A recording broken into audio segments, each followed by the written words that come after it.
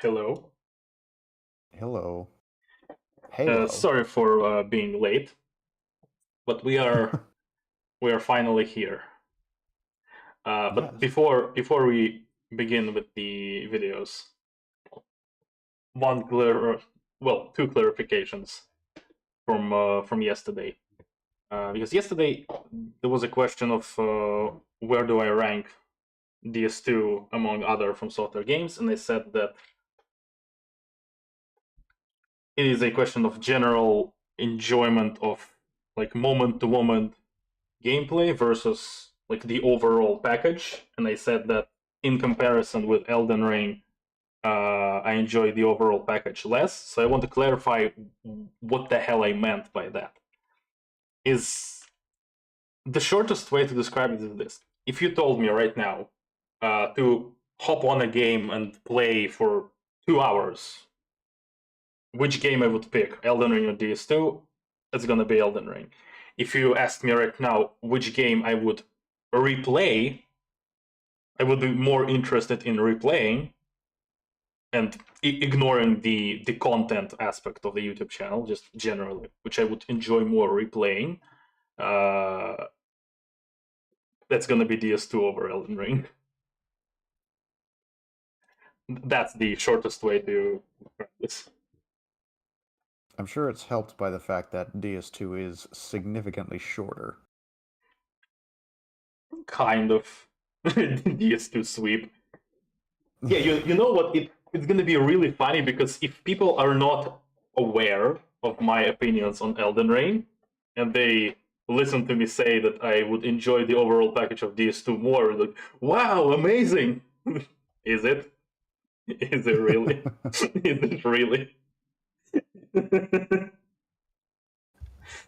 uh, and also the other clarification is the tier list, because obviously there was one at the bottom that is Skeleton Lords again. That's not Skeleton Lords, that's Laden Zalen. And also, of course, the best boss of the whole game. How could I forget? The best boss goes to Expedition 33. Hey! I had to. I had to. It was such a meme. Anyway. Uh, uh, right, the question, are we doing watch together or not? I think I can just stream you in Discord, and that should have sound for you. Okay. Check it. Yeah, that's sound. Nice. So that would be all. Alright, it's Well, time for the funny. it's time for the Happy Souls. Let's go. Hello, Clues Link. Here we go. We'll try and comment on this, but it's mostly just gonna be the funny.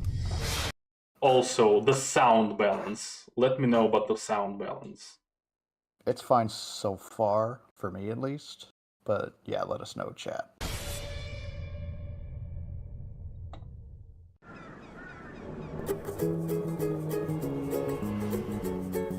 You ready for this? Oh yeah. Let's do this. Let's do this. Dark Souls has trained us well.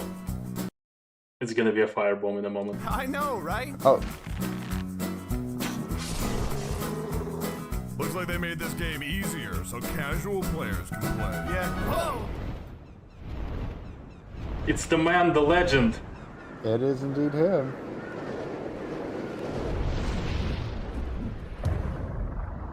Holy There he is. shit. Is this too easy for you? Just real quick, if you could pause. Yeah, Pursuit didn't have his glowing eye slit. Oh, no, don't worry about Yeah, I that. got Don't it. worry about that.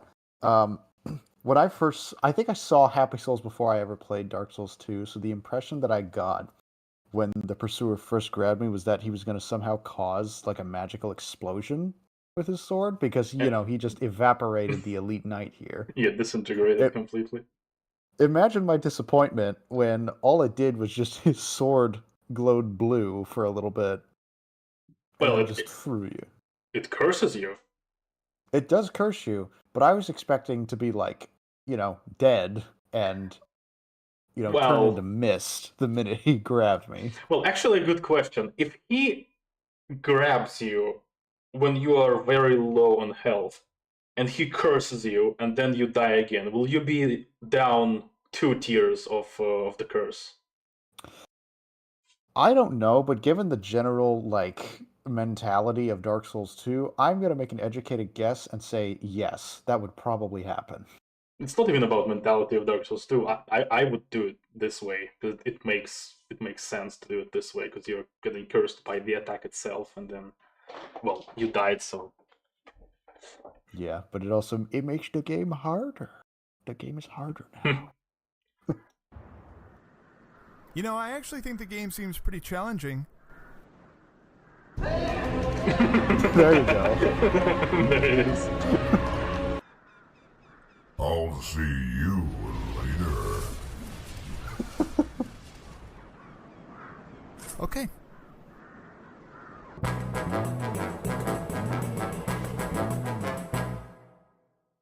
Sure. Hello, I'm Pate.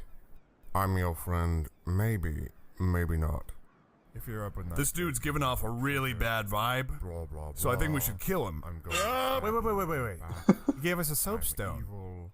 Solaire gave us a soapstone. Evil. So this guy's like the new Solaire, you know? To me. Yeah, you're I'm probably going to right. Kill you later on. Pause real quick. I never met him again. So yeah, Pate's quest line. We never got around to it because it also heavily involves Creighton. Yes, Creighton did mention him, but other than that, I didn't meet him anymore. Yeah, I can't remember exactly where they spawned, but basically, since we're probably not gonna play the game again, the quest line has a somewhat interesting end to it, where the two of them actually end up seeing each other and they're fighting, and you have to choose who you want to side with, and you gotta kill the other.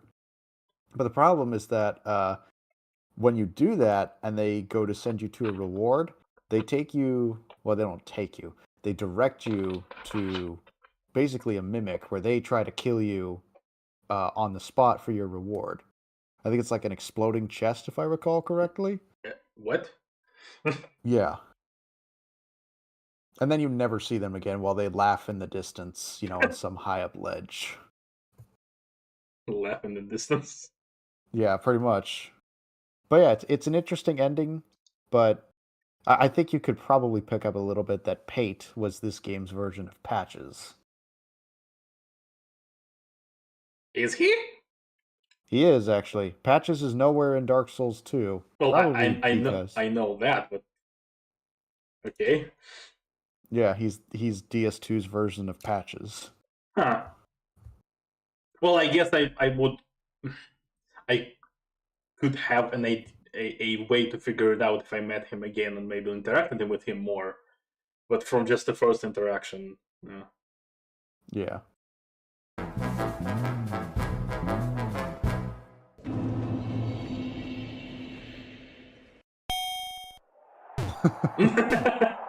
I always love this representation of the dragon figure.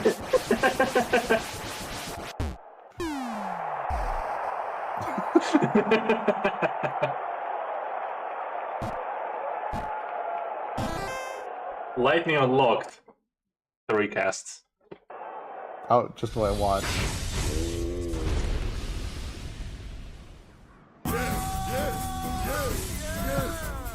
That's more than 3 casts. Yeah, before it was nerfed. Yeah, lightning was heavily nerfed before Scholar even came out. So.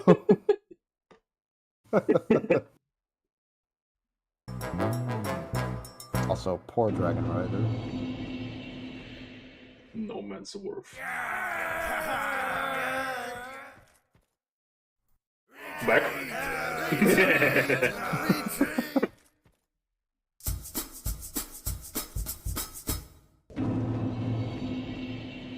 I love the implication that this means they never went to Majula until this point.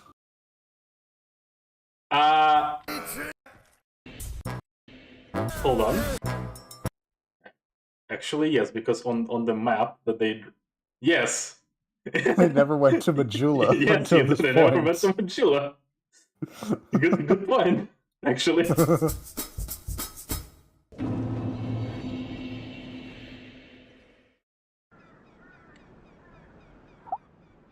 Try thruster. Ambush behind. Of course. What? Woman in short for the try time butt horse butt. What? Gotta love Dark Souls messages. Yes. Check it out. I'm a baby bird. That's pretty good. Buddy.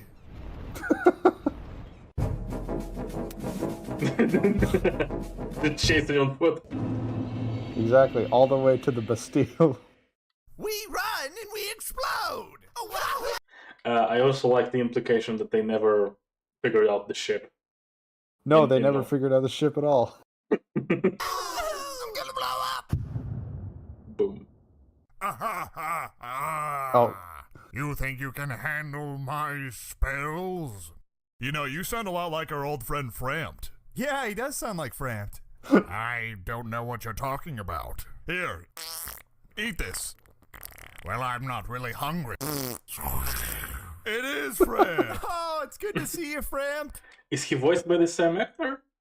He is actually voiced by the same voice actor. And when I was telling you this, when we were doing the streams, it was this exact moment in Happy Souls I was thinking of at the time.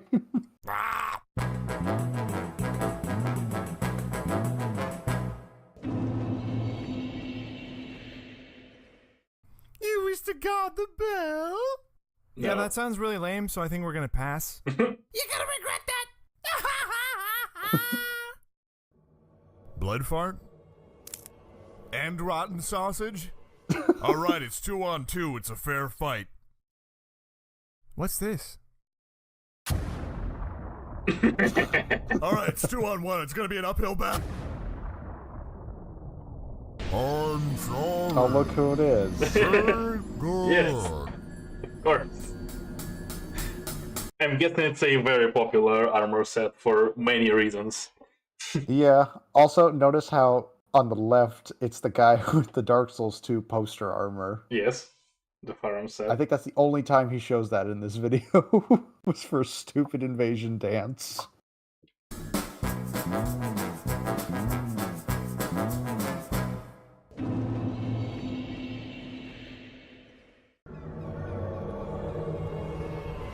Hey, do you know how to beat this boss? Yeah, I've beaten him before. Just follow my lead. Sounds good. They're gonna get murdered on the way. Oh, you'll see. Be free, my master! Find some cover!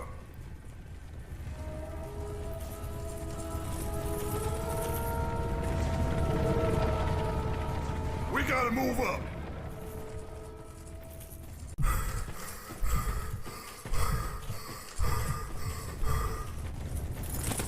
Alright, let me in. I don't think there's enough room for 3 people in here. Alright, very funny. Now make some room. No, seriously, look how tight these walls are. Yeah, you gotta find another spot. I would, he but I could don't fit have in enough there. time. You know, he could fit in there in the same way that I could fit between the petrified statues and the nearby wall, but... Yeah, but you're a turtle. He's not a turtle. If you leave now, you probably have enough time. I've beaten him, and I'm telling you that I don't. Really, we'd let you in, but there's just no room. I disagree. Now let me in. You gotta find another spot. No time. Just find another spot. No time. Just find another spot. I do not have enough time. I do. So hold on.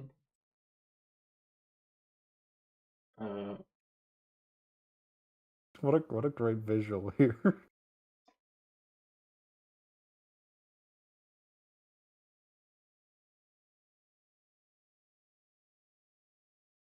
Yeah, what a great visual. Water the soul.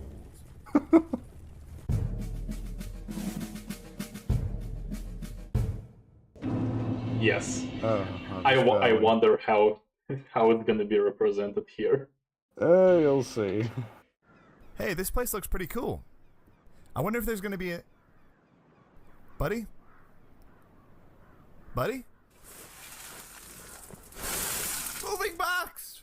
What the heck? You can turn into a box? That's amazing!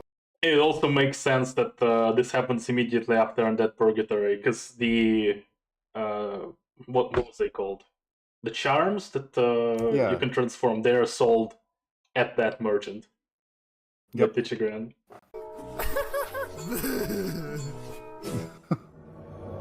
Machi Machi movie. Who's Machi Hello. movie? May I share with you the lore of this land? Yeah, let's hear it. I know it's hard to believe, but we're actually standing in an alarm.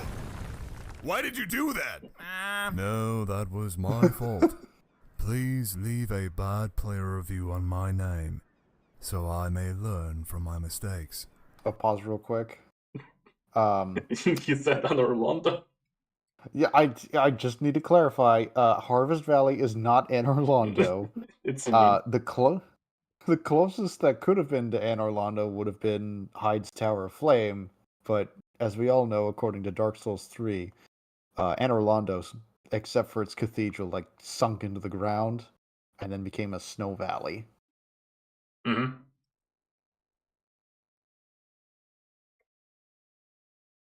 Yeah. Also, hold on, I'm gonna. Oh, I see what you're doing. Because I want to show the transition from Harvest Valley to Iron Keep again. Because Oh yeah. in a You know, moment, I actually feel kind of bad. You should.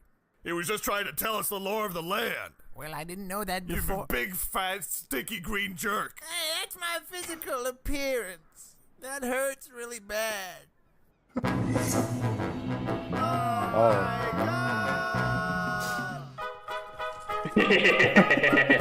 This is really what it feels like, though. I love Scooby Doo doors. Oh.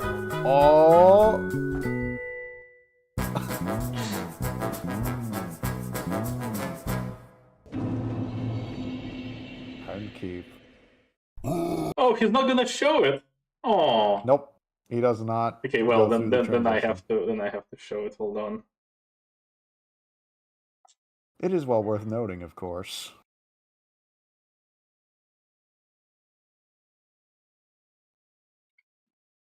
So then I have to show it again. Yes. So the idea, if it actually loads, Uh-oh. There we go. that yeah, I'm at the top of the elevator. Then the Oh. the coordinate system. The point is that the coordinate system doesn't switch between going from one area to the other. So you're in the same coordinate system, and I just saving the position at the top of the elevator. Okay. So then I can teleport to that position.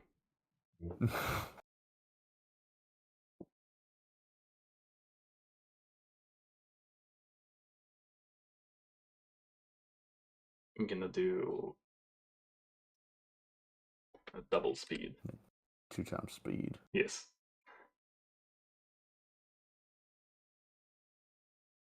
Yeah, we're going to the same place. Yeah.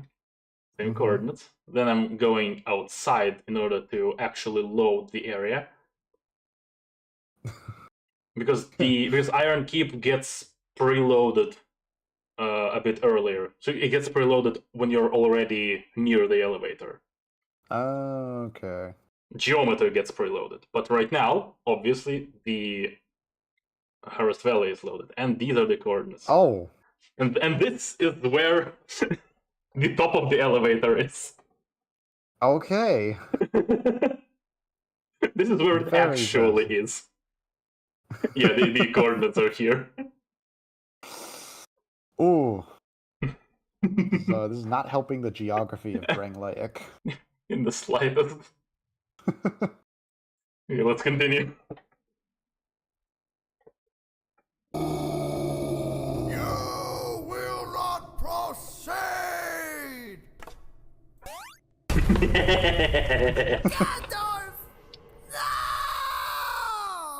I actually been looking to see if I could summon that guy.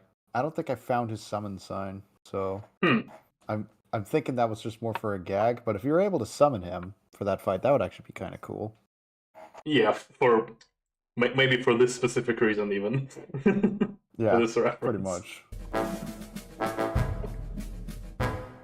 Hmm?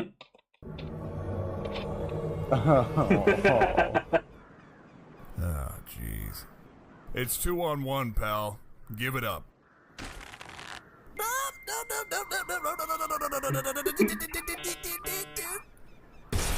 That is really how it feels like a lot of the time, especially after yesterday. Tell me you saved that clip when I backstabbed you.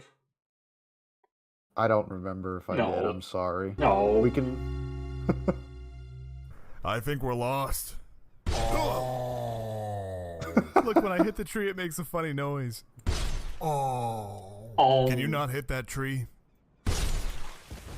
Why is everyone stabbing me in the back? Because it's easy. And it does a lot of damage. Galier This is where actually made him. This is where that meme comes from. Yeah, this is where that meme comes from. Nice. And Galier made a version of this, but instead it's with me constantly exploding. Yes. I've seen that. If you find it, I'll show it on stream. Oh, actually, I'll just do a quick.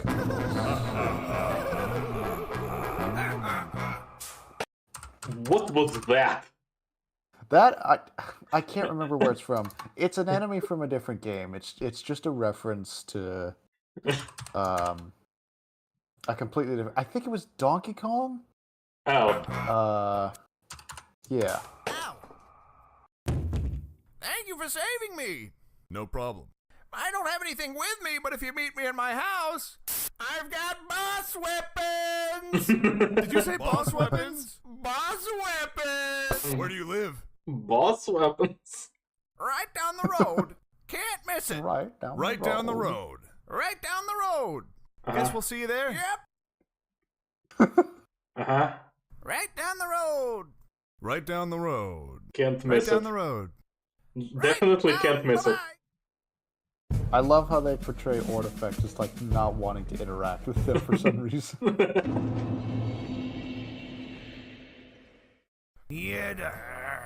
Put in. Hey, a guy.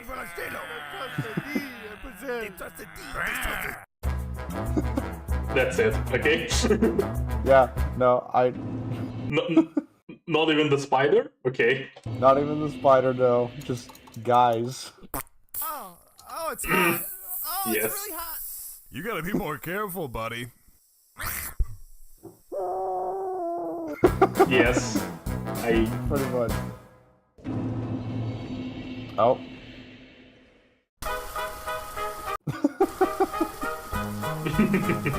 Selfie. The lit knight couldn't resist. Praise the lens flare. Nice.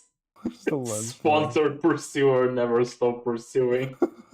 Laddersmith Gilligan, people you might know.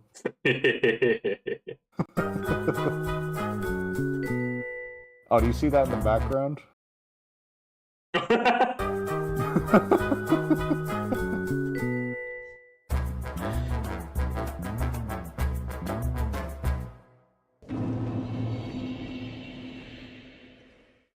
You don't suppose that's just a regular frog?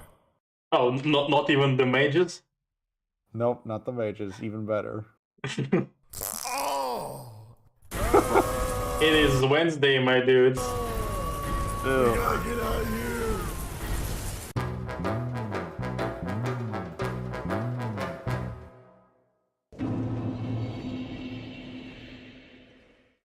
I like seeing giant bones of creatures. Oh. Because then you can, like, picture what it was like before it turned into giant bones. You phrased that really weird, but I know exactly what you're talking about. Oh, and I found the image, by the way. Because that's how the dragon functioned before Scholar, right? So it immediately... Yeah. Yeah, once you got through that door, it would immediately activate and come and get you. Mm-hmm.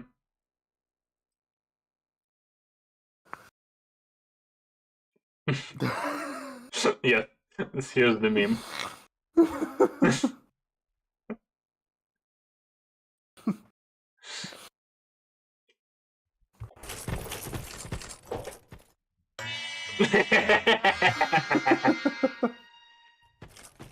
A lot of the shit in this game is Scooby-Doo coded.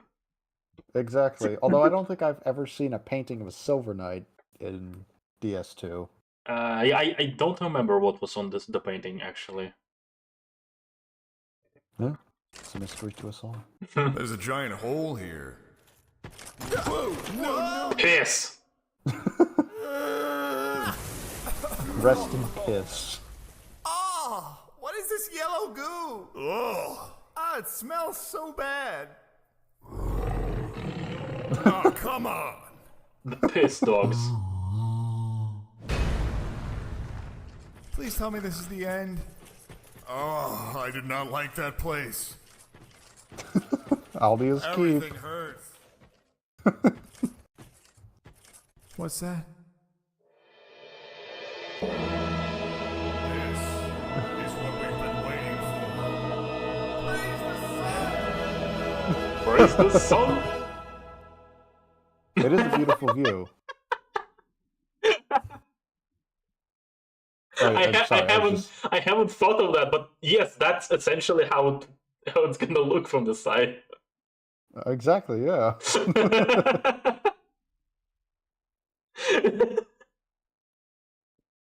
that giant bird lives. Let's check it out. Ah, yes, this is Ornifex's home. Of course, can't miss it. It's not a bird, it's actually a dragon. What do we do? Maybe we can sneak around it. Well, Nope, that doesn't work. I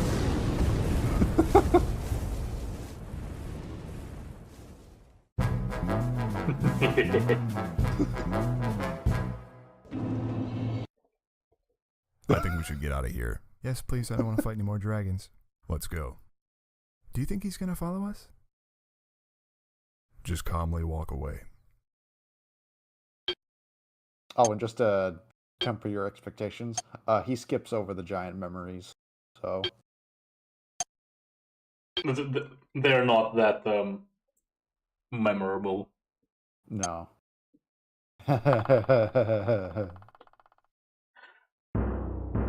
I see what you did there. Yeah.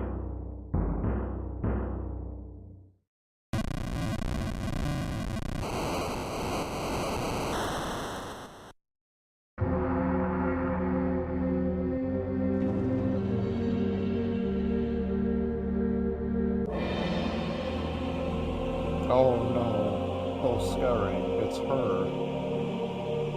Brave undead, you have proven yourself to me. Now, be one with the Lightning! Lightning! We beat it. Oh, that wasn't too bad. Our souls are free. Why are you being so dramatic? I don't know, it just felt like that took a really long time. Yeah, I guess so.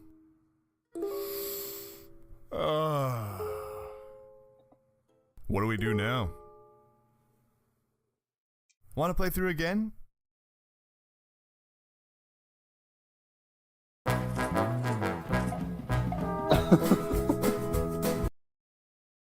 Do we want to play through again?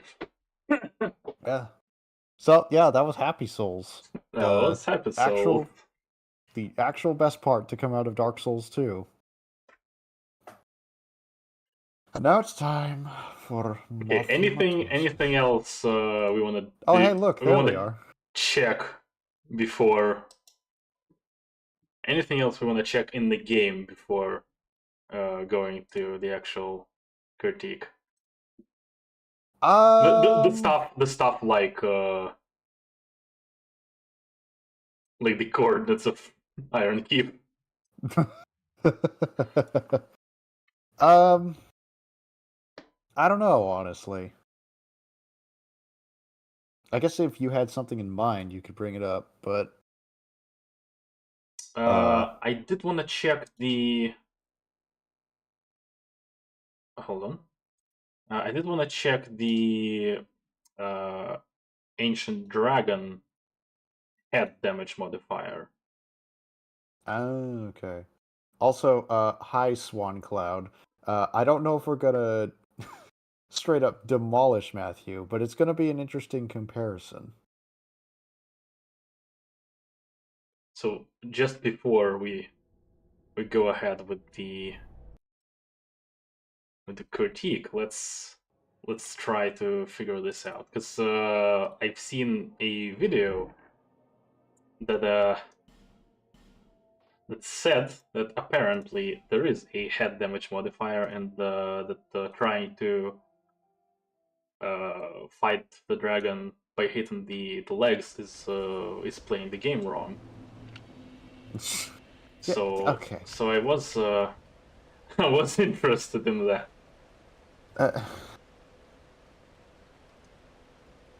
I mean, is this another Dark Eater Midir situation where, like, literally attacking the head is what they want you to do, or? The thing is that with Midir, the moveset is really how do I say this?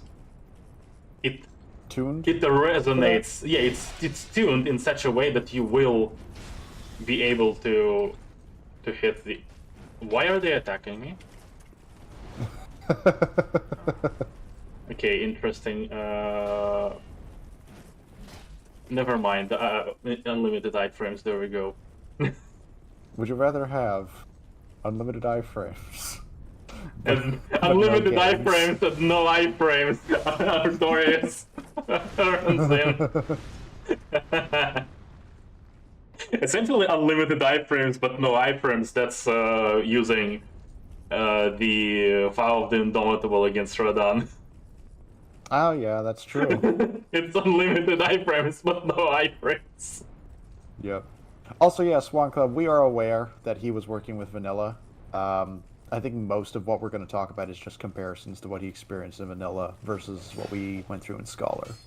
And I'm the only one of the three of us who, as far as I'm aware, has played Vanilla version Are of DS2. All of them are going to follow me here, really? Lamau. Okay, unlimited magic, please. Unlimited stamina, please. What did you do to aggro? I have no idea. I genuinely have no idea what I did.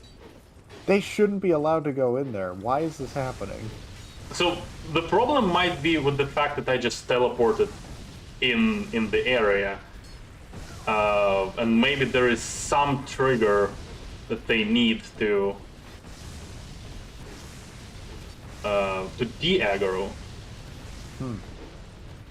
So I'm not going to hold this against the game, because I'm very much sequence breaking everything. So that's not the point. The point is I will need a bow. Yeah. Swan Cloud, while I would personally caution people if they ever wanted to play DS2 and tell them, hey, maybe play a different Souls game, I would say that vanilla version is significantly smoother of an experience than Scholar. Okay, so we have Ancient Dragon. So damage to a toe, 55. Damage to another toe, 55. Damage to head. That might have been a neck hit. I'm gonna verify. Brother. Oh, hi. What Hi, Galier. What the hell? Well, what do you mean? That's just 55 on the whole body. But I was told by Dark Souls 2's strongest soldier that I was playing the game wrong. Well, see, clearly Dark Souls 2's strongest soldier is Elite Knight and Royal Soldier. Try melee. I will try melee. Let's go. So okay, it's not gonna be Halberd because Halberd has a sweet spot, and that messes everything up. Let's try. Saint Tier Gaming? No. Because that might also have a sweet spot. I don't actually know. Let's try this. You know, I need an overhead. Yeah, overhead will be nice.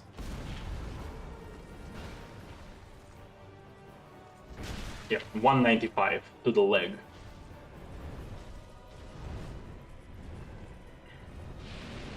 Such a riveting boss fight, by the way.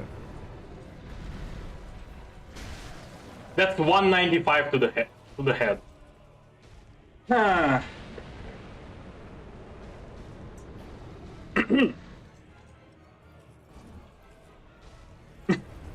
Yeah. Also, it's so much easier to miss. Uh-huh. Wait, Like, I'm sorry, chat. like, why? This is not a Madeir situation. It really is just walk behind it, get its back legs, rinse and repeat. Like, I specifically went to the head first in normal playthrough because I expected that to be the thing, but it wasn't. So when I saw that there was no damage modifier, I just sort of, you know, ignored it. If only this was Monster Hunter where you could use a flash pod and land it on the ground while it's blinded. Madeir's head being a weak spot was exceptionally lame. Are you high? Seriously? That's like the best part. To the extent that it was double the amount of damage compared to the body.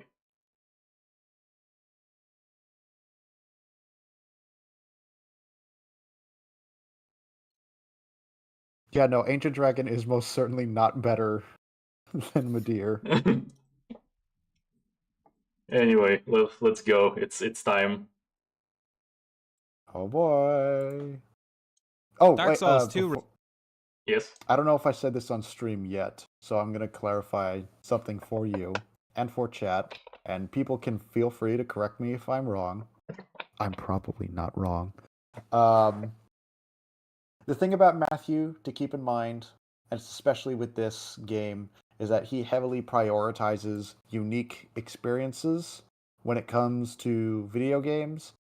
That's not to say that he's opposed to things like iteration, as I'm sure he's mentioned before, that he loves the Devil May Cry series.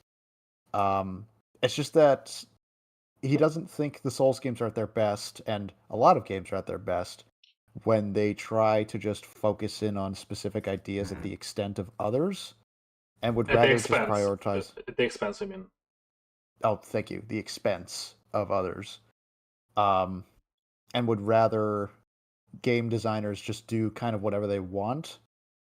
As he stated in his Lost Soul Arts video, you know, without the expectations of a narrow-minded fan base or the financial whims of a publisher.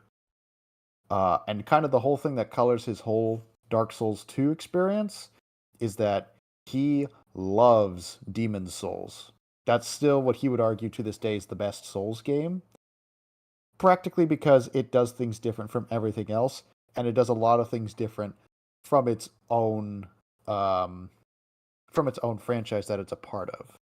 So that's something to keep in mind when he's talking about Dark Souls 2. So the other interesting, well, not interesting thing, I have not watched anything from Matthewmatosis actually. Somehow it just passed by me. I have not watched the Lost Soul Arts or any other of his videos. I am 100% sure that I've seen one or two clips occasionally in someone else's videos because probably most likely it was probably a clip from this video. We'll see. So Clueless Link, I was tempted to tell him that we should watch Lost Soul Arts, but the problem is that Lost Soul Arts has heavy spoilers for Demon Souls, And and I'm not sure I how. haven't played that. Yeah, you haven't played. Yeah, I will think about watching it because I'm not sure how I would go about playing Demon Souls. I would have to try the emulator, except I don't think my PC will be able to handle the emulator and the stream. Because if you noticed, I had a bit of a memory problem a couple of times while we were streaming. So with the emulator, it's going to be even heavier. And with the current RAM shortage, it's going to be... Ooh! It's not going to be fun. So I don't know. I don't know when that might happen. Swan, he is. He might be at that point in that video, but he was also right about almost everything.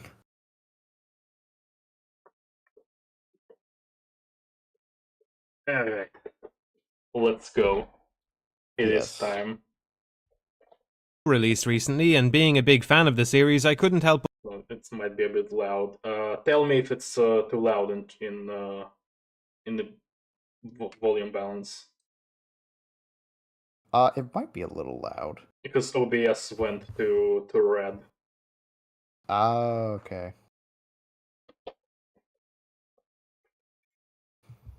Remember, chat, turn down your volume. But jump in straight away rather than wait for the PC release. I've been playing for a while now and hoping that the game would grow on me more than it did initially, but unfortunately I've found it to be a pretty disappointing experience. Before I go any further though, I want to explain where I'm coming from. I've been playing the Souls games since not long after the launch of Demon Souls. From there I grew to love the game and love Dark Souls even more once it came out. The important thing is I played all three games the same way the first time through. I always played a knight, never summoned for any co-op, and never looked up a guide for anything until I completed my first playthrough. After my first playthrough, I would then go back in and explore the games further with different characters. In other words, I'm judging all three games from the same baseline experience. I also want to say, before I start talking at length about why I found Dark Souls 2 disappointing, that it's still a pretty good game. Also, a thing that he just said, people sometimes will bring up that they played these games for a very long time as a means to essentially build up their their gamer credentials. Yeah. So I like that he specifically said that it's for the perspective of experiencing all the relevant games kind of in the same way. Yeah. Although it did sound at the start like it's the gamer credentials.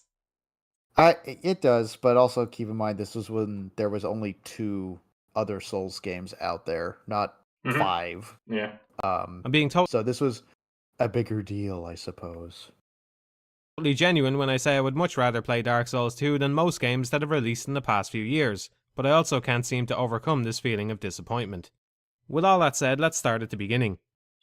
The first major problem with Dark Souls 2 happens less than a minute into the introduction. Rather than being booted directly into the character creation screen like the previous games, this one waits until after an opening sequence before asking you to make your character. This means the character's identity has to be hidden by their clothing until that point, but they do a really poor job of this since because you can remove the clothes. The character's build obviously looks male. Once you arrive at things betwixt, you can even take your clothes off and confirm it. Not only that, but there's an utterly pointless flashback sequence which also indicates the character is a guy as well. You could maybe pass this off by saying it's not a flashback of the player character, but in that case it has no reason to exist. Wait, why? Why is the cutscene indicating that it's a guy?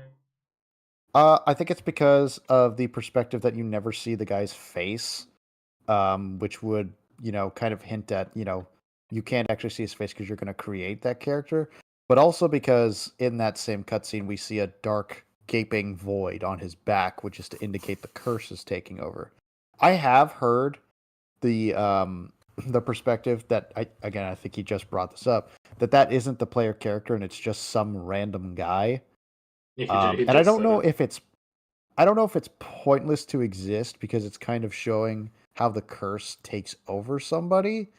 But at the same time, yeah, it's like, well, if this isn't about me, then just kind of make it clear that it's not about me. Perhaps just show, Okay. Let's think about this. Is it a problem that the intro cutscene might not be about the player character, but it can somewhat seem like it is about the player character, so it's ambiguous.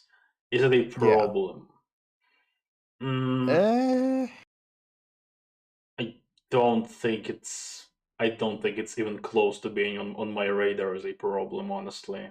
yeah, it's a very small thing to prioritize. I personally would agree that, trying to do something that would focus on the player for the intro would be preferable. And of course, the rest of the intro showing your character falling into the whirlpool, I'm- that of course is I'm about gonna, them. yeah, I'm gonna So, say this. It is understandable that for some people it might be a problem that they think that the cutscene is about their character, but it isn't. But maybe it is, but maybe it isn't. So it's weird. So it's at least with Dark Souls 1. Wait, does Dark Souls 1 cutscene show your character? It's essentially at the no, it very. does not.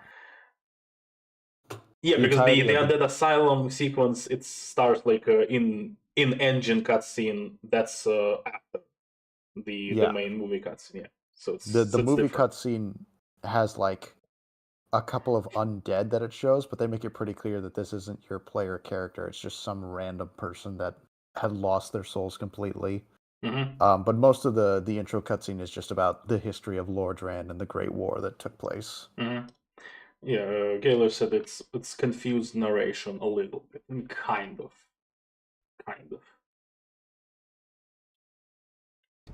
It feels tonally out of back of the player character, but in that case it has no reason to exist.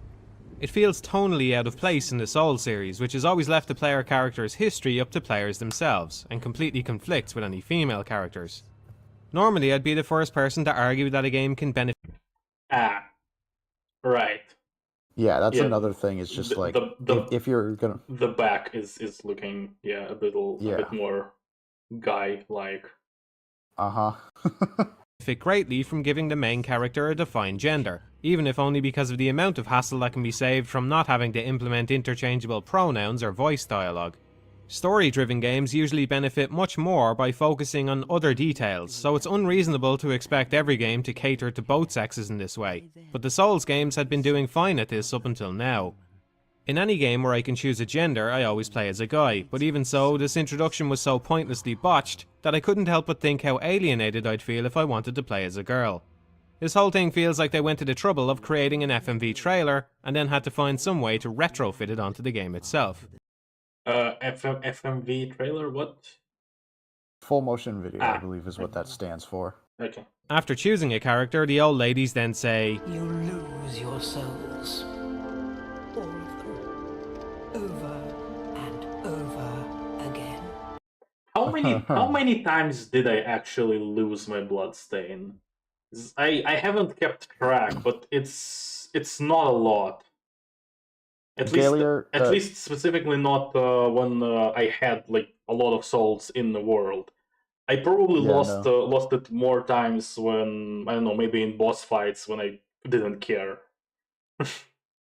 Galier, do us a favor and do your homework and count how many times Swag lost his bloodstain. There definitely were a couple of times, yeah. It definitely did happen. It happened more to me than I think it did to you, so... You can practically hear the developers laughing at your expense as she says this. They're basically saying, we made this game really hard, that's what you wanted, right? Now it's no secret that Miyazaki did. We made this game really hard, that's what you wanted, right? Now it's no secret that Miyazaki, the director of the previous two Souls games, wasn't brought back as the director for Dark Souls 2. But his insight into the previous games can still say a lot about this game. In practically every interview he's ever taken since the release of Demon's Souls, Miyazaki is asked to comment on the difficulty of the Souls games, and the answer that he gives, over and over again, is that difficulty was never the point. Oh, pause real quick. Yes. I just want to say just a little thing for Demon Souls. Those skeletons right there are terrifying. Probably the I most noticed. dangerous skeletons ever. I noticed that they were a bit of an interesting moveset. Yeah. When it immediately staggered the player character when it rolled. Yeah, chat will understand me when I say this. I have immense PTSD about Shrine of Storms. Even Valley of Defilement wasn't as bad for me as Shrine of Storms was. Yeah, so difficulty was never the point. That's interesting because I think that may have shifted in later years. So it has, I but definitely seen a excerpt from an interview that that was kind of in a different direction. Well, yeah, I want to make it as how did he say this? Like essentially, as most not more difficult as possible, but to be painful. Kind of. but it has shifted. But the question is, did it shift because that's how like Miyazaki wanted it to shift, or is that just due to if that's due to how people perceived it? And I would honestly say it's how people perceived the Souls games rather than the intention of Miyazaki to go that direction. He just kind of went with it because that's what everybody was talking about. And it's something that has been brought up before. It's like the difficulty is one of the easiest aspects to market around these games. It's the whole prepare to die edition for Dark Souls 1. Yes, it is That was easy. a mark. It is easy to market because it's not specific. You're not even spoiling specific experiences. You're just saying, dude, you're gonna die. Yeah. But at the same time, it's like, how much has that mentality, and I'm going to use some strong language here, poisoned the Souls series? Yeah, get good. Yeah, the whole get good mentality, which get good is a funny meme, don't get me wrong, and it can be some helpful advice sometimes, but, you know, difficulty, in terms of Demon Souls and Dark Souls was more so to not only to give the players a sense of accomplishment, but also to help sell that the world was like really dangerous and harsh and something to help keep you on edge and be like, yeah, this is a horrible place. Nobody likes being here. And also, and also to be completely honest, I don't know about Demon Souls, but Dark Souls 1, for the most part, wasn't difficult, but it was very punishing in a lot of places because you might go for quite a bit of time and you're feeling completely okay, then you die very quickly. Swag, I'm just gonna let you in on something. Yeah. Dark Souls 1 is easier than Demon Souls. Demon Souls is, and I mean that in the sense that Demon Souls is significantly more punishing than Dark Souls. Just wait till I give you the whole rundown on world tendency. Yeah, I heard a little bit about world tendency, that the human and the soul form. Yeah, if you do end up getting around to Demon Souls, I will give you the complete breakdown on world tendency going in, because I'm just going to tell you this right now.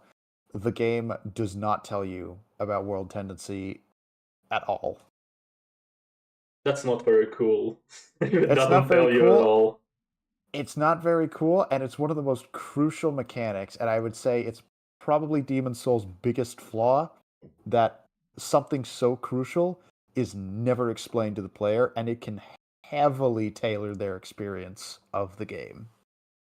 Even though I think world tendency, as it is in Demon Souls, when you actually look at the nitty-gritty of it, is actually a really cool idea. It just, you gotta talk about that, you know? So would you say that it is balanced reasonably, but it's just not clear? Balanced? If I Maybe. were to explain it to you, you would probably say no. Okay, then we will leave that for later then. Yeah. I I would say it's better balanced than most people would make it out to be, but you would probably disagree. But yeah, that's a conversation for later. Okay. The story for another time. The games weren't designed to be challenging just for the sake of it. It was a way to pull you into the world, and the peaks and dips in difficulty can be used to effectively set up a climactic moment, like the fight with Ornstein and Smo. I It literally just said this. Yeah, and in the same way, Gwyn's fight not being particularly difficult is also a way to show what has become of him. Yes, Yeah. that's also a useful tool. Mhm. I just wish that he didn't immediately bum rush me. It feels to me like difficulty was a big focus in Dark Souls 2, which is a crucial misunderstanding on the part of the new directors of this game, probably helped along with some pushing from Namco, who have enjoyed playing the difficulty card for marketing purposes since before the release of Dark Souls. As soon as you get to Majula, there's even a counter tracking the number of deaths. You can also go online and see a full breakdown of the ways people have died. The most obvious way this has been misunderstood. Question: is this death counter? Would you say that it is a part of the whole problem with the difficulty being put on a pedestal? I guess because Um, because when I found this monument, like before you said anything, there's okay, it's a global death counter, kind of neat, I guess. I I I would agree that it helps put the difficulty as a priority on a pedestal kind of idea, but I also think that the monument there's just like benign. It's like, okay, this Yeah, exists. kind of. Cool, I guess. I don't think that monument itself really hurts the game in any way. It's just kind of there for funnies. Yeah, exactly. Benign is a good word to describe it. Just kind of there. Benign and Yes, symptomatic Gabe, aren't mutually exclusive. That is correct. that is But the true, and problem I is didn't how. say that. The question is how big of a factor it is, and I don't think it's small, very small. I think it definitely does show that it is a very clear example that difficulty and dying a lot was a focus, but I don't see how the monument itself is a major symptom. I would just say it's a minor symptom of that. I think there are much better examples of how you can show that difficulty and dying was a priority, especially in Scholar of the First Sin. Interesting. So you say especially in Scholar of the First Sin. Well, if you want me to just sort of get into it briefly, Mhm. the whole thing of putting that dragon on that platform in Hyde's Tower of Flame, of course, that didn't exist in Scholar. It was It just a didn't. blank. Or sorry, in Vanilla. Sorry, It my bad. didn't. Oh, it didn't It exist in vanilla. Yeah, no, that dragon wasn't there. They put that there in Scholar of the First Sin to just, you know, give you something to fight there on this platform that they made. But there's two problems with this. One, it breaks kind of the world immersion because the old Dragon Slayer is right after it. I don't see why a Dragon Slayer would Yes. allow a dragon to sit there. And I don't care if you tell me it's a wyvern. I'm gonna call it a dragon. Yes. Okay. Um, Geller said it's the second time. I'm surprised by that. Maybe it could be that I forgot. But yes, I do remember the small conversation about the old dragon slayer being right next to the dragon and not slaying the dragon, as well as the dragon yeah. rider being right next to the dragon and not riding the dragon. Uh-huh. But also the same thing is like, as we experienced, that dragon was not made for that platform. It can be defeated, if you actually manage to get under its toes, but the whole point is that it has a fire breath attack that can knock you off the platform and hit you through some of the walls, uh, just to make the game harder. Like, I don't see any other reason why they would put that there other than, well, it kind of makes it harder. And then, anyways, there are other examples of that. That's just the one that comes off the top of my head. Okay, let's continue. However, is with a full breakdown of the ways people have died. The most obvious way this has been misunderstood, however, is with the boss fights. In Dark Souls 2, I got the impression the developers were asking themselves, how can we make this fight difficult? Whereas the question they should have asked is, how can we make this fight interesting? A good comparison is the And yes, that is the question that I generally tend to ask. Is that sometimes the focus on difficulty gets way too high. The relatively recent relatively recent new games that I have played, it was the final boss of Nine Souls. I think that one went a bit overboard in terms of difficulty, instead of trying to make like half of the last phase readable. You're essentially just memorizing, and you're not reacting to the attack. You're reacting. You just know that this attack is going to follow the attack that happened now, because you know that. That's how you dodge, parry, avoid it, and not because you actually reacted to what's happening. And that was a little bit annoying, honestly. Okay. I haven't played Nine Souls, so I wouldn't know. I think you should. It's a bit on the shorter side in terms of Metroidvanias, but it is a very good game for, surprisingly, the story. The story is amazing. Okay. The story is actually really good. Nice. The low points of the game, I would say, are the mini bosses. And oh, really? Yeah. Like the main bosses are mostly good. Even the last boss is mostly good. Just kind of mixed because of that the thing that I just mentioned. But mini bosses, not really. The combat system itself is great, so you can still have fun. Okay. The royal rat they should have asked is, how can we make this fight interesting?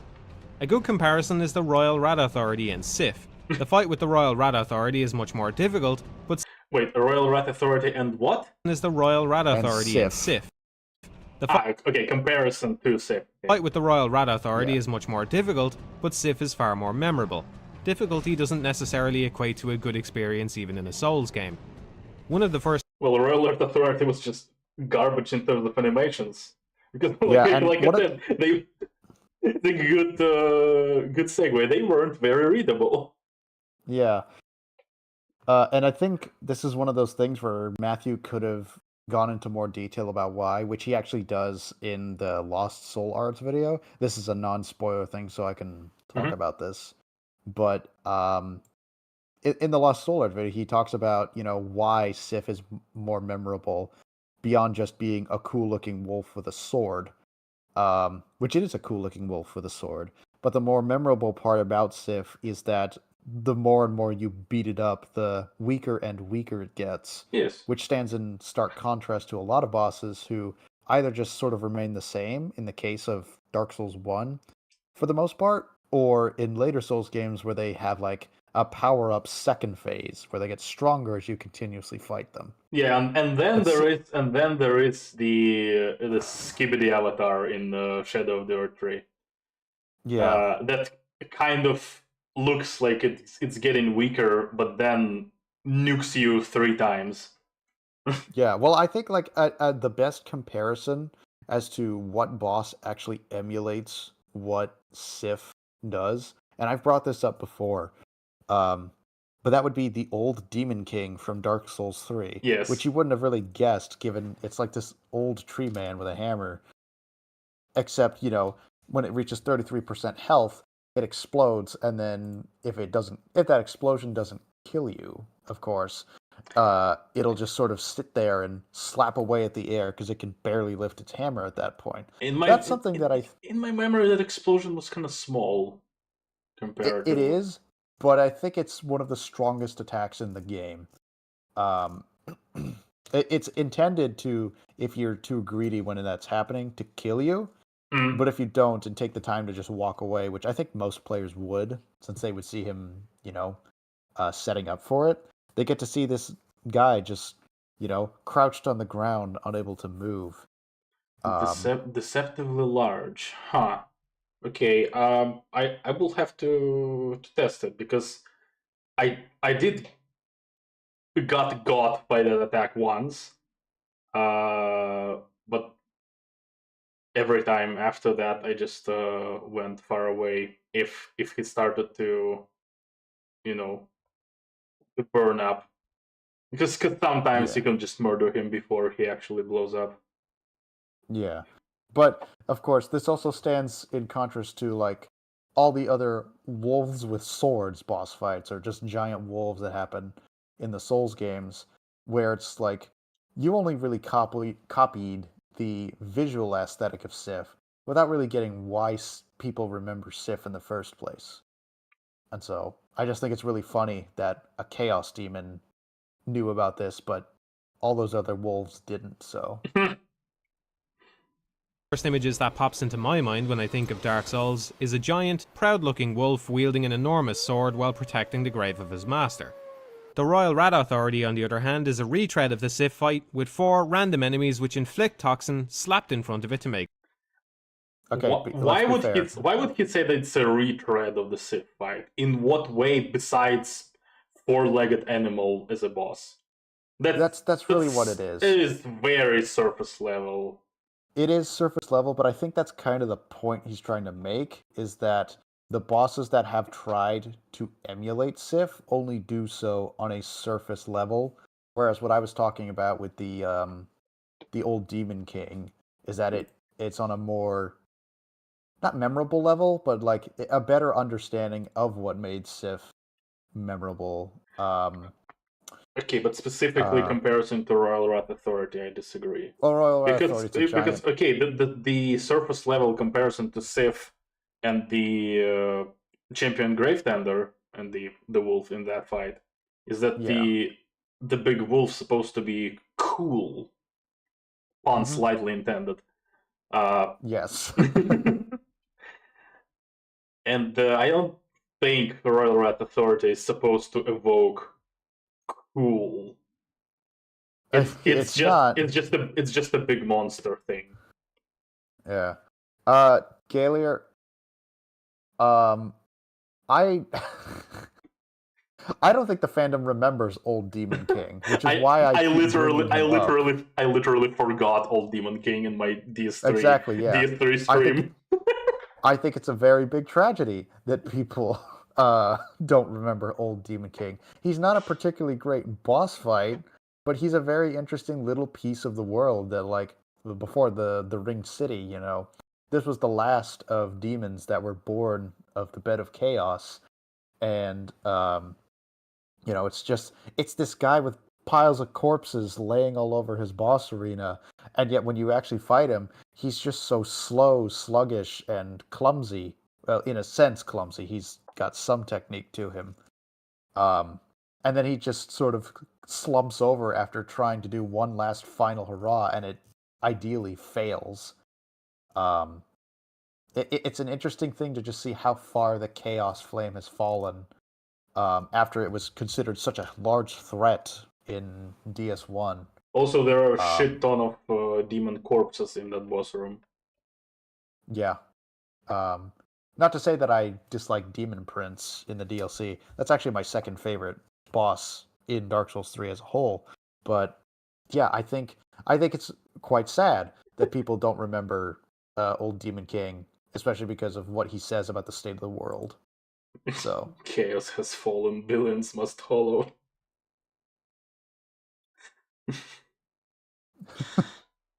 Make it harder.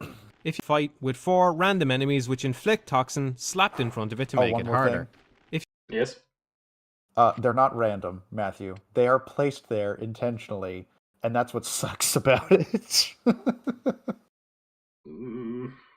Yeah, I wouldn't say that they are random enemies. They have also been present in the area. Yeah. Not I think it's a many poor of choice them, of but words. some of them. I do also have to ask a question about this whole area in the Red Covenant. Uh-huh. There is the main Red Covenant area that's at the bottom of Majula, Uh-huh. and then there is this one, which is also Red Covenant, Uh-huh. and they are miles apart. Uh-huh. Why? Because You know, it was very funny because on stream I went from one area right to the other because they are both non-summon areas, so we set those aside for a solo stream. but geographically they are miles apart. yeah. That's actually funny you bring that up because he is going to talk about the Rat Covenant in the cave area at some Okay. point. Okay. If you manage to kill the 4 rats, the fight is practically over, but unless you're a pyromancer, it's a crapshoot about whether you'll manage to get them all before the giant one mauls you to death. Similar problems extend to other boss fights, which seem to follow the mantra, if you can't make it good, make it difficult by adding more stuff. In Demon Souls, the Man-Eaters were arguably the ultimate spike in difficulty. You got partway through the boss fight and suddenly there was 2 of them. It was a moment designed to induce panic in most players, since they knew their odds of making it out sorry, alive but- just dropped Yeah, we're getting spoiled a bit on Yeah, Demon sorry Souls. about that. Okay. I'd forgotten okay. that this was here. That's okay. significantly. I don't mind spoilers that much. I'm not that sensitive to spoilers. Like, oh no, I got spoiled. How will I ever enjoy this piece of content now? Yeah. Well, I will Honestly, tell you this. some of the pieces of media that I really like, I discovered because I got spoiled. For example, Okay. my favorite TV show of all time, Person of Interest, I discovered by finding the literally last scene of the show, which as it gets a little spoilery, as you might expect. Okay. Well, I will discovered only say literally this. the last scene, but it's not literally the last scene. It's very very close to the end. Well, I'll keep this brief then. Everybody hates man-eaters. Enough said. Okay. In total, there was 4 bosses in Demon Souls, which included multiple enemies, the others being very mild in comparison to the Man-Eaters. In Dark Souls, which included multiple enemies, the others being I see. So the gimmick is also that it's dark as hell, and you don't see very when they will start mild the in attack. comparison to the Well, Man-Eaters. that's kind of just Demon Souls in general. It's not a particularly bright game. Right.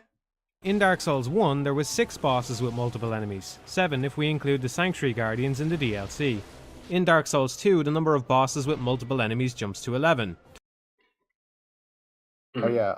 Well, also a good point would be to compare percentages, because Dark Souls 2 just has more bosses in general than Dark Souls 1.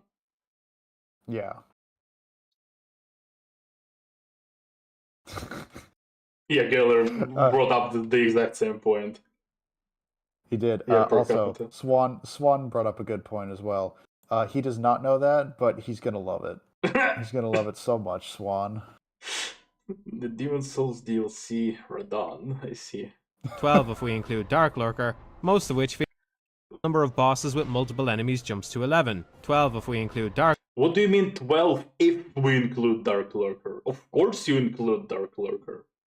I think isn't this literally the same thing as with Man-Eaters that he just brought up, that they eventually split?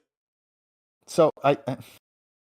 It's true, yes, but I think to Steelman his point, I think the reason why he's saying that is because Dark Lurker is still considered a single entity in that it shares a health bar, and also the fight Don't care. can be beaten without the other one ever coming, like the other Dark Lurker ever spawning. And if you with kill it quick enough. with Man-Eaters, that's not possible? No, they will automatically have another one appear. Yeah, because you have to kill second health both bar. of them. Right, because it's a second Yeah. health bar. Okay. Well, I would still consider Dark Lurker, especially after fighting him a bunch of times, a multi-enemy boss. So I'm not sure why he would discount that. But Yeah, I think that's why he's saying about that. not like it goes against his point. It's just +1 boss to the count of game fights. Dark Lurker, Uh-huh. most of which feel as lazily designed as the Capra Demon encounter. As lazily designed as the Capra Demon encounter. I'm gonna have to kind of agree with him on this one, but it's also with the understanding that Capra Demon is trying to evoke a very specific kind of fight, which is an ambush. And okay, so trying to evoke an ambush, and that's a very good question. Can you guess what my problem is with Capra Demon? Is it that it's an ambush? Partially, but specifically, what about the ambush? Well, probably the fact that if I were to take a guess, it would probably be the terrible camera that appears at the beginning of the fight with the boss fog and the walls closed in so much so that you can't see everything that's coming at you. You got it exactly. Perfect. You got it exactly. Is the boss fog, because your character is already seeing the Capra Demon and the dogs, and you are not. Uh-huh. And again, I don't think Capra Demon is great. I really don't. But that's what I think is what the intention was. I think it could have been done much better. Yes, so specifically the camera being behind the fog door, that gets a lot of the time essentially stolen from you, where you can already analyze the situation because they attack you immediately. Though I will also say this, and I'm curious to see what you think of it. I do think it's an appropriate idea to have a boss that is an ambush in an area that has already been filled with a bunch of ambushes. Yes, it is. It is. It is appropriate. Thematically, it's appropriate. The dogs are in the area, you've seen them. So, like I said, my main problem is specifically the vision disconnect between your character and you. Mm-hmm. Saucy, what do you mean by ledge boss prior shite? What does that mean? Ledge boss prior shite. I don't know what that means. What is a ledge? I don't get What's a ledge boss?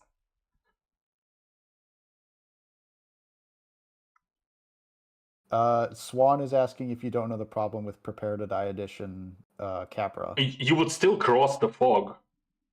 The camera would still linger slightly behind. The boss would still be obscured. It's not a flashbang, but that's not the problem. That it's bright. Prior two bosses teach ledge mechanics and develop further up until Capra. Ledge mechanics? You mean plunge attack to Asylum Demon and Taurus? Because if that's the case, what about the gargoyles? Because you fight the gargoyles before Capra, or ideally you would fight gargoyles before Capra. Do you? Well, you can. I think you can explore Lower Undead before. Yeah, it's of course with the ult. I know that I didn't. The key. Yes. Sorry. Go ahead. I was just gonna say it's not the ideal path, but if you get I can't remember what it's called. I just call it the ultimate key. If you get the ultimate key, you can take alternate paths in Dark Souls 1. Master key. Thank you. Oh, and Gaelier brings up a good point. The key to Capra is found prior to the gargoyles. So I would ask, is Capra the cutoff point or the gargoyles? Because the quote-unquote intended path is to fight gargoyles before Capra Demon. So I don't know why Capra Demon would be the cutoff point, unless you're saying gargoyles teach you to not fall off ledges. Fall off ledges. I would probably agree with that. Plunge one shots first boss. Well, Uh, okay, so I see the argument is that you might go on the stairs, try plunging attack, and then it's just a regular plunging attack and not a scripted thingy. oh, Maybe I that's the see. argument, but Probably, yeah. I don't know if I would say it's a bad thing. I Um, think it's fine. Anyway, about the Capper Demon, the funny thing is that on my playthrough, I didn't fight him before Gargoyles. I fought Capper Demon, the boss fight, after I found Capper Demons in the world, so it was an experience. Because I found him very late.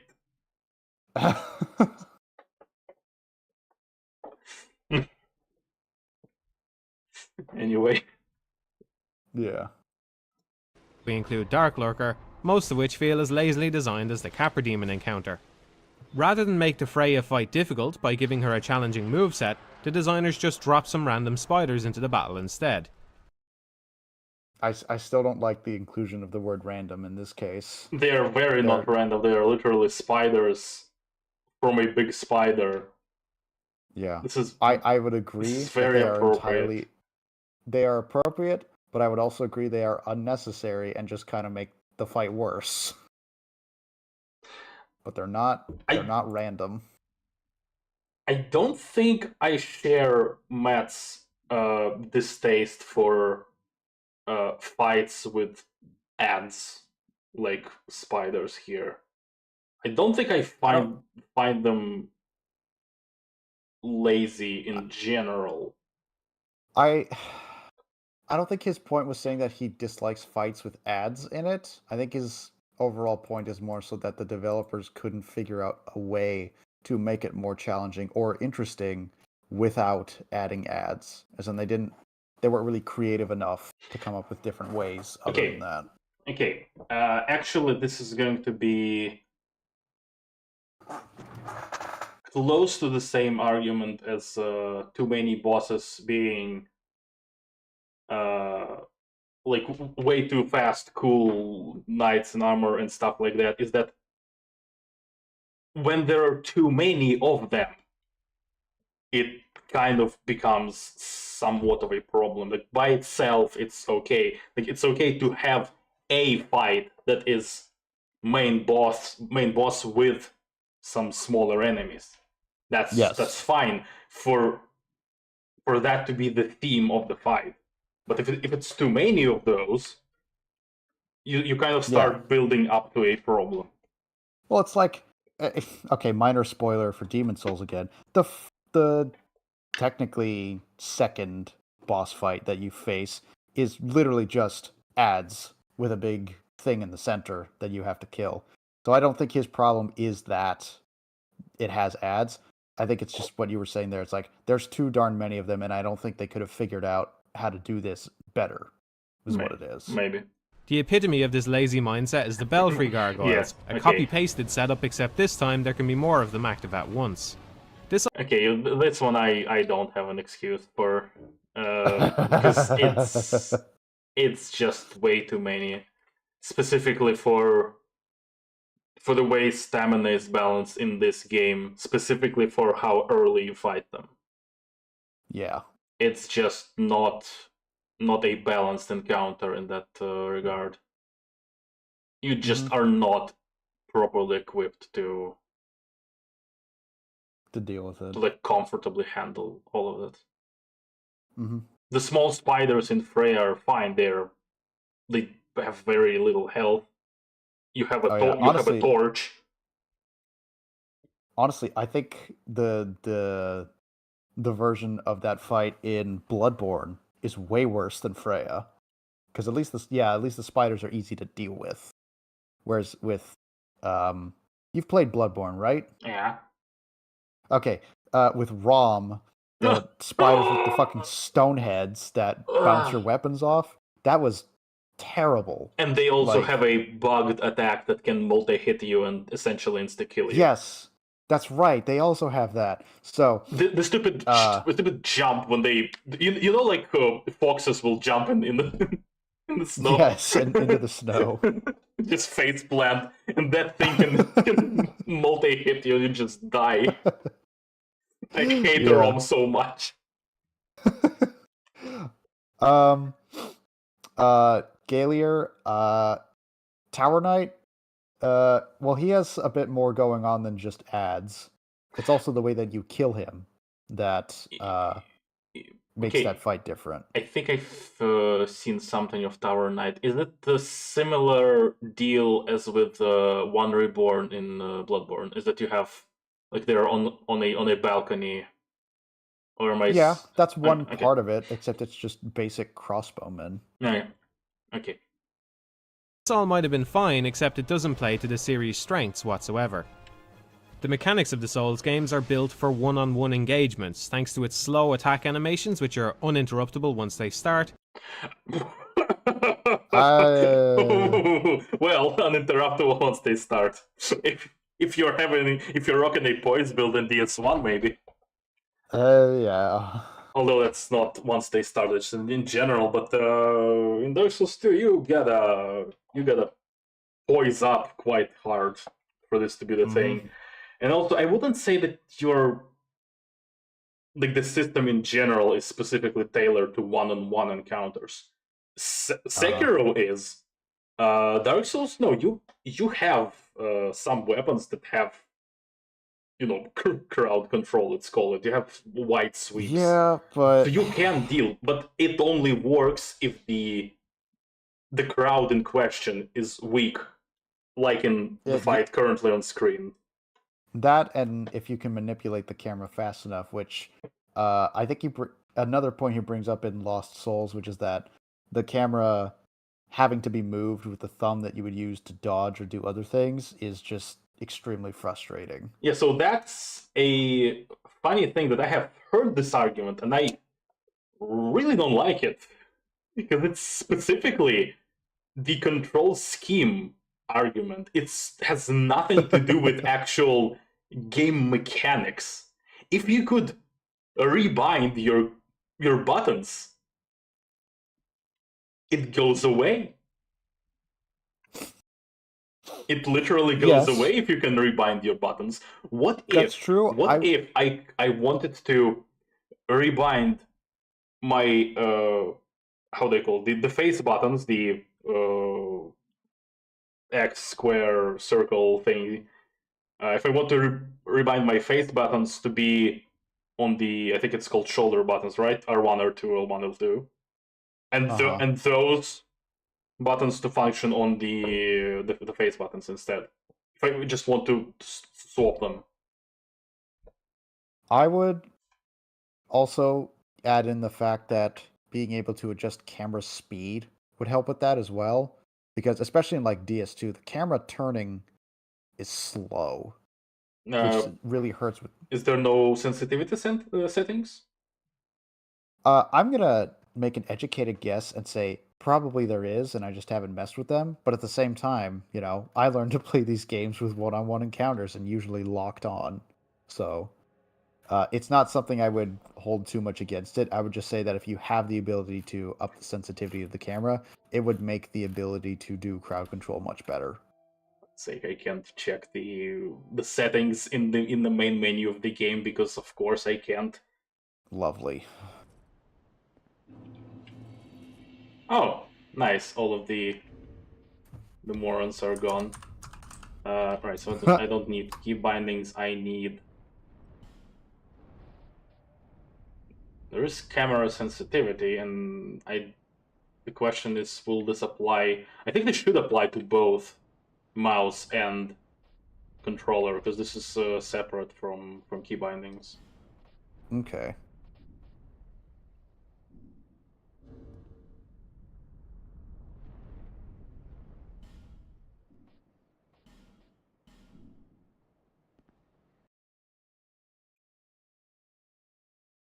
And a lock-on camera which focuses heavily on a single foe. Take the Prowling Magus fight for example. If you want to kill one of the crawling undead littering this fight, Your eyes need to be taken off the casters at the back in order to lock on. From there, Okay, I would make an argument that you should probably focus on casters then. that would be my thing too. The slow crawling dudes are probably not that much of a threat.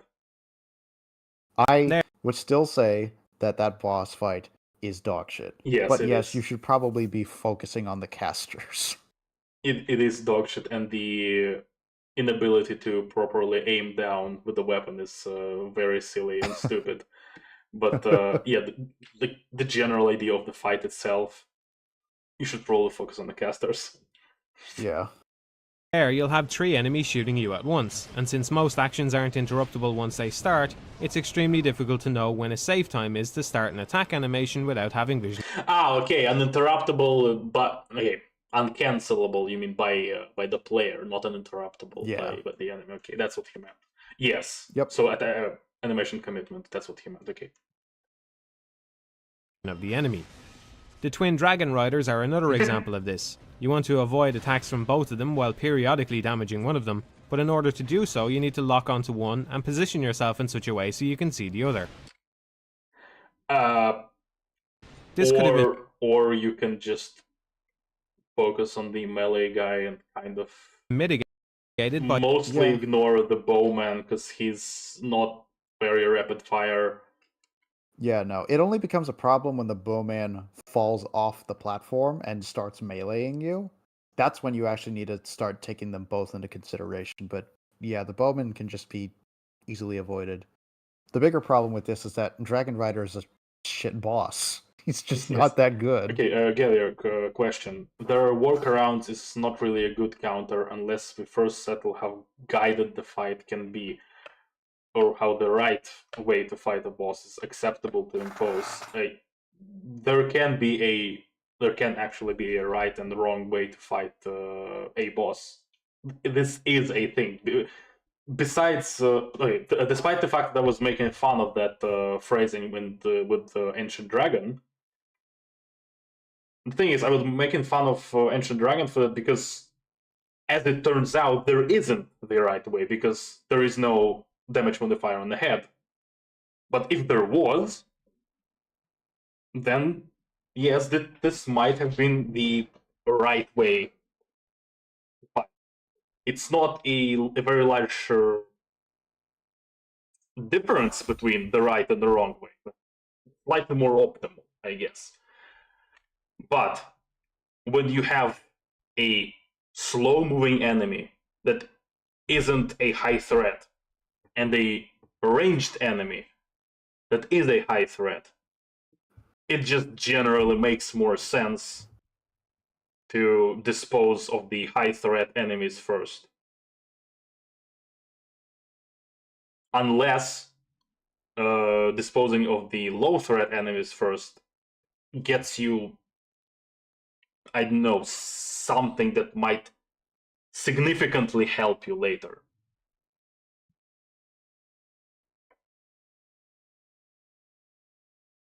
So that would be the example of Duke's Dear Freya, is that small spiders, yes, they aren't as threatening as the main boss, but at the same time, when they build up, when there is enough of them, it becomes a problem, so you may as well dispose of them before fighting before hitting the main boss.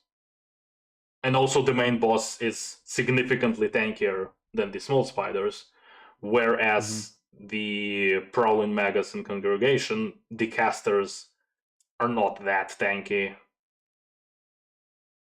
So with all of that context, yeah, it's kind of the correct way to deal with casters first.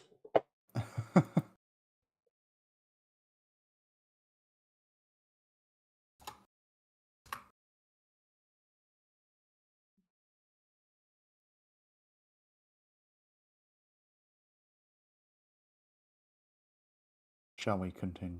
This could have been mitigated by better audio cues on the bow as it's loaded and fired. I agree with that. Yes. A better indication, better clarity is just generally something that I am always for. But this is seriously overshadowed by the music. I found myself having to repetitively run up and down the arena so I could keep both of them on screen, feeling like I was fighting the controls more than the bosses themselves. Even during engagements where the camera works well, such as the Throne Watcher, Looking Glass Knight and Ruin Sentinel fights, the gameplay suffers heavily from the multi-boss setup. You need an extreme amount of patience to get through any of these bosses in a safe manner. The only strategy here is to wait for both enemies to exhaust their entire combo at the same time before doing a single attack on one of them and then going back into defensive. Kind of. Yeah, it depends on the example. Like, I would agree for Throne Watcher and Defender since they're both very aggressive. And they're both melee. like, That's them being Yeah. both melee is the issue, because they are going to be in the same range. Yeah. But for like Dragon Rider, I don't think I would agree with that at all because, as we have said before, the shots from the bow, while it could have more clarity, they're pretty darn easy to avoid. And Dragon Rider himself is not a particularly complicated boss fight, Yeah, it's so it's very having easy. to just wait constantly is not as big of an issue for that. So I would say it's a case by case thing. Okay, Geller says that and you can get punished by crawlers. Well, you can, in theory, get punished by crawlers, but While you are how arguing with likely? Gaelier, I will be right back. How likely is that? As opposed to the casters, and how punishing will that be compared to the casters? Like the damage numbers. It's not a binary thing in any way, but specifically all the context with all the numbers adding up, yeah, you kind of have to ignore them. Survival instinct away gerbil.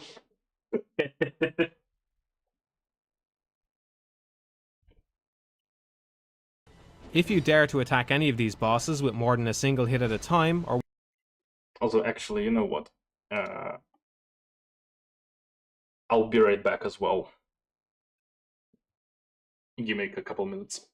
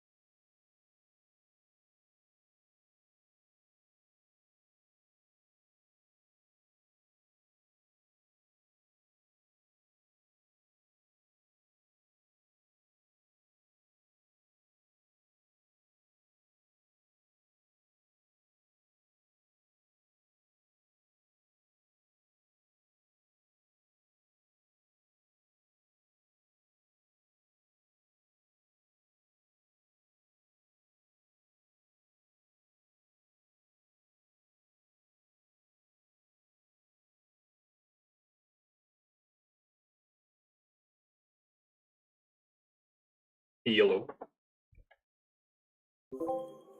Stats are here. That's not here yet. Okay.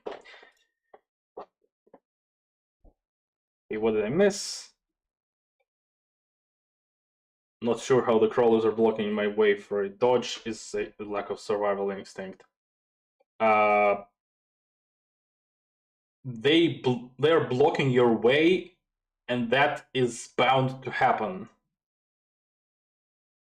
No, not really.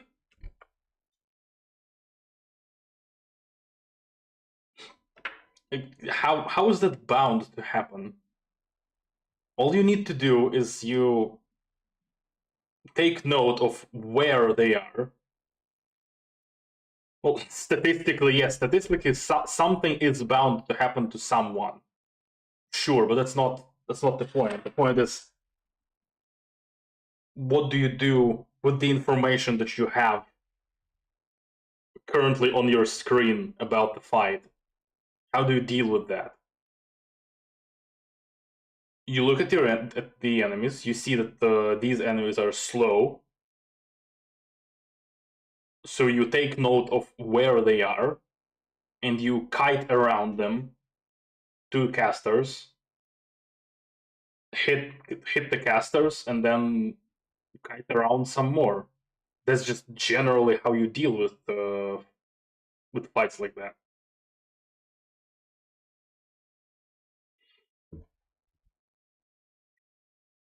They shouldn't block your dodge, because you shouldn't dodge in their direction. You should be walking away from them, because you know roughly where they are.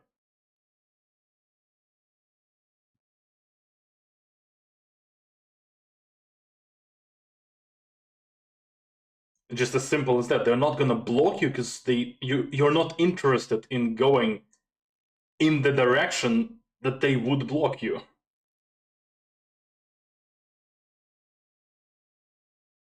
Or while one of them is still active, then you'll usually be punished immediately.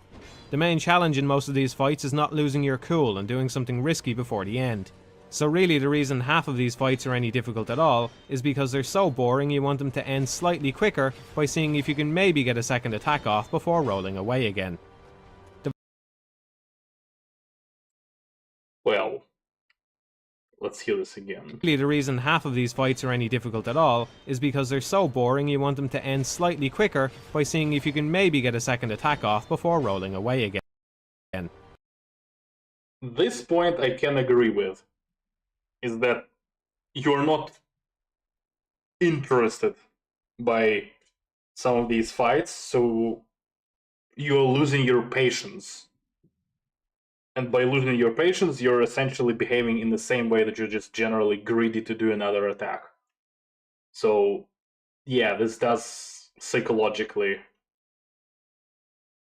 affect you.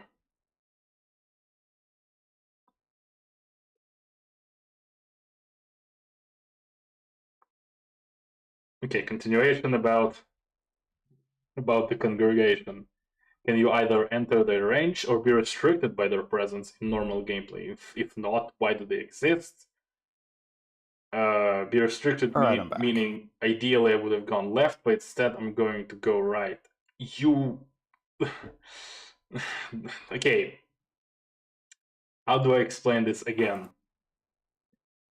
Ideally, you would have gone left, but you're going right because there are additional enemies present in the fight. Yes, that's the design of the fight.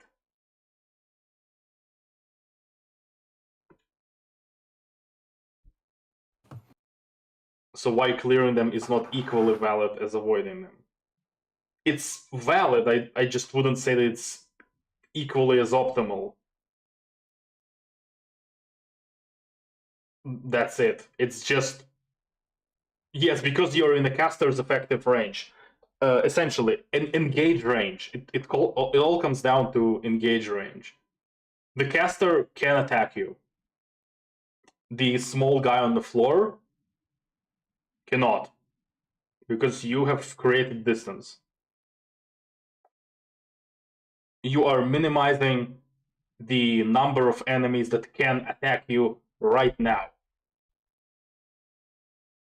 At the same time, you are moving into the range, into your melee range, to attack the higher threat enemy.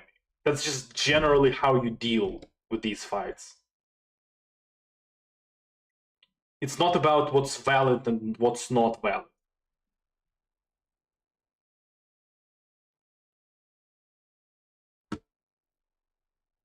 you can do the thing that is not optimal, but you just have to understand why it's not optimal and what your risk is. You have to understand that you are actively taking a risk to do the thing that isn't optimal because you chose to do so. Okay, maybe you consider that to be the reward for that to be worth it.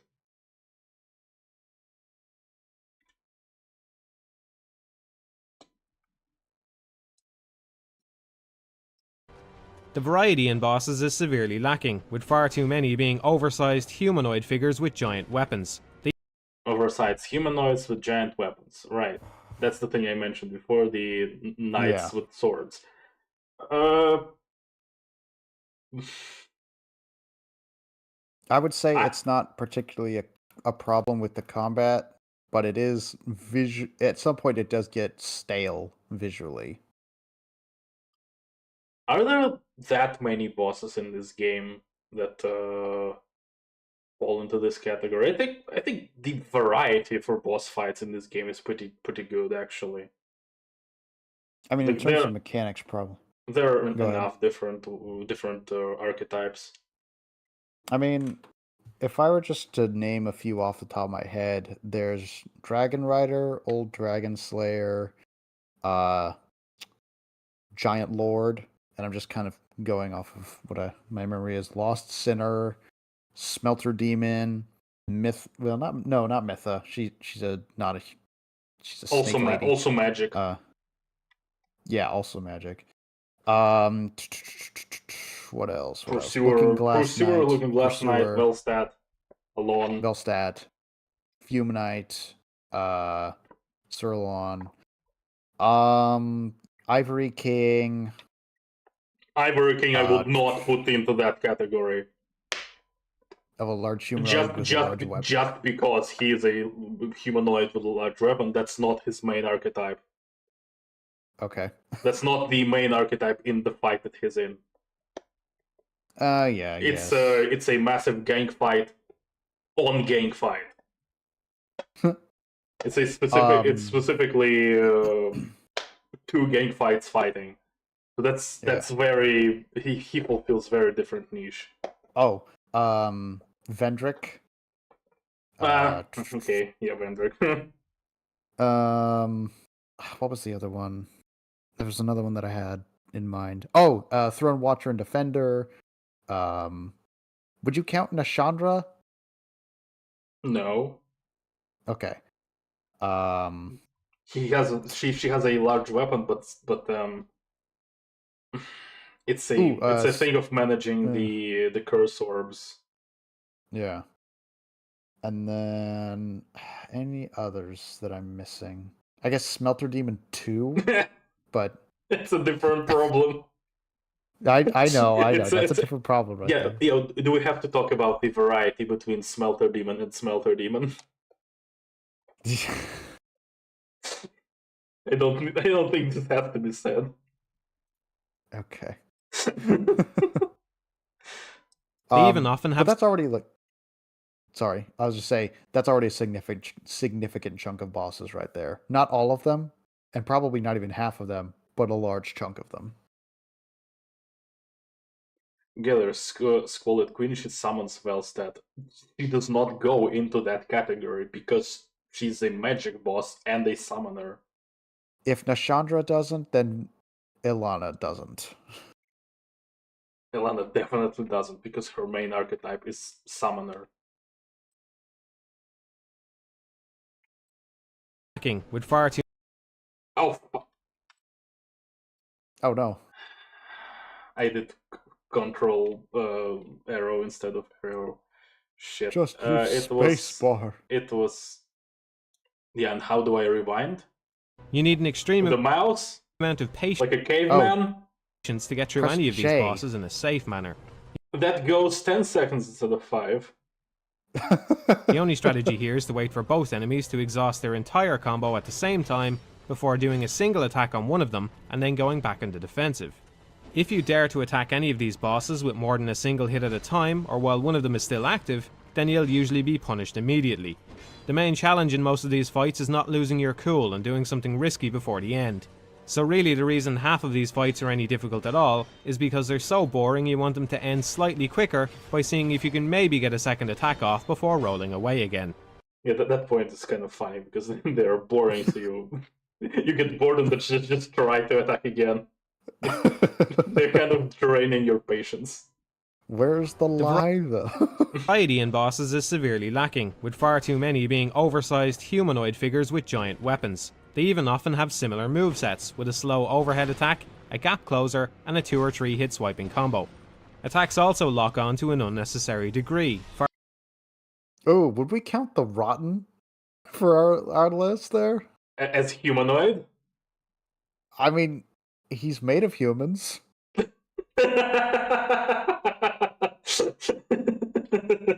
He's made of humans, sure. He's made of humans. He's pretty humanoid to me. He looks humanoid to me. I don't think he could be. There's a more humanoid boss in the game. He's literally made of humans. Far more than in previous installments where enemies usually had movesets with their own weaknesses and strengths. When a boss Yeah, the moveset variety, I did notice that many of them have like left, right, overhead. Uh-huh. Pretty much. That does get repeated quite often. boss goes to do an overhead attack, it will usually track the player up until the very last moment before impact, even if this means Yes, that gets annoying. Oh, it gets even better. Just you wait. It does get even better. Give me a second.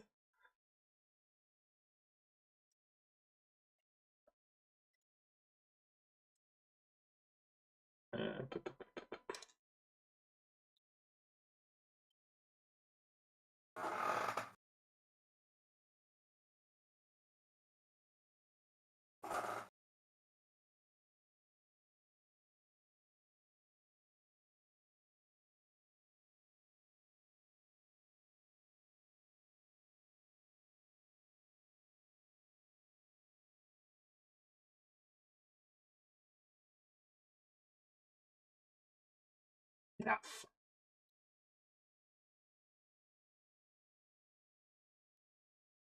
God damn it.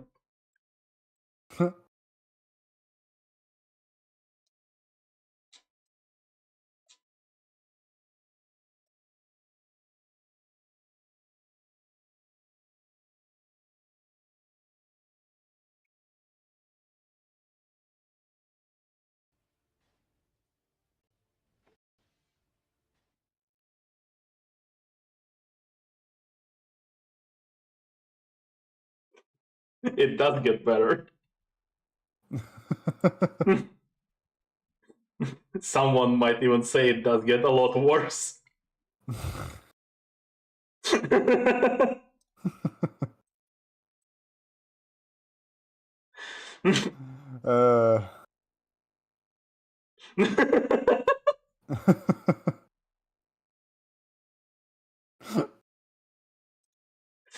Oh man. means the boss has to spin around like they're standing on top of a record player. I can only speak for myself, but I was hoping to see less of this kind of stuff, not more. Bosses should have movesets which don't rely on tracking the player in such a cheap, simplistic way, and it's notable that big bosses in Demon Souls and Dark Souls 1 usually lack this kind of lock-on, or only used it during part of the wind-up in order to compensate for their powerful moves. Yeah, obviously tracking during wind-up makes sense. I don't think this has to be said, but yes. Obviously the boss isn't immediately locked into a direction on the first frame of animation, like you are sometimes.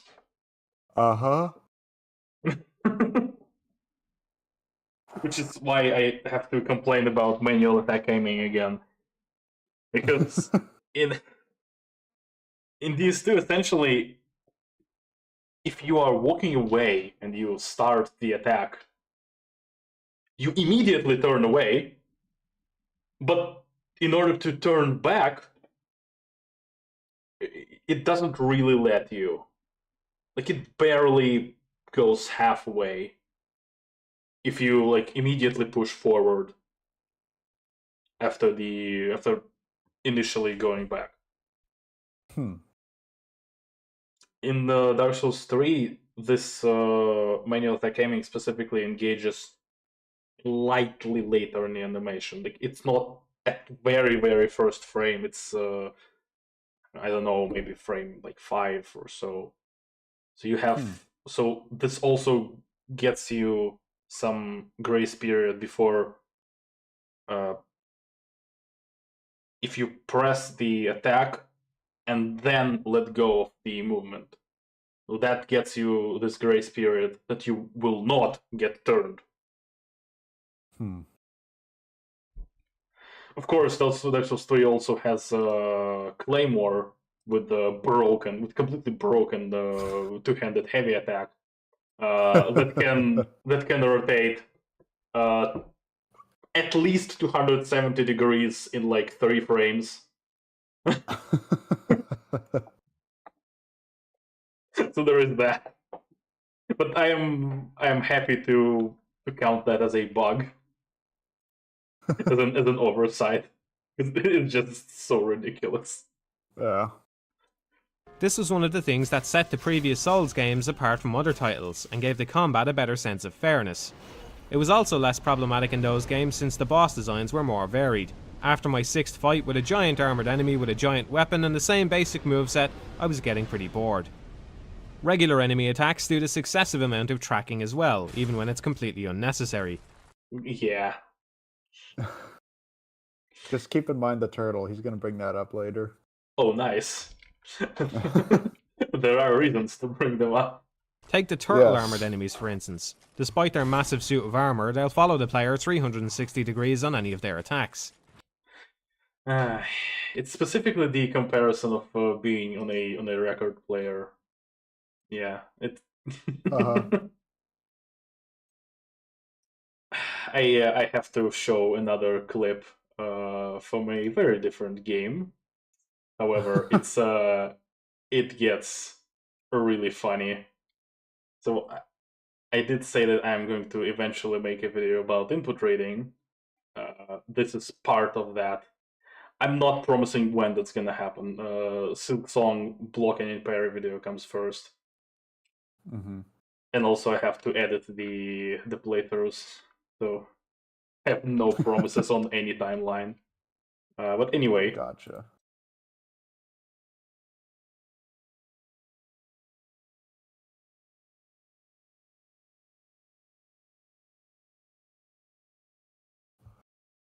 Oh, hey there.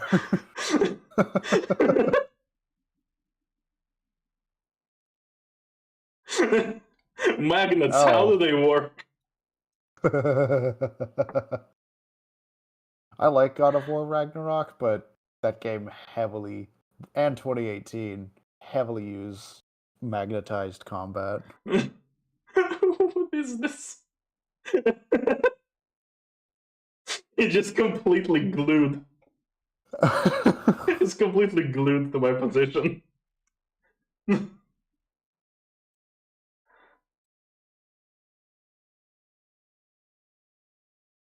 The sad thing is these enemies have a built-in countermeasure for any player who gets behind them, so there's no excuse for them to be constantly facing the player. Okay, specifically in the argument that they have a countermeasure against being behind them, so there is no reason for them to constantly be facing the player. Kind of. A little bit. Yeah, for these specific enemies, I think I would cut the tracking maybe 20% at the last the last part of the animation that has tracking. 20% of that gets removed. I think that would be reasonable. The challenge here should have been to try staying to the side of the enemy without getting too close to the front or the back. Instead, they just require the same tactic. At the same time, however, this a little bit of a tracking does make it easier specifically to stay to the side of the enemy. Pretty much. It specifically makes it easier. I'm not gonna say that this was intentional, that's complete speculation, but this makes it easier. Tactics as every other enemy in the game. It's not just bosses that suffer from the mentality that more enemies somehow makes the gameplay better. The regular enemy placements fall into this trap as well. There's far more groups in Dark Souls 2 which automatically aggro together in clumps, Yes, the aggro ranges have been Let's not forget that. quite large in this game. Let's not forget that one room in the Lost Bastille with not one, not two, not three, but 10 royal soldiers Are there that can come 10? at you all at once. I remember 8. I remember 10. Because seven immediately go in, and there were, I think, 2 more, 1 or maybe 1. I don't remember. I definitely remember seeing 7, and you said that there were more, but they didn't immediately go in. So Yeah. I'm not sure they should count. The point being that that's too many to have Yes, an aggro range yes. all at once. Yes, and for no reason either. Uh-huh. Because they are way too far behind at least 1 wall, maybe 2. forcing the player to fight against 2 or 3 difficult enemies at a time. Dark Souls 1 had a lot of mobs as well, but they were balanced around this idea. Mob enemies would have low health, lack a shield, or do comparatively little damage, sometimes all 3. Large or heavily armoured enemies in Dark Souls 1 were usually placed in positions where the player could fight them one-on-one, even right up until the very last area, because that's what meshed best with the core mechanics. Dark Souls 2 just happened. Yeah, that pretty much is... Yeah, I agree. Yeah. With the one exception, the Torch Hollow. We don't talk about the Torch Hollow. haphazardly places massive enemies all over the place. Dealing with multiple strong enemies like this comes across as the Mastodons. They were moved slightly more down in Scholar of the First Sin, down the bridge of Dranglaic Castle. They originally at were! the top. Right, they were. Because putting them in a closed environment makes it harder. Hold on. How does this actually change how you approach them? enemies all over. I think it's just got a wider space, and you have to deal with the Royal Knights more immediately. But it's not like a massive difference. Yeah, the crossbowmen are aggroed. Yes, yeah. Yeah. Okay. But you've also got a wider space to deal with the Mastodons. You're not. There's a bit of difference. You're not gonna fight them there. No. You're gonna lead them. You're gonna lead them down because of the crossbowmen. So those lose line of sight. Uh-huh. Over the place. Dealing with multiple strong enemies like this comes across as a hassle rather than an interesting fight, which encourages players to use cheap tactics instead of playing fair. In most cases, there is nothing wrong with using cheap tactics. I think this just leads to a further point that Matthew dislikes the ability to leash encounters. It's okay. We have to talk about leash ranges because it's unavoidable. Let's be completely honest. It is a thing that is unavoidable because either the enemies chase you forever. I don't think you're gonna argue that that's a good thing that they will chase you forever. No, I won't. Because that kind of defeats the whole purpose of the combat encounters to begin with, if you can just drag them to the most ideal spot in the world. Yes, there also should be... there should be leash range from their starting position. There should be leash range... Not a leash range, but aggro range... the distance between you and the enemy. Yeah. And the further you go outside of the leash range, that distance between you and the enemy, that should shrink, essentially, in a way that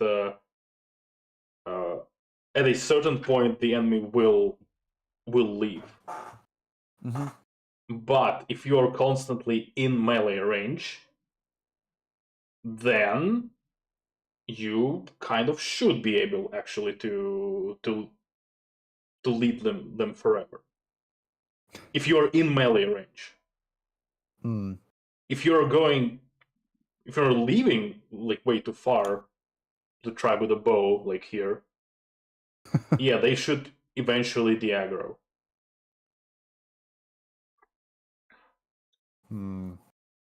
I'll have to think on that one, because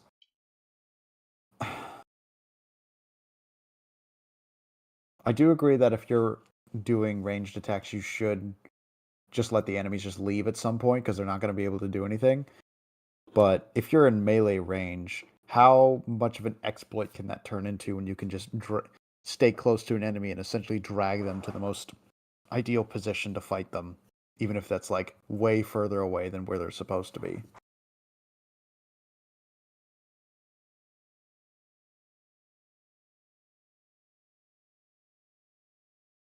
It is a very, very difficult... Oh, there you are. Yeah, I'm here.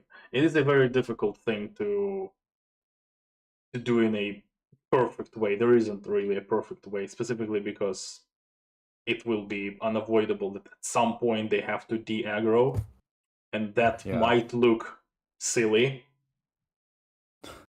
So we just kind of have to try to minimize how silly it looks.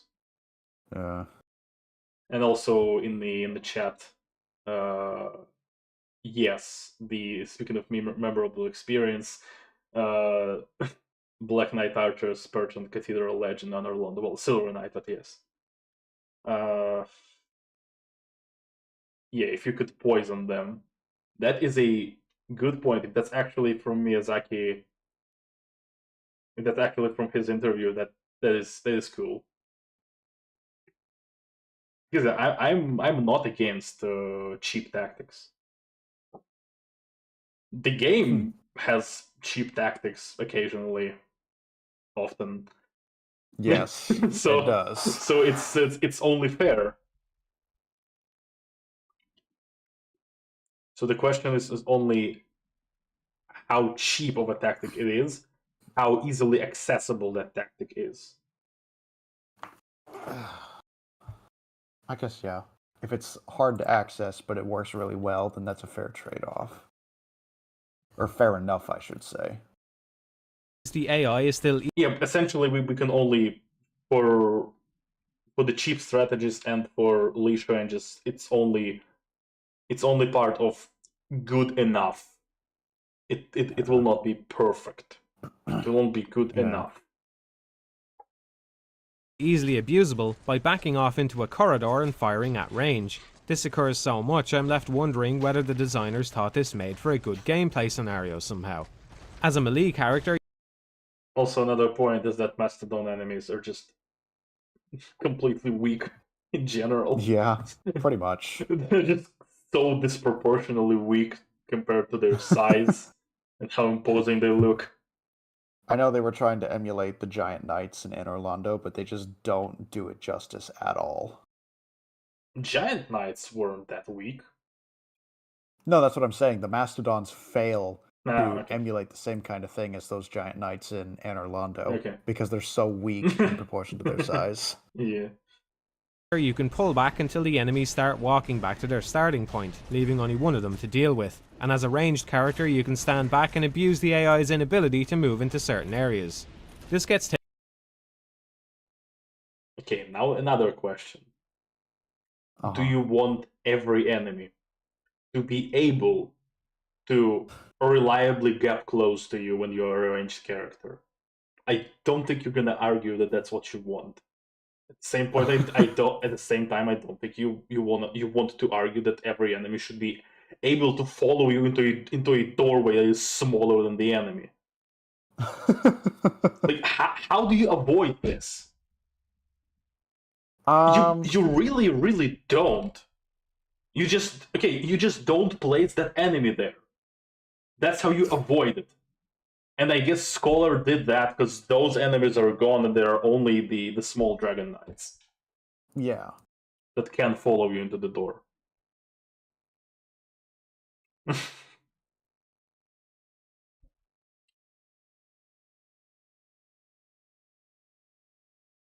So it kind of goes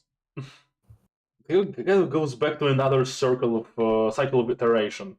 To just no, this enemy is just completely unfit to be in this place of the level.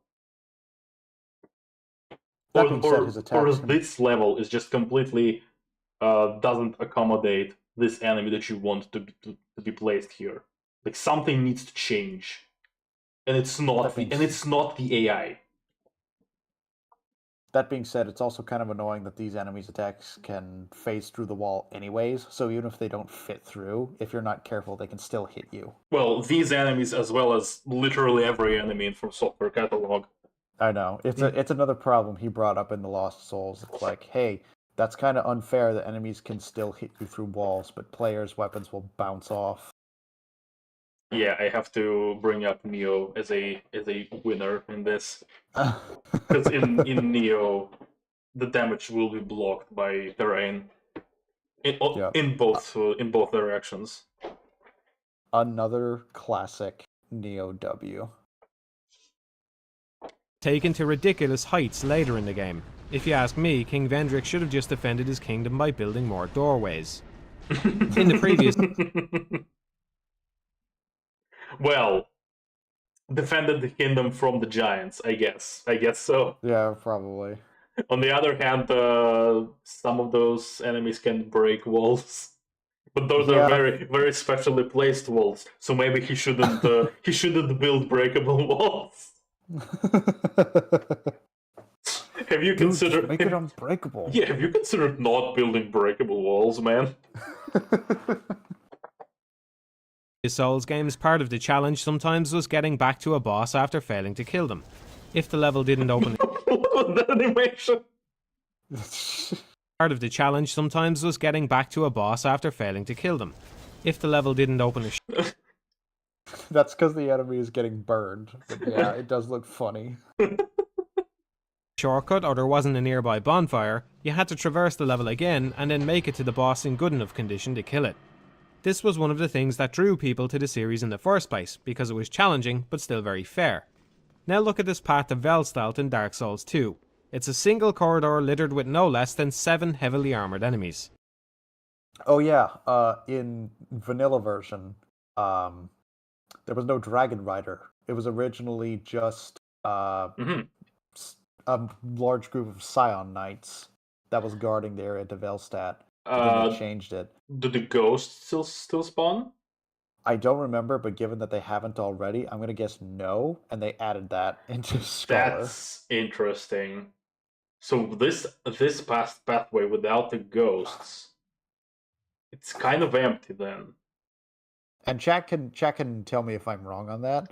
I don't think the ghosts spawn.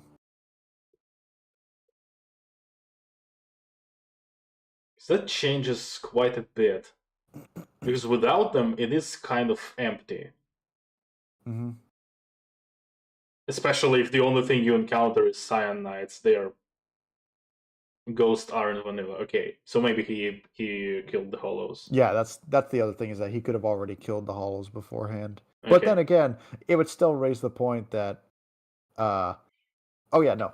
We're talking about this sequence specifically, Swan, where the Hollows will mash the bell and then spawn the ghosts. If the ghosts don't spawn, then that leaves this room pretty empty. Still not great that they put a large clump of the same knight in the small space by the boss fog, but it's not as bad as if the ghosts still spawn, because then at that point it's just an unbeatable horde. Like, you're better off just not going into that room at that point. Or if you have no, you just kill the Hollows, so they don't ring the bell. That's what you do. I'm still kind of mad about the third Hollow that gets out of the ground in the bell room, not immediately. Well, it's just trolling. It's nothing but trolling. But it also makes the game harder.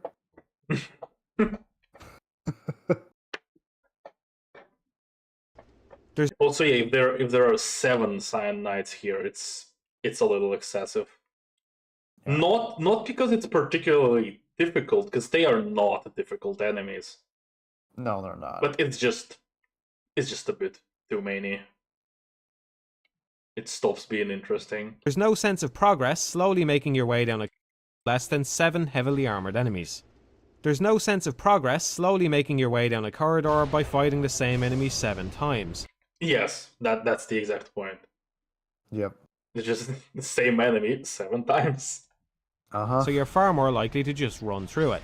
The same goes for the hallway leading up to the Looking Glass Night. The same does not go for the hallway, because these take a while to unfreeze. Hold on a minute. Unless there was a change. And I'm also seeing a dude in the back. Exactly, that's what I'm saying. Before you start saying that, consider that room, I believe, was changed in Scholar. So how was it changed besides the dude in the back? Because it looks like another cyanide. I think there was less of the horse guys, but I could be wrong. Hold on. No, I mean specifically the way they unfreeze. Do they still unfreeze like one by one, or was that different? I don't think that was different. Actually, let's watch the video. Maybe he brings it up. No point putting a bonfire next to a single hallway with enemies most players are simply going to run past. Putting a bonfire next to a single hallway with leading up to the Looking Glass Night. There's no point putting a bonfire next to a single hallway with enemies most players are simply going to run past. They might as well have just placed the fog door there and saved everyone the hassle. I see 4. So he may have aggroed. It may have been that they aggroed all at once. We're not sure, because he didn't show the clip of him aggroing them. It could have been that he just stepped in the room and they all aggroed, or that he got far enough to where they would all aggro at once, even though you could go slowly and just aggro them one at a time. Yeah, it's a question. It's hard to tell. It's a question of do they aggro from proximity, or do they aggro like on a timer when you enter the room? Because if they aggro on a timer when they enter the room, yes, all of them are going to aggro at roughly the same point if you were going through the room, but if you're not and you're going back, you're gonna have a gank. Yeah. Also, I count 5 of these horse knights. Just keeping track of them. They're similar.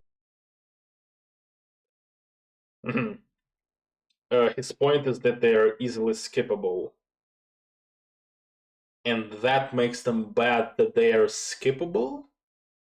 Because I also don't really think that the enemies on a run back being skippable is inherently a problem.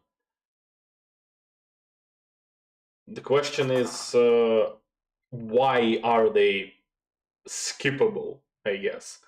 The Cyan Knights in Velstadt run back, those are just boring to fight because there are so many of them at the same time already alive. These, if they aggro when you enter the room, yeah, that kind of sucks. The way that works in Scholar, I think, is proximity, and I think that's fine. First of all, it's fine as a room design in general. And also, the reason they are skippable is because they have the unfreeze animation. So that's you're specifically exploiting the nature of that enemy, not their moveset is too easy to escape, but the moveset hasn't even started yet. That's just a strategy to go through the room. It's a strategy that depends specifically on the nature of that enemy. I think this is fine. At least in Scholar, I think this is fine. Similar setups for the Lost Sinner, the Ancient Dragon, and part of the run for the Executioner's Chariot. This isn't level design, it's tedious, lazy, and frustrating. What? To run past. They might as well have just placed the fog door there and saved everyone the hassle. There's similar setups. Well, they did that in Elden Ring. Yeah, but it was inconsistent.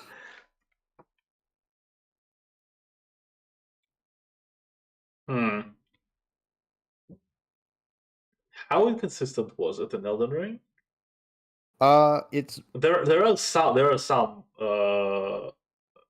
back it has still. to do with the whole that there are runbacks, but it has to do with the whole site of grace versus Statue of America That's kind of that's thing. what I meant. That's exactly what I meant. Is the Stake of America. Is that they didn't put the boss door immediately next to the bonfire of grace. They put a pseudo bonfire right next to the boss Yeah. door. Mm-hmm. That's a rant for another day. I'm not going to get into that conversation. But like, okay, I get his point in general, and that point I think works for this room in vanilla, as far as I can see, at least. For Scholar, I think this room is fine. For the Lost Sinner, the Ancient Dragon, and part of the run for the Executioner. Hold on. There's similar setups for the Lost Sinner. Lost Sinner. I think he's talking about the Flexo Sentry? No, not Flex. Well, I guess, yeah, he's part of that, but just the general thing of placing the bonfire where you have to encounter Royal Knights, Flexile Sentry, and the Exploding Hollows. And then in New Game Plus, you got those mutated dudes to deal with as well. Yes. Also, I guess, yeah, the Royal Soldiers at the top of the elevator. That's also a good point, because the earlier point of does this enemy fit in this place on this level? Is this a good idea to even place this enemy here? And the reason it might not be a good idea is because eventually you are going to skip them, and if you do, you're almost guaranteed to see them falling down the elevator shaft, which is not something that you want the player to see very often. No, you really don't want them to see that.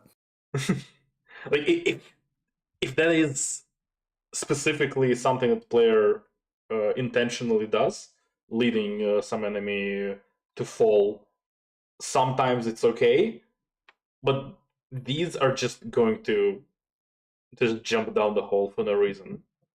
Yep. The Ancient Dragon. Okay, Ancient Dragon has changed. Yeah, that runback has changed a lot to Scholar. And if if originally all of those aggro, and there weren't even the small Dragon Knights, but the Drake Keeper dudes, it's that's different. That's very different. And part of the run for the Executioner's Chariot. Part of the run for Executioner's Chariot. That is a bit of a long, like not like long run back, but no, but it's slightly longer than average. Yeah. But yeah, there are a couple enemies there, definitely. I don't know if you can just sprint past them. I think you kind of fight them. You can, but it's very difficult to do so because they're very fast. They are fast, yes. That's what I meant. They are kind of fast.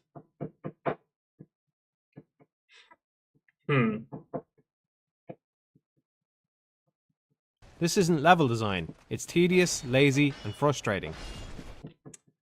Just straight up saying this isn't level design. That's a strong statement. Not this is bad level design. This isn't level design. Despite having a much more heavy-handed and long-winded introductory sequence, the plot of Dark Souls 2 plays itself out far more poorly than in the first game. I want to quickly make a distinction though. There's a difference between plot and lore. Yes, there is a very large distinction between the plot or story and lore or backstory. Yep. Lore is the backstory of the world and all that kind of stuff, but the plot is what's happening right now, what the main character is doing, why they're doing it, and so on. First, I'm going to summarise the plot in Dark Souls. Last chance to turn back if you want to avoid spoilers. The intro video to Dark Souls 1 establishes all the major players which will become important later on, giving us an idea of what makes them special and what their role was in shaping the world the way it is. When we start the game proper, we're told about the curse of the undead, and our character has been imprisoned for carrying the curse. Then, after some indeterminate amount of time, Oscar breaks the player out of their cell. Shortly after, we find Oscar mortally wounded, and he asks us to fulfill the prophecy of the undead by ringing the 2 bells of awakening. When we arrive in Lordran, that's our goal. Once the 2 bells are rung, we have no idea what to do next, but this awakens Frampt, who says we need the Lord Vessel to complete the prophecy, after which he explains he's seeking a successor for Gwyn so we can link the fire. Linking the fire seems like a good idea, so we probably want to go with that. This carries us to the end of the game where we succeed Gwyn. There's more to it than that, but that's the gist, especially for a first-time player. Yeah, that's the gist, essentially, kind of, yes. Pretty much. You generally... Like, your character... Why does your character care? Well, Oscar gave you, let's call it, the mission as his dying breath. Then Yeah. you do the thing, and then indeed Frampt appears and tells you to do another thing, and you do because a big snake told you to. And that's, of course, excluding whether or not the player encounters Koth, who pretty much tells you the same thing, but for different reasons. Kind of. The intro video to Dark Souls 2 shows the main character dropping into some kind of whirlpool, because the old lady tells us we're cursed, and the only hope of a cure is to go to Drang Lake for some reason. What was about the whirlpool, actually? That never came up. It's just a portal to Drang Lake. I can't think of anything other than that. Portal to Drang Lake? From where? I don't know. They never bring it up, ever. But then again, the whole theme about the game that it's trying to go for is, I forgot how I got here. What am I doing? I forgot. Yeah, I forgore. Uh-huh.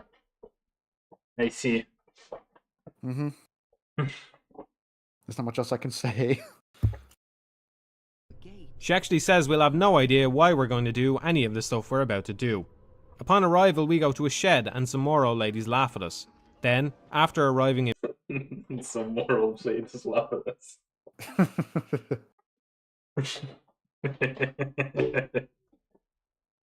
Point and laugh. He forgot, point and laugh at him. Laugh at this fellow. Epic memory fail, laugh at this fellow. in Majula, the maiden in green tells us to find the king. It's not explained why we might want to do this, but I suppose we can just imagine he has some kind of cure. On a hunch that the king has a cure, even though the entire kingdom is crawling with undead, we go and kill 4 powerful demons to open the Shrine of Winter. This Well, Emerald Herald tells us to find the powerful souls. Oh yeah, she talks about that a lot. Yes, so it's not like we just go and kill them. We get told to. But there also isn't, as I think you probably see he's pointing out, there isn't much of a motivation to do that, because what do the 4 great souls have to do with finding a cure, you know? Then again, as I've said, your character probably just forgot about that. Well, it's not like you're not killing those 4 specifically because you're finding a cure. What? How did Emerald Herald phrase this? It really was, from what I recall, it was just find the 4 great souls so that you can go and speak to the king. Yes, to she get was kind to of, the king. Yeah. Kind of just bring some context to why the Shrine of Winter doesn't open for you. But it's like, yeah, that still doesn't have much to do with the initial reason I came here, which is to find a cure for the undead. Which, now that I think about it, I don't think the Emerald Herald actually cares about finding a cure for the undead. Yeah, because she's a dragon. Yeah. And what is her motivation then? I don't for the dark side? know. Actually, I don't know. That gets a little bit messed up, honestly. Also, apparently, I learned that the Shrine of Winter can also open if you have 1 million soul memory. Yes, that is entirely true. You've collected enough souls to warrant the door to open. What is she? What is the Emerald Herald doing? She's trying to find a successor because the big dragon told her to do so. I don't know why either of them would want that, but I guess. Yeah, because the problem is, yesterday you were talking about the big fantasy doors. Yeah. The Shrine of Winter door might have benefited from being a little bit more magic. Probably could have, yeah. I'm not saying that that isn't a cool idea, Saucy. It's just that It's a cool idea to do that, but the way it actually plays out in game is the door is just the door opens. I think the literally stupidest example of a similar thing is in Dark Souls 3 in Ring City with the humanity thing. Oh, Is that yeah, you're supposed you read the messages that you need to show humanity, and then you use the white branch to transform into humanity spirit, and then you go to the wall and the ladder drops. There is just a ladder. It's so stupid. I was laughing so much when that happened. It's just a ladder.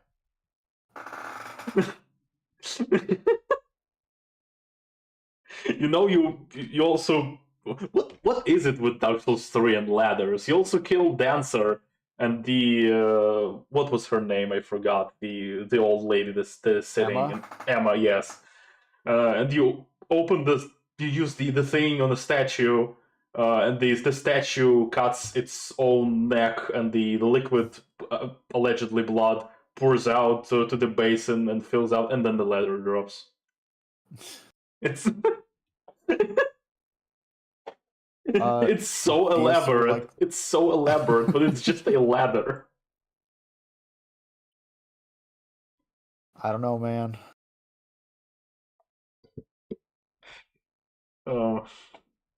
This kingdom is crawling with undead. We go and kill 4 powerful demons to open the Shrine of Winter. This allows us to get the Drangleic. Yeah, this door with the default door sound. We go and kill 4 powerful demons to open the Shrine of Winter. This allows us to get to Drangleic Castle, where the Queen tells us to find the king. When we find him, he's gone hollow. So then, after some exploring, we go and talk to a dragon for some reason. Yeah, we go talk to a dragon for some reason. So this is a good question, honestly. Do you talk to the dragon for some reason because you specifically were seeking to speak to this dragon, or because you went through all the escape that was... It was right after Shrine of Winter, right? No, it's No. in No, it's different. Shaded Woods. No, it was from King's Gate in the Shaded Woods. Yes. Yeah. Yes, so yeah, and you get the ring from Vandrick. Yes. Okay. Yep. So, or were you literally just exploring in universe? Your character was exploring. Like, what is that? Is that a bad thing? That Well, your character doesn't actually know what's at the end, so he's not. Yeah. The character's not moving in this direction to talk with this specific character. It's just... Well, then again, how would your character know that they would have to produce a symbol of the king to open those doors? Because a big text on screen says so. Yeah.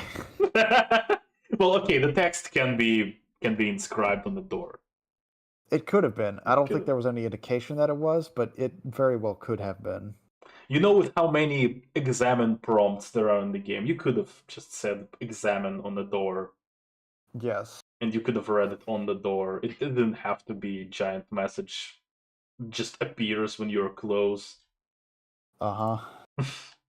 It's a small thing, but it's a little silly. and the dragon tells us to go into the memory of the giants for some reason, and this annoys. And this is a good point. Does the dragon actually tell you to go into the memory of the giants? Because I was confused about what to do with No. it. It talks about some memories, but it doesn't tell you specifically to go into the memories of the giants. It tells you jack shit. Exactly. I just read the description of the item, and then we kind of together, you were hinting at who might be a good character to talk to figure it out. That there was the Chancellor Welliger, because he's a ghost and might be a good candidate to talk about memory stuff. And then he talked about giants.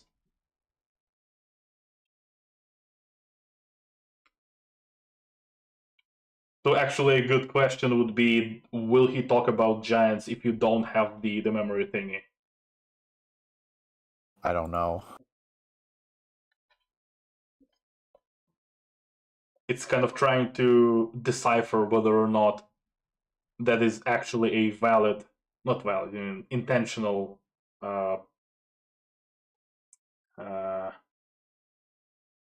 like chain of clues,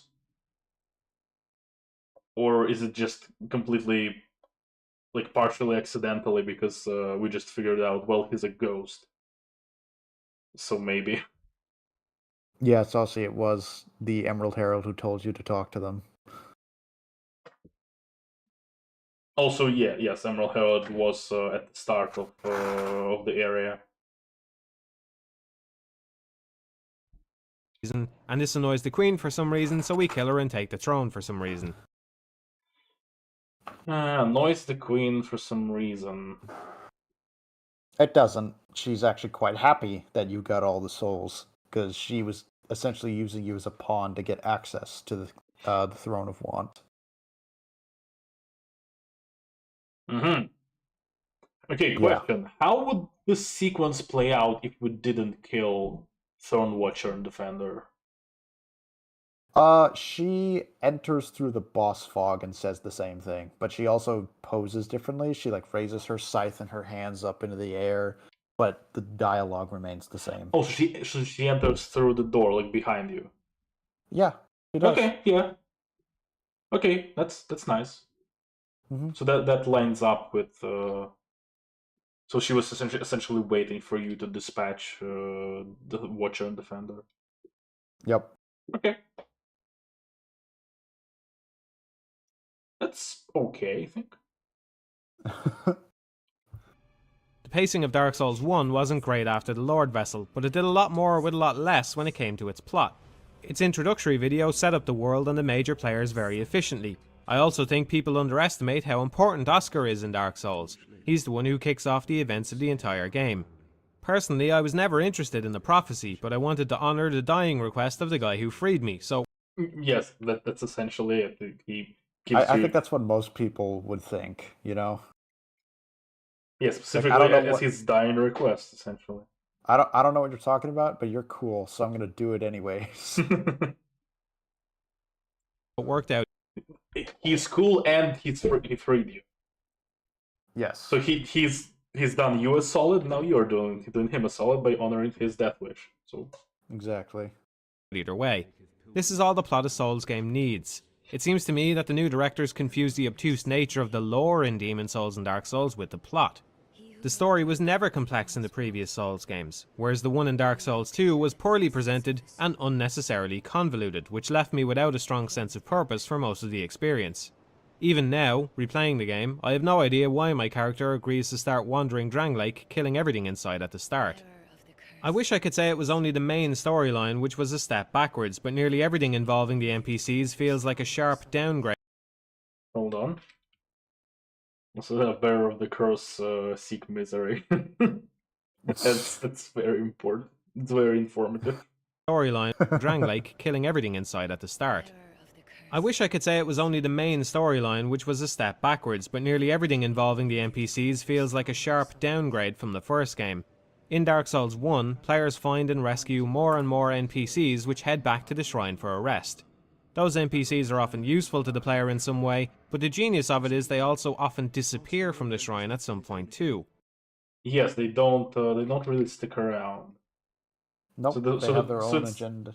Kind of interesting that people will compare hub areas, but Firelink Shrine isn't really that much of a hub area.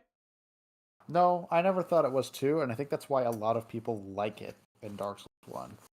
Because a lot of people, the argument that's brought up is that having a hub, especially where you go to interact with NPCs and, of course, level up in all the other games, kind of kills the pacing of the adventure that the Souls games go through. And I think that's why Firelink Shrine in DS1 gets praised so often, because of the fact that it's just kind of a stopgap rather than a place you regularly go back to visit. Yeah, you don't really have a specific reason to go back to specifically Firelink Shrine. Like the Andre is at a different place. Yep. For example, The closest thing would just be to go talk to Frampt, but you don't even have to do that much. yes, because he at the start, well, not the start, at the start of his appearance, he tells you to fuck off and get the Lord Vessel. Yeah, pretty much. And besides that, you just can feed him upgrade resources. Yeah, but again, even that's not a particularly strong reason to always go back to Firelink. Absolutely not, because you don't really have that many that you want to feed to him. Mm-hmm. Yeah, upgrading your flask is a good point, but you also don't do that particularly often. How many upgrades are there in DS1? I think there are 5. Are we counting? Are we counting the infusion upgrades? Well, the infusions have that. Estus upgrades. Oh, Estus. Yes, I think there's 5. Or yeah. this one says. Okay. Yeah, because I remember there being not too many. Okay, you can get +5. But can you get +5 in base new game? Yeah, you can. Okay. They're hidden like really well, but you can. Yeah, one of them is very, very not hidden, but the rest are pretty. Yes. Yeah, provided to kill a firekeeper here or there. Yeah, pretty much.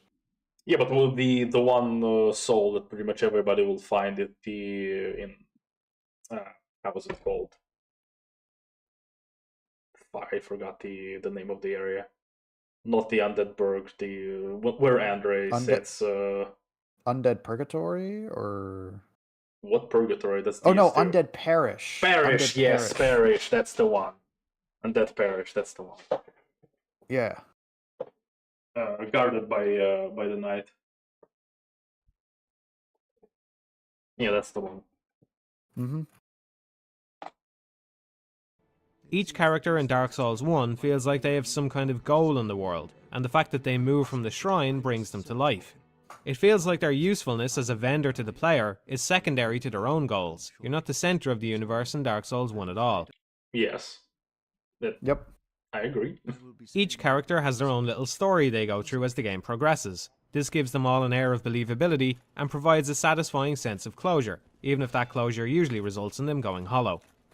In Dark Souls 2, because a lot of things in this universe result in you going hollow, so that kind of plays into the theme. Mm-hmm.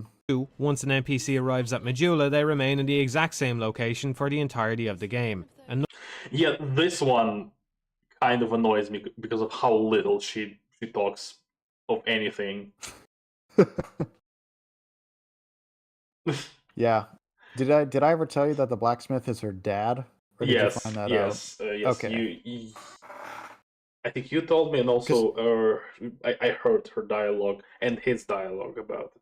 Yeah, because he has dialogue saying that he is her father. Mm-hmm. But besides that, it's kind of annoying how little her dialogue. Well, how nothing her dialogue changes when she gets a shop upgrade for reasons. Well, you know, she forgore. Nothing of note happens to any of them during the entire playthrough. The worst example is the blacksmith's daughter, who sits on a rock just yards from her father and mentions he looks a little like her dad. Talking to the blacksmith reveals he's happy she's come home, and yet, no matter how much time elapses or how much you talk to either of them, nothing ever gives you the impression that the daughter has ever bothered to say one word to the blacksmith working just a little to her right, and vice versa. Elden Ring has a similar thing, but there is at least more dialogue relating to that, but it still annoys me that the characters, I don't think they actually interact, even off screen. Who are they again? Roderica and the Smith guy. Oh, okay. Because at some point, their dialogue just involves essentially you passing the message from one to the other and back. That's right. Yeah, that whole thing. They can literally just talk to each other. Yes. They're like, In the next room. that always annoyed me. Yes, they maybe they interact off screen. I hope so, but that specific part just I'm just a male pigeon just relaying the message back and forth. Pretty much. Just speak a little louder, he'll hear you. The most original thing the game does with any of its NPCs is turn the story of Patches and Lautrec on its head by making it more ambiguous and pitting them against one another instead of the player. This had me intrigued to begin with, but ultimately ends up disappointing too. Since they're busy with each other, it's hard to feel involved, and neither of them does anything interesting with you until the end of their story. Hold on. Okay.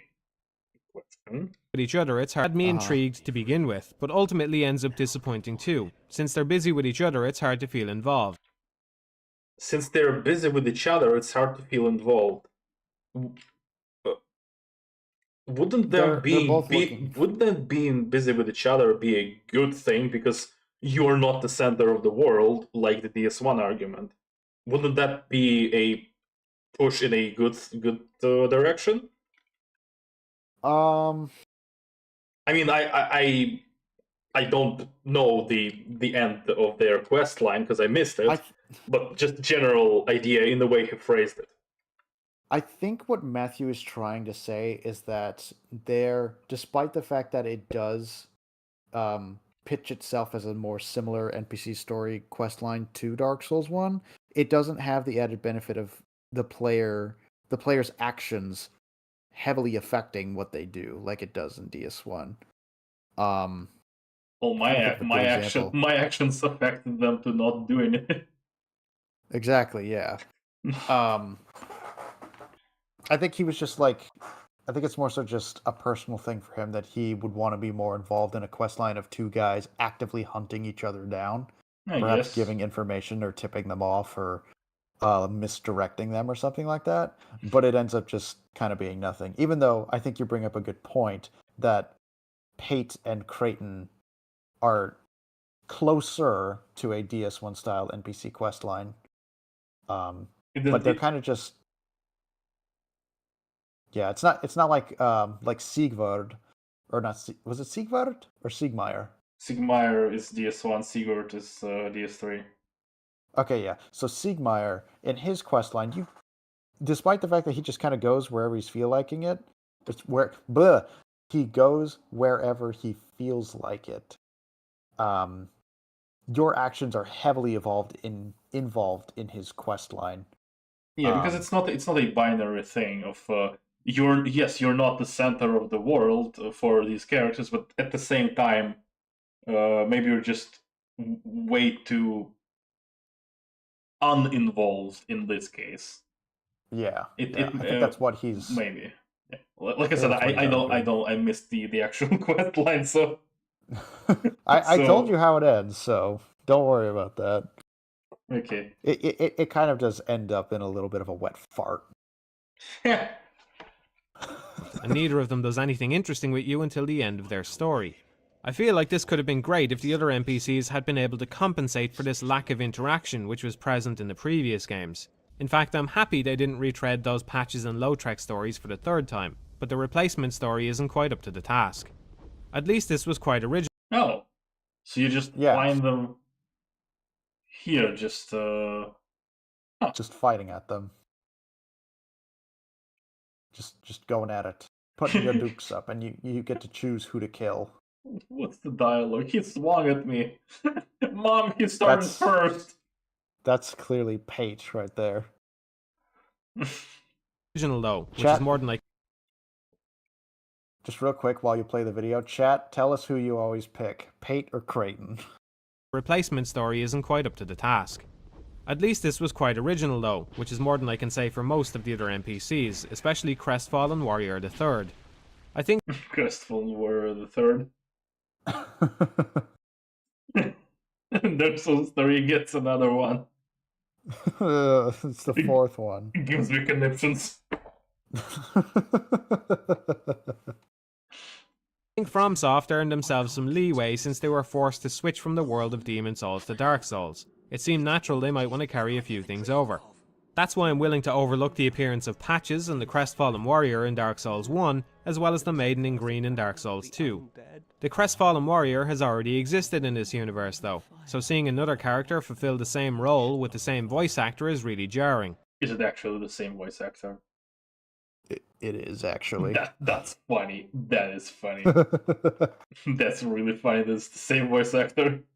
It actually is the same voice actor. And I think, if I recall correctly, the same voice actor was also used in Demon Souls, but I could be wrong. I could be completely wrong. It really hurt my suspension of disbelief when all I could think about while talking to him was how coincidental it was to have the exact same character appearing again thousands of years later for no reason. The worlds of Demon Souls and Dark Souls were brilliantly realised because Yes, because it's not the same person, but it's essentially the same character. Yeah. Because Patches is a different story. Yeah, Patches is the same guy every single time. Except Demon Souls, but that you get excused because it's the same different Yes. franchise. That's And Bloodborne, where he's a Yes. completely different creature. He's a spider. Yeah, he's a spider. And in Elden Ring as well. Although Elden Ring gets a little messy because of Night Rain. Time is convoluted in the lands between. But I have talked about this before, in that at least like porting Patches from one universe to another, like it's okay. You just really like the concept of this character. Yes, you're gonna call him the same name because everybody knows it's the same guy. But it's not like really the same guy in universe, but it's the same character. Yeah. But with porting bosses to Night Rain, that's a little different. It's a little different because it's literally just called Artorias and literally just Nameless King. Mog, the Lord of Blood. Well, Moog is in Elden Ring, so that's Yeah, I know. that's Oh, acceptable. right, Smelter Demon. Smelter, yes. Demon Prince. Yeah. they felt Anyways. the worlds of Demon Souls and Dark Souls were brilliantly realised because they felt internally consistent. You have to suspend your disbelief about magic and all that, but once you do, the world behaves in sensical ways. I'd credit this as part of the reason why Demon real Souls quick. became a Yes. I was playing Demon Souls on Christmas. Fuck these guys. I hate the Mind Flayers. What do they do? They... Remember the Witch of Hemwick? Yes. How they stun you and then go for a grab attack? Witch of Hamwick stuns you? Yeah, she can shoot a little projectile that stuns you, and then she'll sprint as fast as possible to get you for a grab attack where she slits your throat. Oh, Yeah. I don't remember that. Well, you're probably a cult better hit in the player first than I place. am then. ways. I'd credit this as part of the reason why Demon Souls This thing became a looks a little... What's on the head? It's a Mind Flayer, so its head is a Mind Flayer. squid. Right, head is a squid. Or an octopus, I guess. Right, I remember the Brain Sucker in Bloodborne. I hate those Edge. guys, because those guys will stun you and grab you, like you told, but they will, Oh, yeah. you know... Mind Flayers are worse in Demon Souls because they Oh. also have an explosion attack that is deceptively large, as well as the ability to shoot soul arrows. The world So the behaves in question: sensical ways. this projectile, is it just damage or is this the stun? That's the stun projectile. Brainsucker also has the range to stun projectile. Yeah, I know. Yeah, and I hate them because they also get insane hyper armor. And Like I said, Mind Flayers are worse. somehow they are worse. That is impressive. Because I hate Brainsucker so much. The one upside is that you're in an area where you find them that has a lot of cover.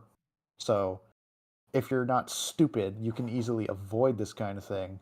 But you got to be careful even when you get close to them. Because like with brain suckers, they'll just like flail their arms around. These guys can unleash a large sonic explosion. Yeah. That does very high damage. And as I learned playing with my Demon Souls version of Ungo,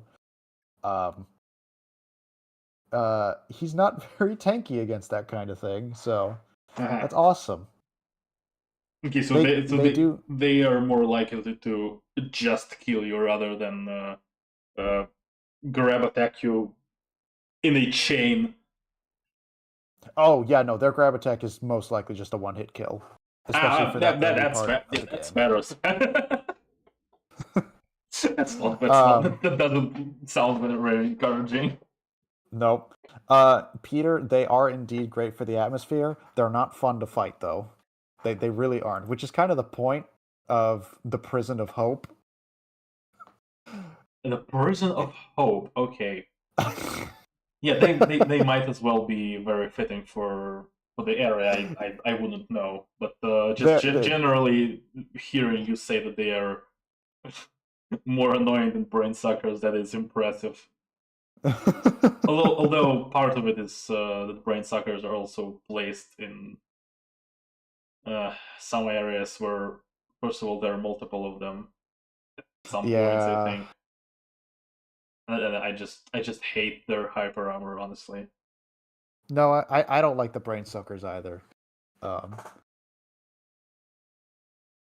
If I'm having fun fighting these things, there's kind of a problem for the vibe. I understand the argument. I didn't say that they had to be fun. I'm just saying they're more of a pain in the ass than most other enemies. They are intentionally more pain in the ass. Yes, that is true. Okay. I can still say that I don't like them. Okay. Credit your disbelief about magic and all that, but once you do, the world behaves in sensical ways.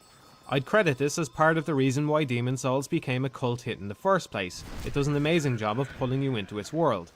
When I played the Souls games, I walked around cautiously, taking in my surroundings, and when presented with a situation where I had to make a choice, I would usually try to make the one that would realistically pay off. This wasn't solely because of the punishing difficulty of those games, it was because the world made sense, felt fair, and was totally engrossing. Okay, I am interested in where he is going with this. I'm not gonna. For the most part, you can apply the same for these two, aside from a couple of places where you get ganked, like the 7 Royal Knights. Allegedly 10. Allegedly 10. Dark Souls 2 simply doesn't have the same attention to detail as the previous games in this regard. The world doesn't fit together either logically or thematically. In Harvest Valley, you can get a clear view of Earthen Peak and see the surrounding area. You know where this is going. Yes, you can. Yes, you can indeed. Yes, you can. After beating the Earthen Peak boss, you then get in an elevator and go straight up about 15 more floors, arriving at Iron Keep. There's no hint of Iron Keep whatsoever from the outside of Earthen Peak. From Harvest Valley, the sky is overcast, but in Iron Keep it has a red glow and the surrounding area is suddenly an enormous wasteland of lava. Okay, so that didn't go in the direction I thought he was going, because The problem is that he started this argument with pay off. the way he played the game, so the way you kind of played in the world, your character in the world, and then just transitioned to the world design just not making sense. So that it's I think it's just kind of like a weird segue. I think it's to go with his earlier point of the fact that if you disregard like the whole magic thing, the worlds of Demon Souls and Dark Souls functionally make sense, so it's easier to get immersed in, especially when he's playing the way he does. Whereas the fact that the geography of Drang Lake doesn't make a lick of sense. Well, yeah, for the most part, it's essentially just emotion argument because felt fair and was totally engrossing.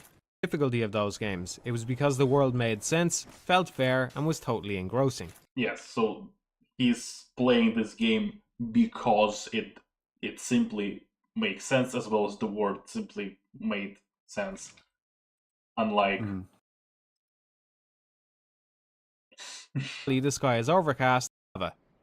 Similar transitions exist elsewhere. Going from the Tower of Flame down to No Man's Wharf makes no sense, as this places the wharf somewhere below sea level. Actually, that's a good point. We might check that out as well. How far away of a path it is from Tower of Flame to No Man's Wharf? Because I remember there is a bit of a sewer mid area. There is, but the way that the sewer is, just real quick, the way that the sewer is positioned, it should be underwater, which would then not really make sense as to why No Man's Wharf is located where it is. I mean, that would we go way too far? Oh. Actually, yeah. Let's just see. Honestly, let's just see. We have an opportunity to do so.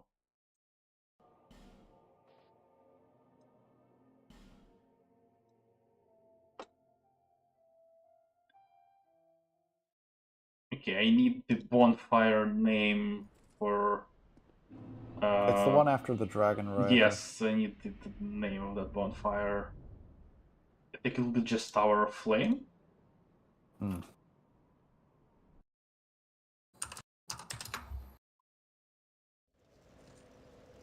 Yes, okay, it's just Tower of Flame. I even have that already. Now I need coordinates. I'm gonna go here where this area is definitely the one loaded. So I'm gonna save one position. Also, I have to show cheat engine on stream. Coordinates.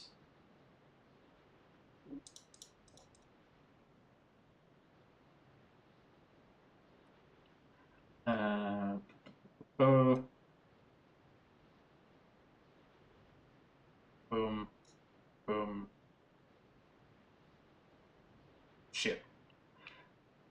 Hold on. How did I do this before? I was able to hide these. Okay, that's good enough.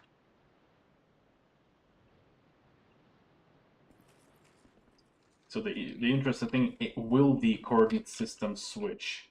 Sometimes the games will mask level transitions by switching coordinate systems.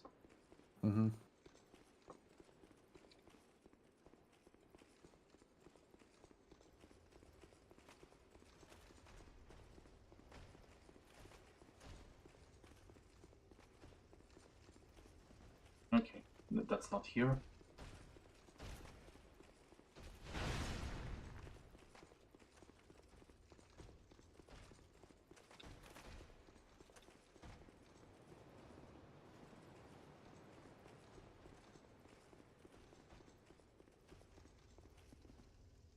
I'm also showing the wrong.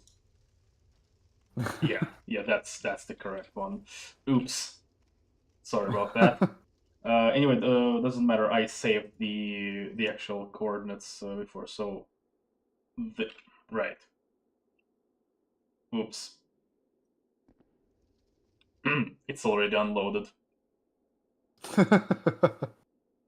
Uh, that's okay though.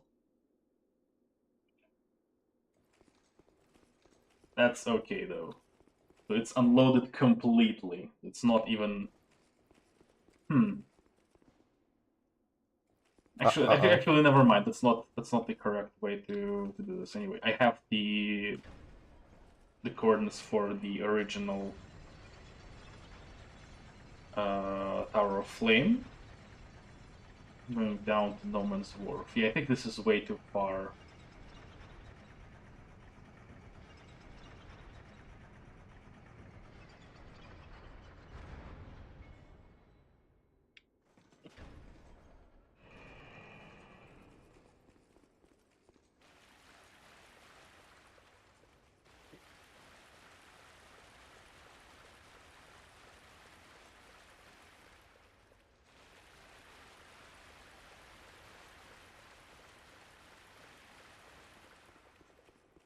Right, so here's the entrance to No Man's Wharf.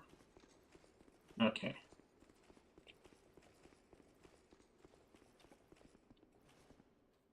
So now I can save the second position. I'm gonna do like that.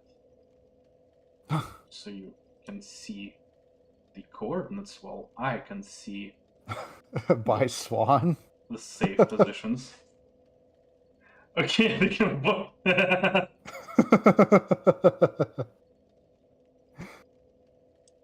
Yeah, so now I save the second position, and now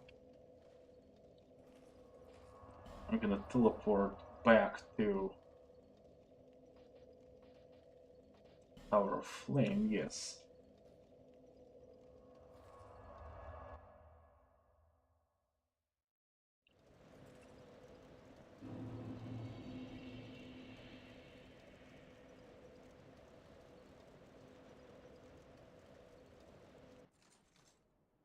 So this is where No Man's Wharf is. Okay, it's a little more difficult to show because it's just so far.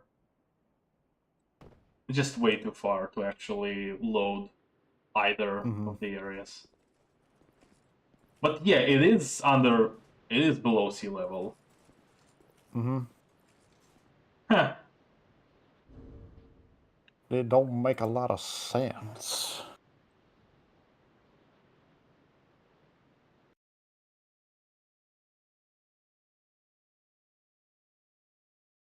Wharf makes no sense, as this places the wharf somewhere below sea level. Going to the boss in Aldia's Keep reveals the landscape to be far below, but in reality the player should be more or less at the same altitude as Majula here, since they've only walked up a few stairs.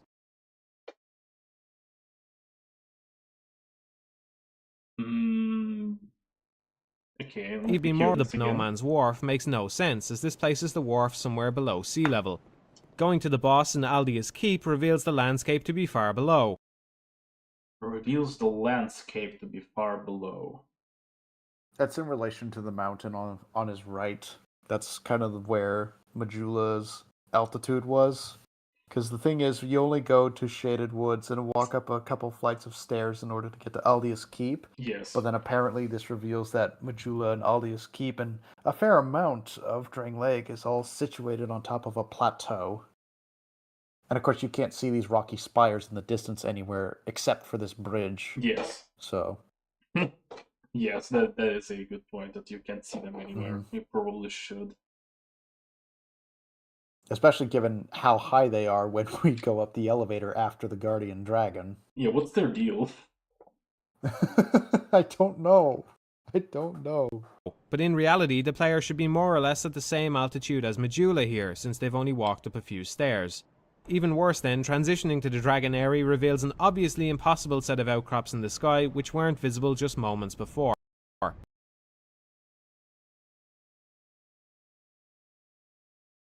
Wait, aren't they supposed to be just on top of the spires? I think he means the spires that you are on are not visible anywhere, but the spires that you see in the background, some of them could have been the same as the ones that you see down below. Here, since they've only walked up a few stairs. Even worse then, transitioning to the Dragon area reveals an obviously impossible set of outcrops in the sky which weren't visible just moments before. How would they be visible? I think he's. That's a good question. Now that I think about it, they wouldn't be visible because with how you move through the level, they would be on top of Aldia's keep. Yes. It's actually worse than I thought it was. Is it? Hold on.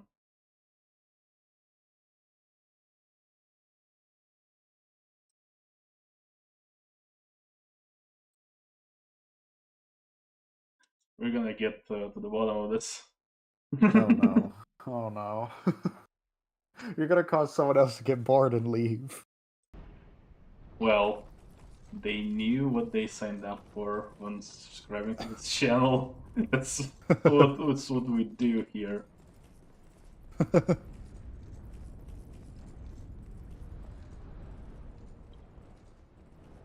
Because here the areas are quite close, so I might be able to load both of them. Yeah.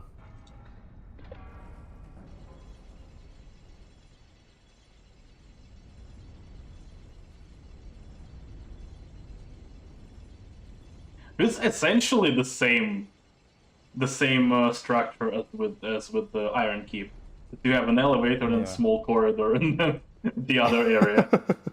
Actually, let's do it. I'm going to save this position.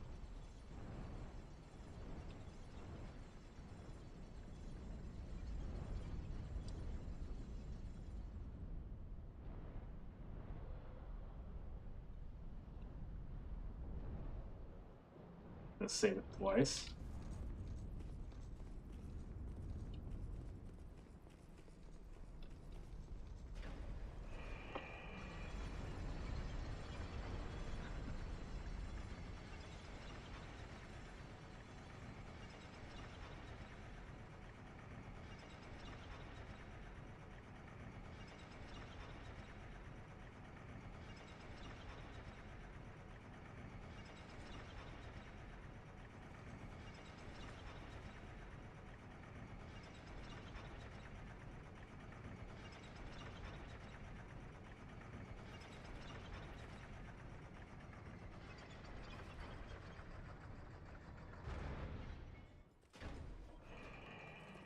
Right. Actually, no, wait, I can see from here, yes. Yeah. Yeah, that's not nearly dense enough with the spires.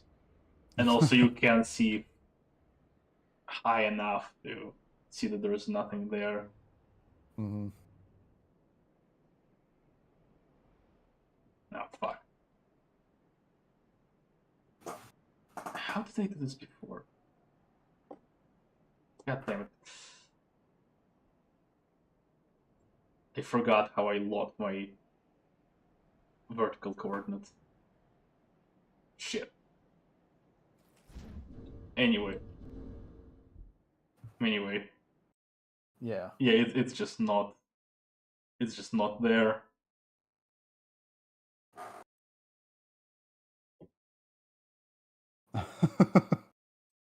There's a host of smaller issues as well, such as the Tower of Flame as seen from Majula, which is way out of position. As a result, the feel of Dark Souls 2 suffers heavily compared to the other games, which felt much more consistent in their geography. Even worse than any of this is the Shrine of Winter, which makes sense physically, but not logically. The player is expected to kill the 4 old ones or amass 1,000,000 souls before this will open, and all it does is circumvent a pile of rubble. A small pile of rubble before this will Swag. open. Yeah. There's a little thing you need to know about this, and I think it'll help color the discussion in a more negative light. Uh-huh. There's a hit game from the year 2009 called Demon Souls where you could traverse over rubble like this. But could you actually traverse over rubble like this, or just a ledge like this one? Well, if you go closer, there's a little part of it that could easily be traversable. So yeah.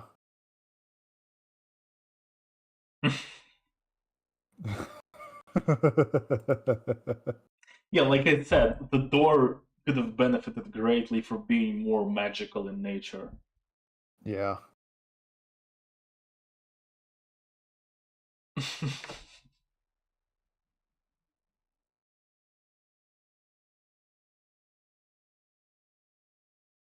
Actually, now that I think about it, since the game deals with memory stuff so much, this could have been instead done as a memory thing, Yeah. which then ignores the rubble aspect entirely, because the issue isn't that you need to geometrically traverse from this point A to point B, that you need to get in the map, but they didn't do so. So Yep. we have what we have. It is a little bit silly, a lot. It is what it is. A lot, actually. It's just a rubble.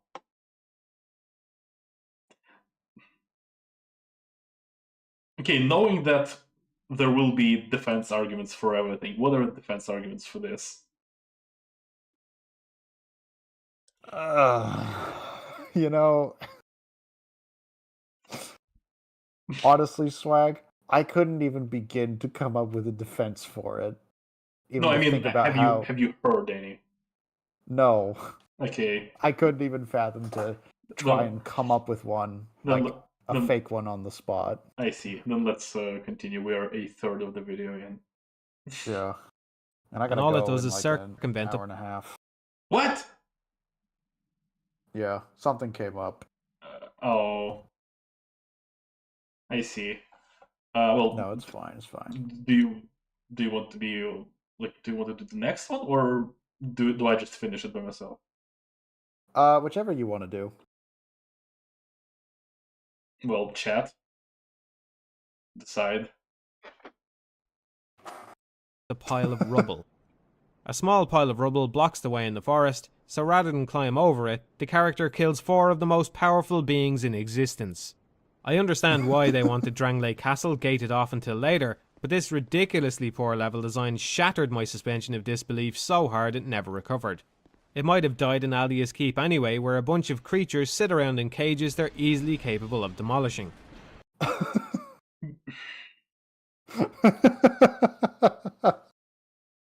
Alright. Even those skulls. So these you can damage and they will break out of the cages, but the other ones will just be invulnerable. Yeah.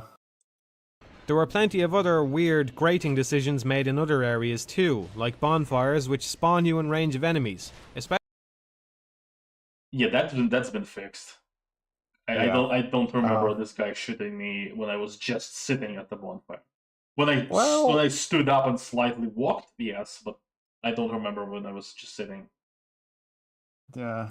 Especially problematic since the character starts out vulnerable when they're Also 3 of them! Yeah, there was 3 of them in vanilla. teleported back after dying. If you die to the Lost Sinner, then decide to take a break when the loading screen comes up, you'll be killed by the archers at the bonfire over and over again, losing all your souls in the process. Just across the bridge from there, they also made the genius decision to place an important vendor in a room with 5 exploding enemies. Oh, they aggro in vanilla. Yep, they aggro in vanilla. That's dog shit, brother. It looks very weird that they are passive in Scholar, but this is dog shit, brother. They actually aggro immediately. You just have to kill them 12 times before you can speak with the man. Pretty much. There's also the bonfire at Iron Keep, which forces your character to go through Belfry Sol because there's a small wall in the way.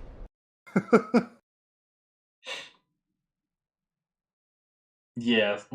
Wait. Which forces your character to go through Belfry Sol. This wall? I think it's a different one. Yeah, the bonfire that forces you to go through the wall. This is not this one because you go down. Because there's a small wall in the way. It's obvious that the level designers didn't have the same. Unless he means to go back from the bonfire. Oh yeah, no. I see what you mean. outside of warping, yes. Yeah. Priorities when working on Dark Souls 2.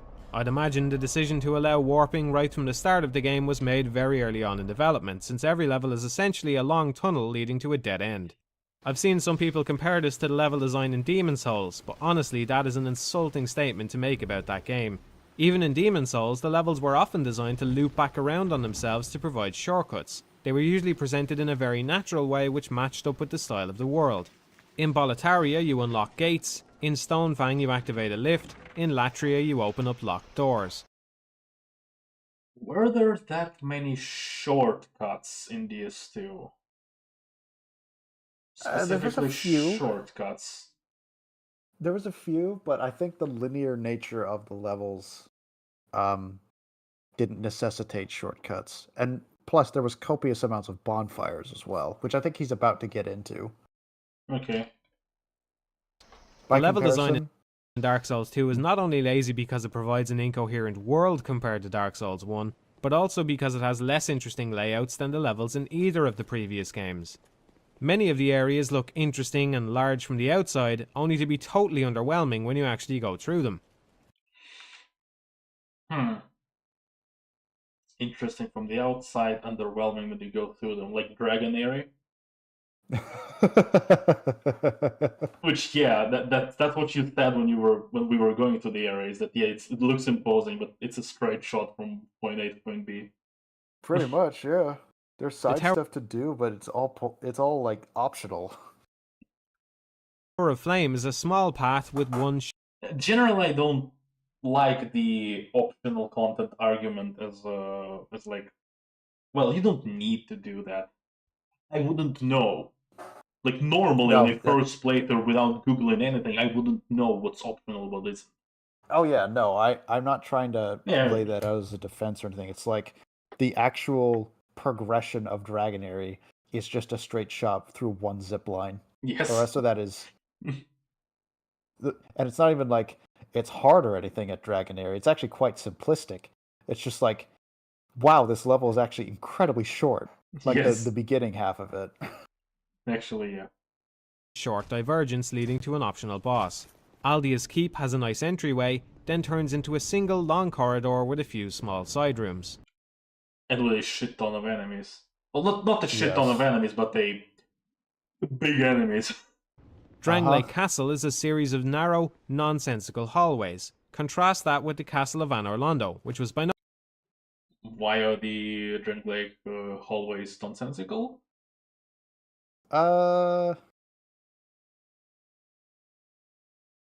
Good question. Okay.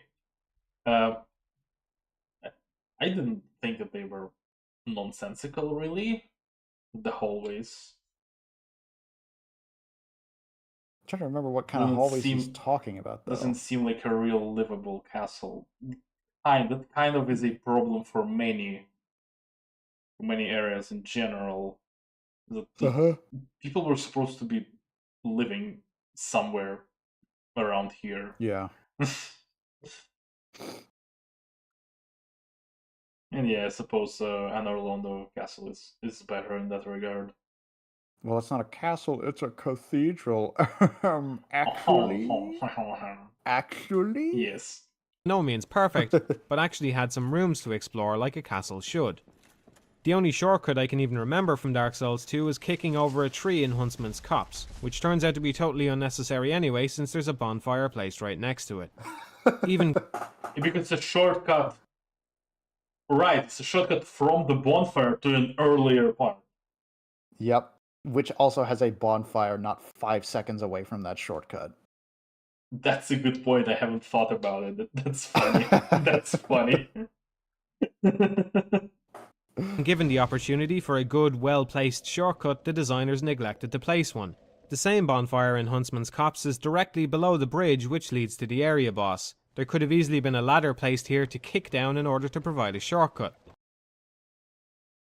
Maybe. I would have liked that personally. But apparently they would rather have you run all the way back around instead. Just think about how baffling this all is. Huntsman's Copse starts with a bonfire, then opens a shortcut directly to another bonfire, then neglects to open a shortcut to the boss area. Instead, there should have been only one bonfire at the start and a shortcut placed at the bridge. It's so close to being designed the same way as the previous games, but just isn't for some reason. Yeah, the bridge shortcut and then the ladder to the boss room. Yeah. Yeah, that could have been neat. It's not just the level-by-level design which suffers in Dark Souls 2 compared to other installments. It's the accessibility of different areas and the placement of many items too. This is another reason why comparisons between the design of Demon Souls and Dark Souls 2 are insulting to the former. In Demon Souls, once the player finished the first stage of Boletaria, they then had 5 levels immediately available for them at any point. Each level had different pros and cons. There were incentives to go to any of them, except arguably the swamp, but even then the player isn't blocked from exploring the swamp if they wish. Item placement in Demon Souls was carefully balanced to give each world a reasonably fair share. Item placement in Demon Souls was carefully... A weapon that is already upgraded. Yeah. Nice. It's also infused, too. Oh, crushing is an infusion. Yeah. Nice. Yep. Yeah, like I said, it's one of those small things that just disproportionately bring me joy. I suppose when there are weapons that are already upgraded and or infused. Mm-hmm. Balanced to give each world a reasonably fair share of useful items which players would eventually be aware of for subsequent playthroughs. Dark Souls 1 attempted to carry on this legacy but did a somewhat worse job. There were several areas available right from the start, but not as much incentive to go to them. That said, the placement of items was still pretty well considered, and some players might opt to go straight through the catacombs or Blighttown at the start to acquire certain items. To acquire certain items, unless you're going in blind. In that case, Yeah. You're like a blind player. Very unlikely to really want to go through the catacombs as soon as you see the dark. Yes, that's true. Though, repeat playthroughs get more interesting in that sense, because then you decide to just take different paths. You know what would have been more interesting too? If it did what Dark Souls 2 did, which is remixed enemy placements on New Game Plus, where they either add more or change them up. Could have made multiple playthroughs vastly more interesting. Of course, this is all assuming they would do it good. Yeah, it is weird that they never really played around with that. Honestly, I think that could have helped it. I wonder if the main reason they even bothered with that in DS2 is because of Bonfire Aesthetics. It probably so is. Essentially, you can experience that without really replaying the game. Which we did. Uh-huh. Though, what was I going to say? I forgot. Let's move on. In Dark Souls 2, Majula only opens into 2 locations at the beginning, but the sad thing is it actually connects to 5. The Grave of Saints, Huntsman's Copse and Shaded Woods are all sealed off until the player completes at least some of the other areas, or gathers up around 12,000 souls to buy the cat ring. There's no good reason why this should be the case. There is also no good reason why this shouldn't be the case. Hold on. He wasn't finished. Okay. He wasn't other finished. than trying to ensure inexperienced players end up starting on the right path. That might seem like a harmless compromise to make, but the Souls games are supposed to be a refuge from the crippling accessibility concessions many other modern games make. Starting on the right path. That might seem like a harmless compromise to make, but the Souls games are supposed to be a refuge from the crippling accessibility concessions many other modern games make. Are they? Are they supposed to be? Are they supposed to be? Escape from accessibility concessions. That doesn't ring very well for me. It's hard to say that was their intention. I don't know if that was necessarily the intention. Like, there's a game called Katamari Dance that was intentionally made to subvert conventional ideas of game design when it was released. But as for the Souls games, I think that was just more a matter of happenstance rather than their initial intention when being designed. Yeah, they advertise somewhat like that. Like what? Like not having, like he said, accessibility concessions. Whatever he puts in, whatever meaning he puts into those words. But were they marketed like that? Prepare to Die was kind of different. Before that, I don't know what the marketing was. Mostly word of mouth. Yeah, so like saying they were supposed to be. Yeah, saying they're supposed to be is a little- little bit odd, Yeah, but I saying don't- that they ended up happening that way, yeah, that's accurate. But also, I don't see any problem with the area being kind of locked off until you find an item which you can find in any of the 3 areas that are accessible. So it's not a specific key that you need to find here. This is actually one of the good uses of the Fragrant Branch. Because it's a kind of a key, but you can find this key in multiple places. Mm-hmm. So you essentially can go to Shaded Woods as your second area. Well, no, not a second, because you don't find a branch at Heights Tower, you find it at No Man's Wharf, right? Or am I misremembering something? Yeah. So it's like or maybe at Lost Bastille. But okay, as your second path, let's call it that. Not the second area, but second path. Because the Heights Tower into No Man's Wharf into Lost Bastille, that's one path. So I think that's fine for the area to not be just immediately accessible. Mm-hmm. Regardless of the the difficulty concern for new players. It's just not really a reason why that's bad. Dark Souls 1 allowed you to wander into New Londo or the catacombs at the start, and trusted you would have the intelligence to go somewhere else instead. Yes. But at the same time, why does the hole in Majula not fall into the same into the same argument? Aside from, I guess that would depend on whether or not they could survive the hole. Because if they don't, then they might realize they have to come back later. But if they do, they would probably just keep trekking on at that point, I suppose. Yeah, so they just will do that, so it's okay.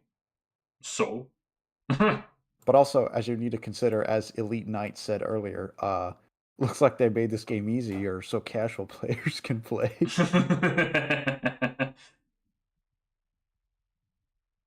No, but like seriously, it's kind of in the same category. I think it's just, yes, if you wander into the catacombs without a light source, you're probably gonna get murdered. If you wander into New Londo, you are unlikely to figure out that you are that you can't do anything before actually dying, before getting swarmed and dying.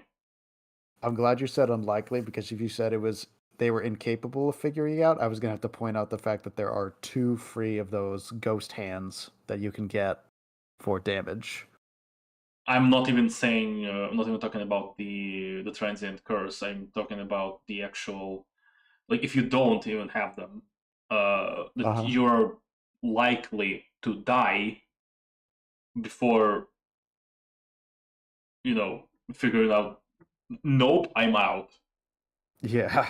That's what I meant. Mm-hmm.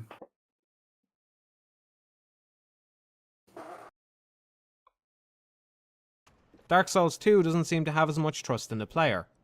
None of the 3 blocked off areas are even that difficult. I'd say getting through the catacombs in Dark Souls 1 is more difficult than any of them.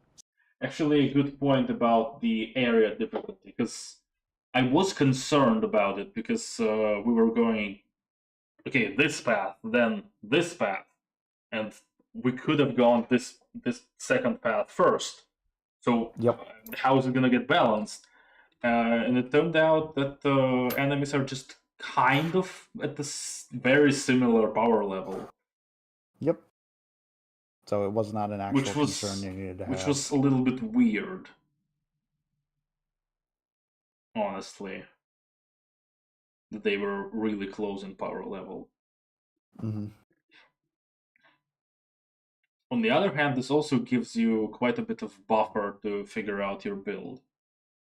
Yep. Gives you a fair amount of practice and some early, probably at the time, higher amounts of souls for you to get.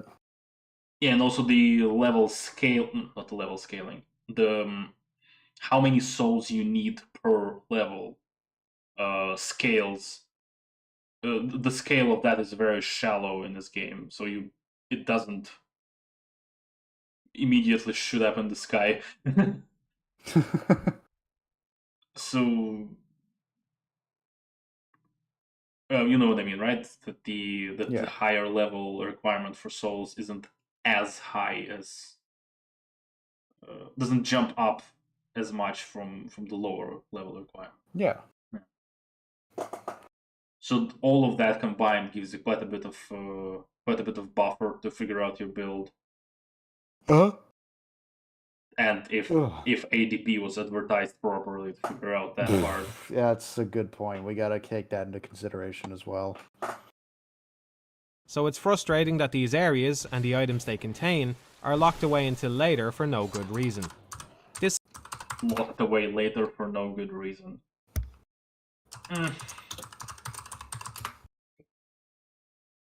Does it really have to be like for a very specific reason that it's inaccessible? Like I don't know. It's not a problem to me that it's just not accessible.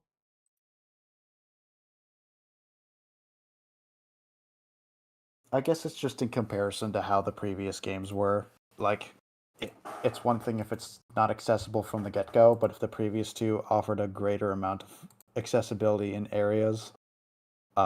It's literally just comparison to previous games. The previous games had more paths accessible to you, and this doesn't. So therefore, and that's kind of it, and that's not enough for me. Although I would still say, personally, that those previous two games are better. Partially, that is one of the reasons that they are better than DS2, though. So, I get the comparison. I don't know if it is an inherently bad thing, but I would also say it's kind of disappointing as well. Not a game-breaking flaw, but just disappointing. I mean, I don't think I would call this a flaw, because you have enough roads to go. It's not like you only have one or two. Uh-huh.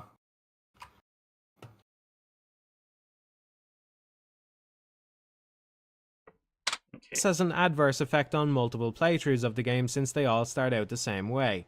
The layout of Demon Souls, and to a lesser extent Dark Souls 1, allowed you to start a new game and quickly build whatever character you liked. Instead of carrying on this tradition, Dark Souls 2 railroads the player at the beginning and only opens up more later on. I wouldn't say that it railroads you.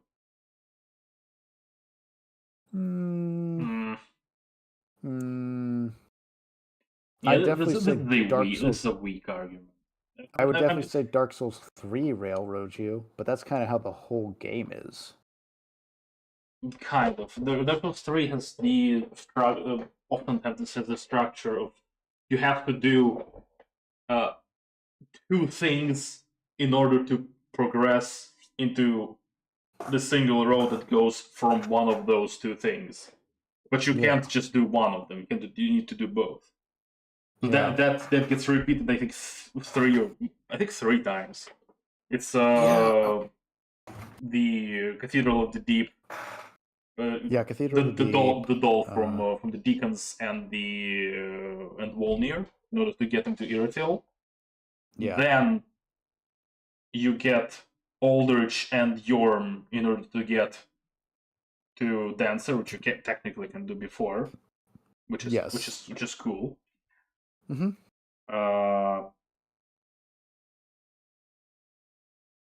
Yeah, it kind of gets a little bit fuzzy because you can get Dancer early, but then you also have to kill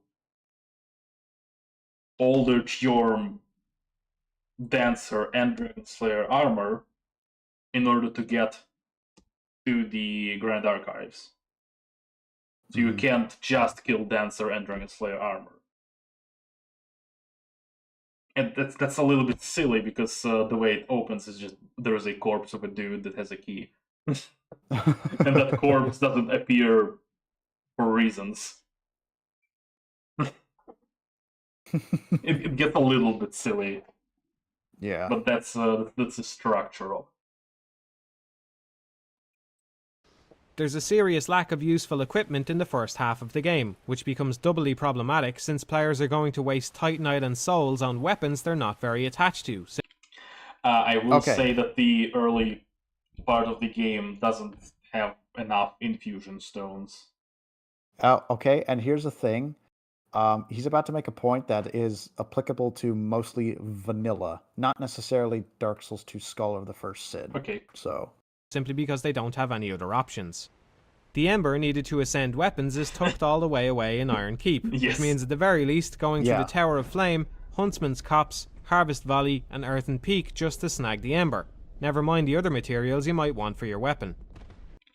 At the same so time, I think this might be better from a balance standpoint. Maybe I disagree. The placement of it is wonky, just on the staircase.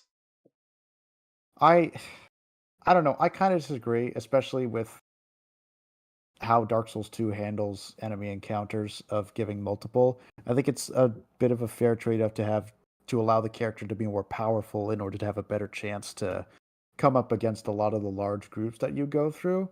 Yeah.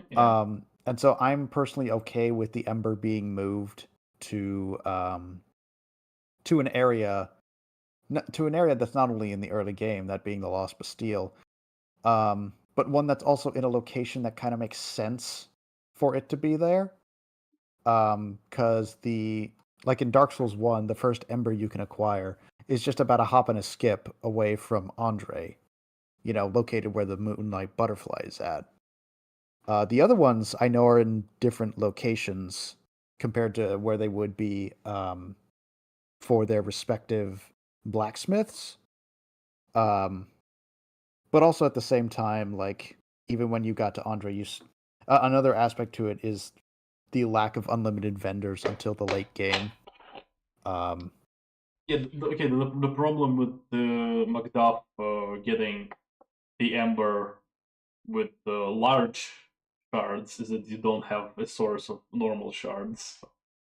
Yeah, and that's another part as to why I'm still okay with it being earlier in the game, because despite the fact that you still have to worry about a source of normal shards, having access to large shards earlier on can still allow some amount of experimentation.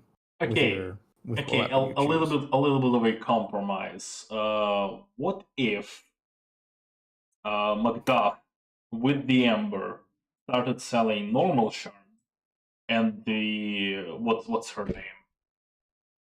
Shalon? I think that's the blacksmith's daughter. Yes. Yeah, her name is Shalon.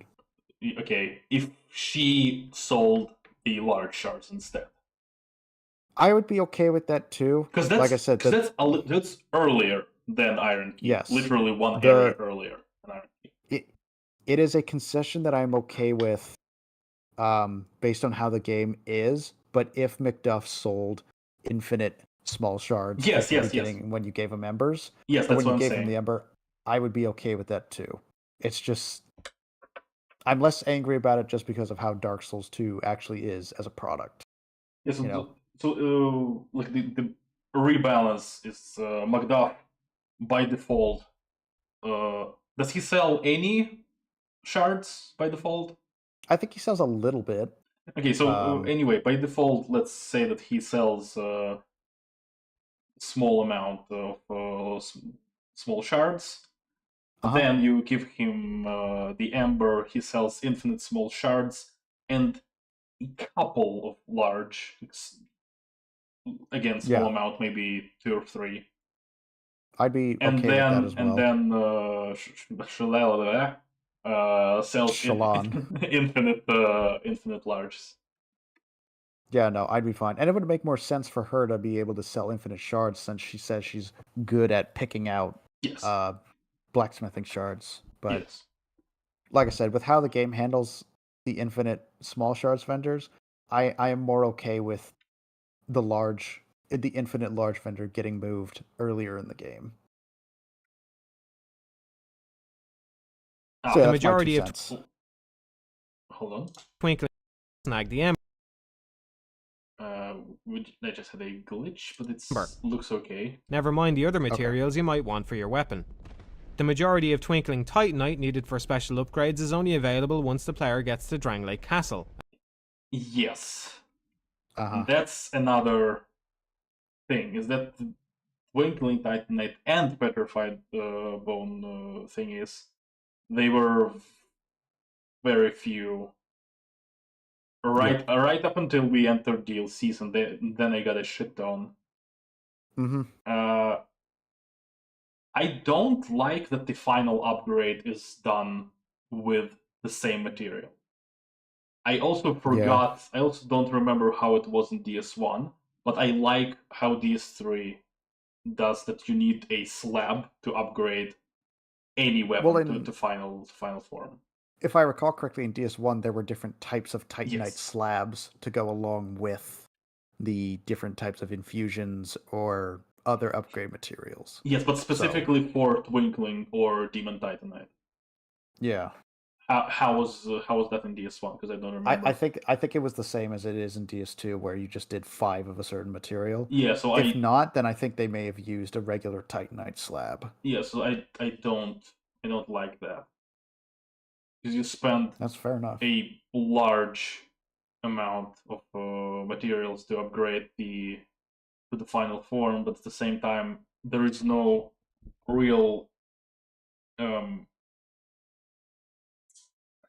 like progress gate to upgrade your weapon to a final form. At the same time, because the slab, the first slab that you acquire is a gate to your weapon to the final form. Now DS2 has another problem, that the first slab is the Prowling Magus. But aside from that... Well, I was going to say, like, your point also stands, given the amount of Titanite slabs that the game gives you, they could probably spare to have the final upgrades for the other kinds of Titanite weapons to also be a slab. Exactly. You've got so many. Exactly. Because I have, like, looking at blacksmiths and traders in general, I have bigger problems acquiring chunks. At which point they're most of the way through the game anyway. Once the player gets to Dranglake Castle, at which point they're most of the way through the game anyway. Yes, kind of. So that's the thing that we get in DLCs, when you had a shit ton of materials. The overabundance of bonfires is another issue with the overall level design in Dark Souls 2. One of the greatest things about Dark Souls 1, compared to Demon Souls, was its careful bonfire placement, which engaged the player in a game of risk versus reward. If you got far into a new area, you could usually make your way back to the previous bonfire easily to use your souls for leveling up, but that would waste more time than pressing onwards, so you were left with a dilemma: push yourself to go on, or go back and play it safe. This could lead to some very tense situations with a lot of souls on the line, and personally I can recall at least a few occasions on my first playthrough where the relief of finding a new bonfire was immense. That same feeling is hard to reclaim in Dark Souls 2 when all the bonfires are so close to one another. Well, yeah, I suppose Dark Souls 3 and Elden Ring weren't released yet, so the bonfires being placed close. Like, I wouldn't say that they are like really close, aside from the Huntsman Copse thing with the bridge, the tree. But still, it's like, this has been a running issue, you know, in a post Elden Ring world, we can doubt that this is just something they did not want to change ever again. Yeah. At this point, I think it's intentional. Yeah, it's not just intentional, it's a direction they're going in. So. Yeah. Yeah, this review was released not long after DS2. I actually forgot the thing I wanted to do. Hold on. Uh-oh. Give me a moment, hold on. Oh.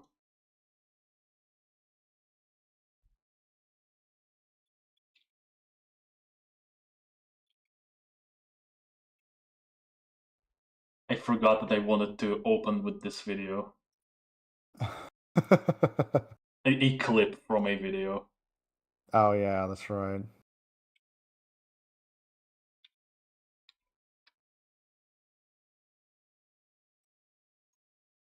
It's this video by Firelink Conspiracy. I haven't watched the full video, it's way too long, and it's about these two, so I didn't want to spoil myself too much, but I just watched the intro, and it was very funny to me. Dark Souls 2 was once a highly regarded game, but its reputation has been tragically damaged by the internet. It all started with a viral video from a YouTuber named Matthewmatosis. As I will categorically... Okay, so a little problem with that. So Dark Souls 2 released on March 11th, 2014, and the Dark Souls 2 critique released on April 21st, 2014.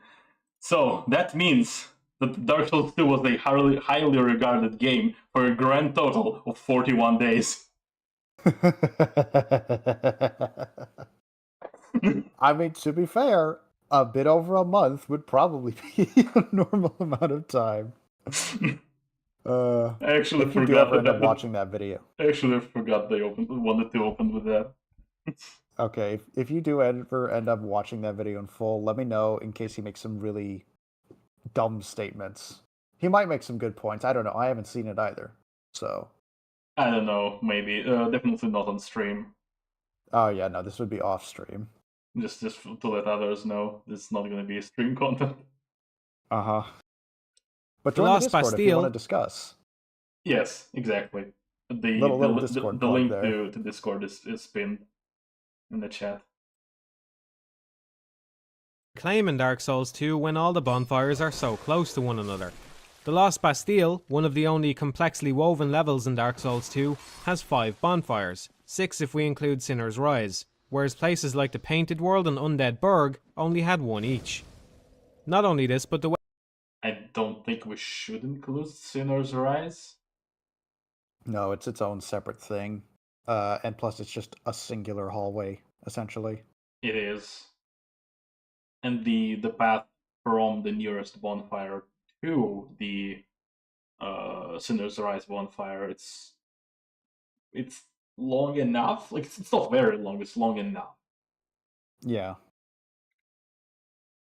Also, one bonfire is blocked off behind the Strayed, which you might not even unfreeze like I did until you told me who that is.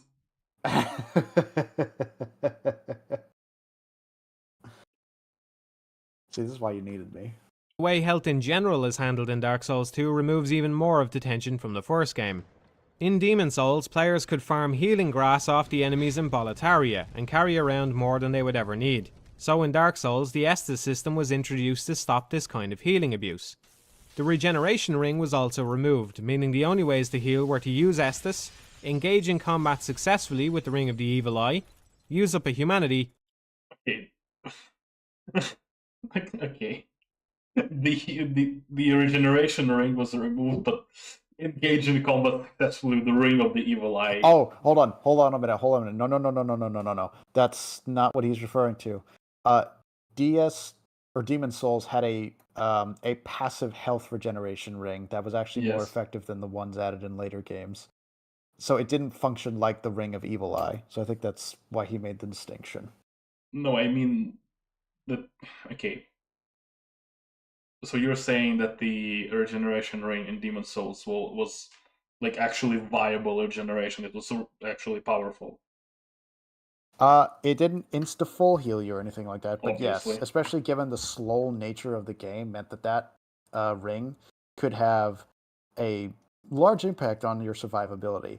Just to give you a little perspective, Ungo, the Demon Souls version, wears a ring that's got magic regeneration instead of health regeneration.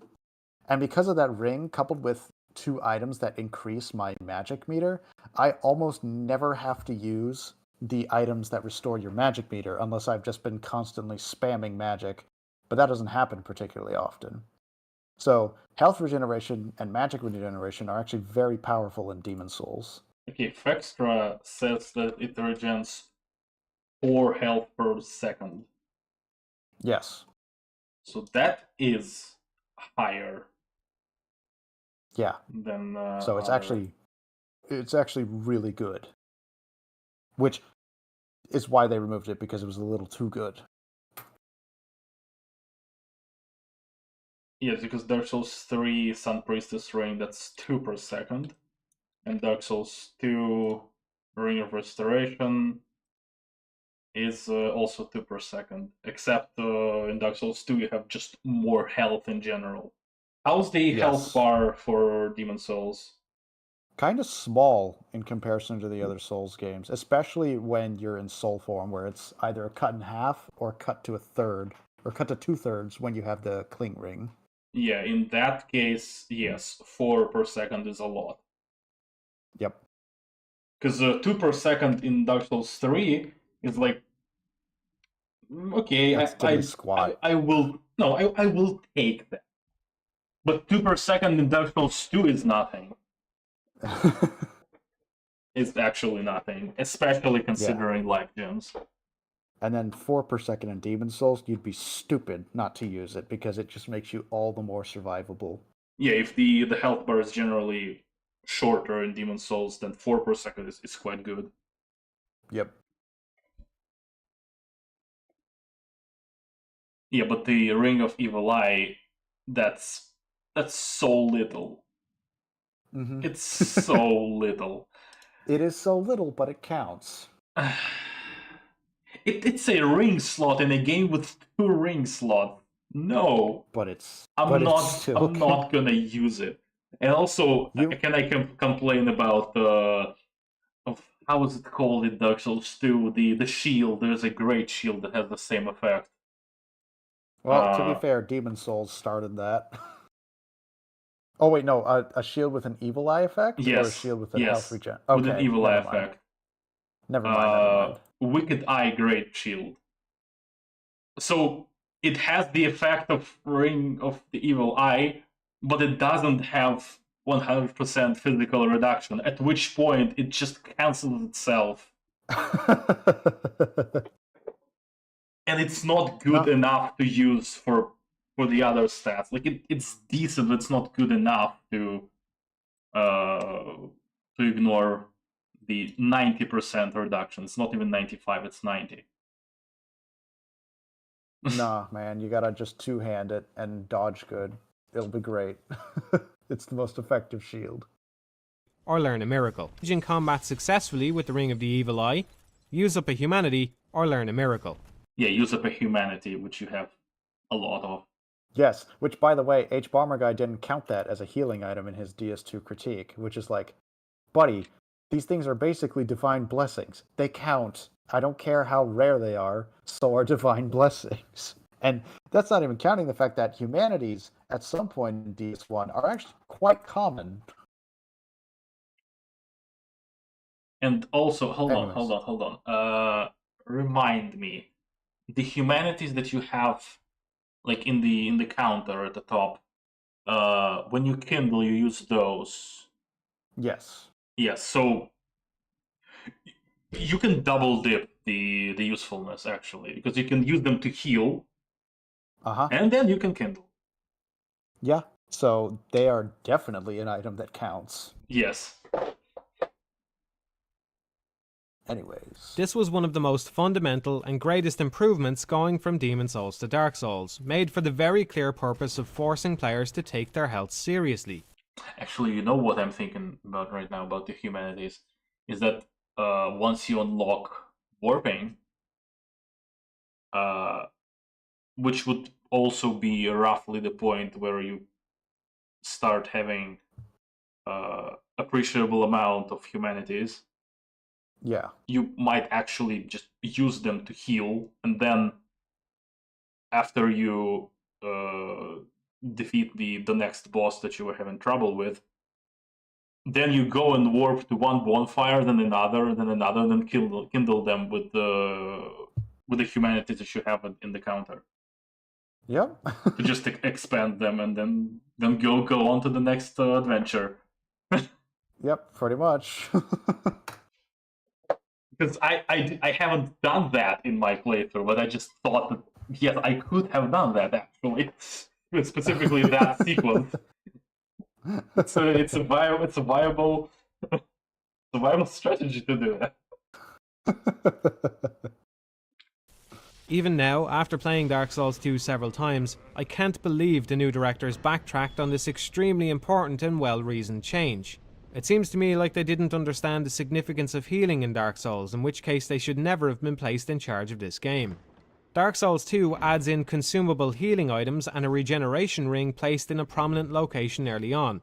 Which I missed for half of my playthrough. Okay, it's not a half, it's like a third.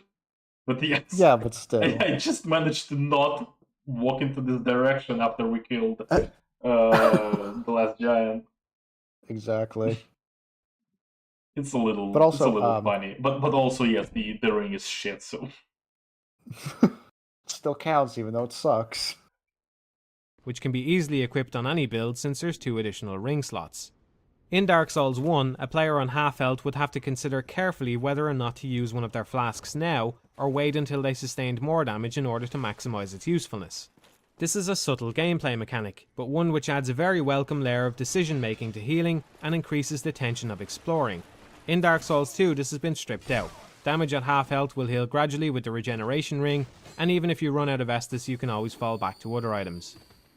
After failing to maintain the major healing revamp from Dark Interesting that after you run out of Estus you fall back to life gems, because that's not how I played.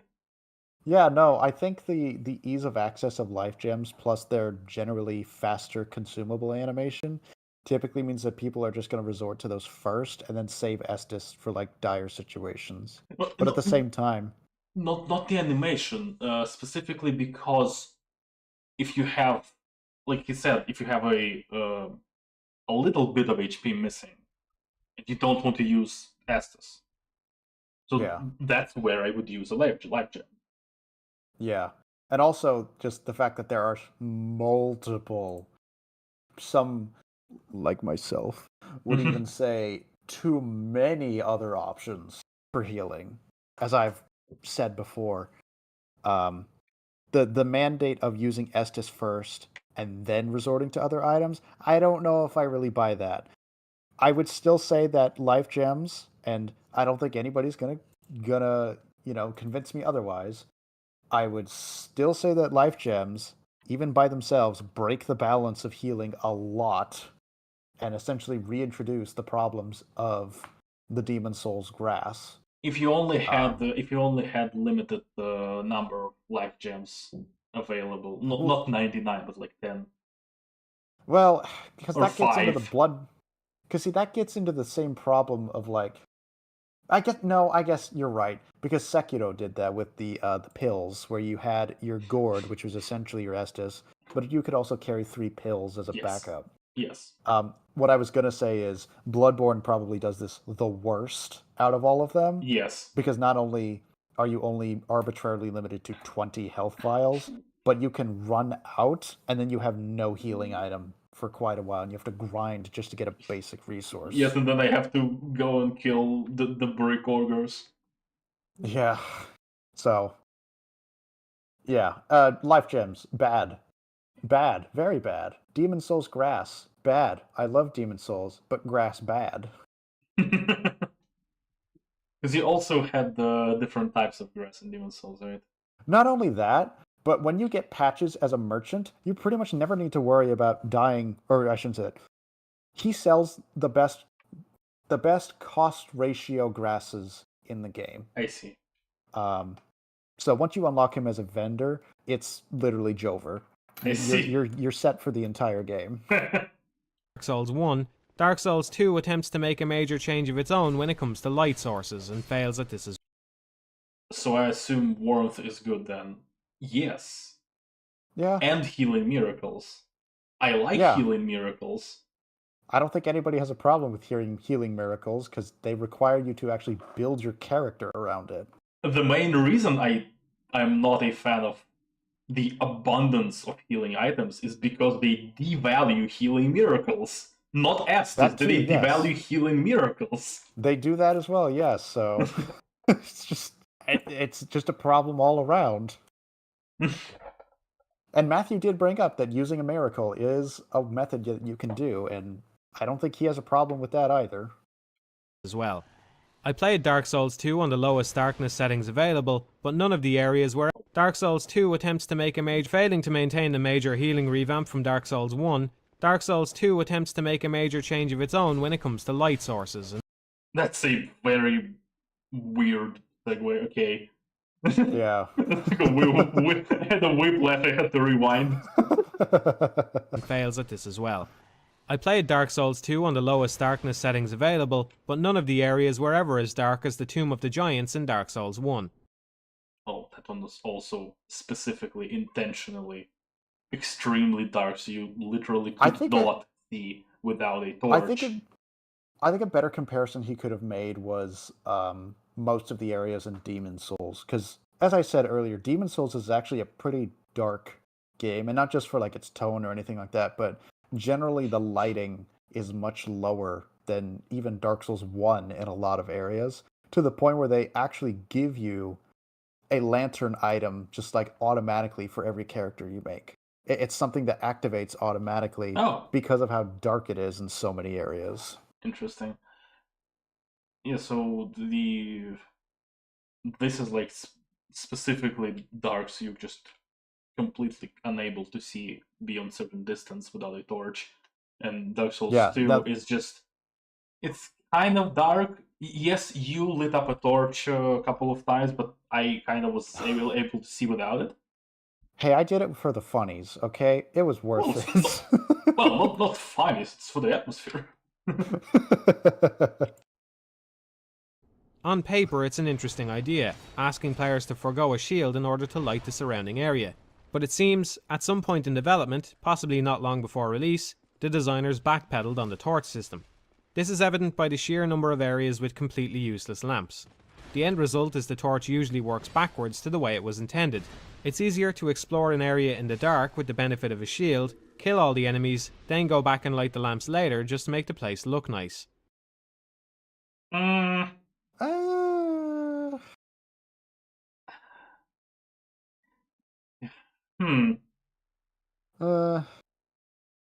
Because there's the problem that you're lighting torch specifically at the bonfire, so you're exploring with the torch.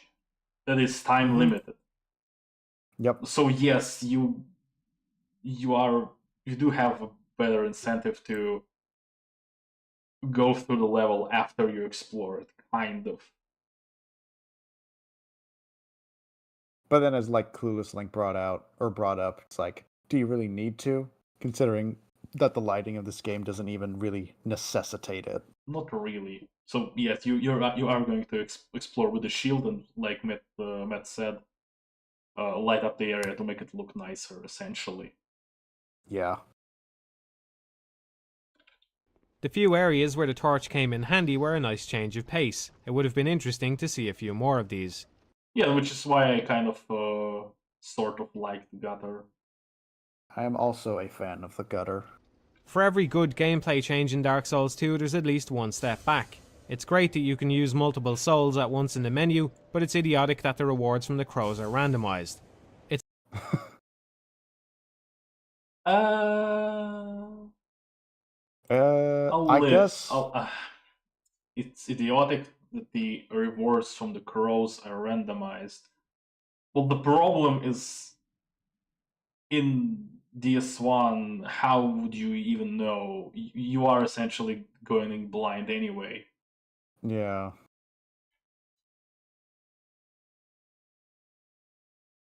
You can only trade like 4 items, yes. But at the same time, you get a lot more trading items than in other games. Yeah. So because there are more of these items, it makes you had a plethora of items to trade. Did you? Okay, might need to check that later, because I don't remember there was a lot of items, but at the same time I didn't really like try to trade a lot. Yeah.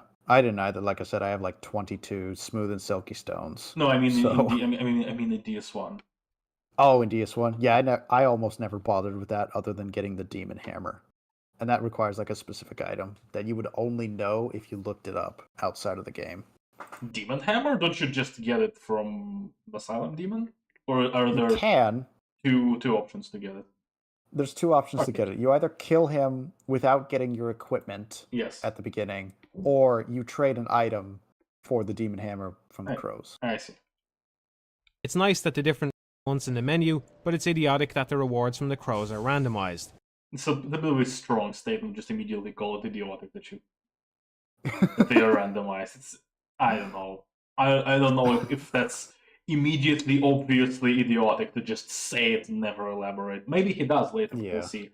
I would actually complain about a different thing. You can use multiple souls at play change in Dark Souls 2, there's at least one step back. It's great that you can use multiple souls at once in the menu, But it's idiotic that when you try to sell the soul items to Gavlan, you get like 100 souls for every of them instead of the amount.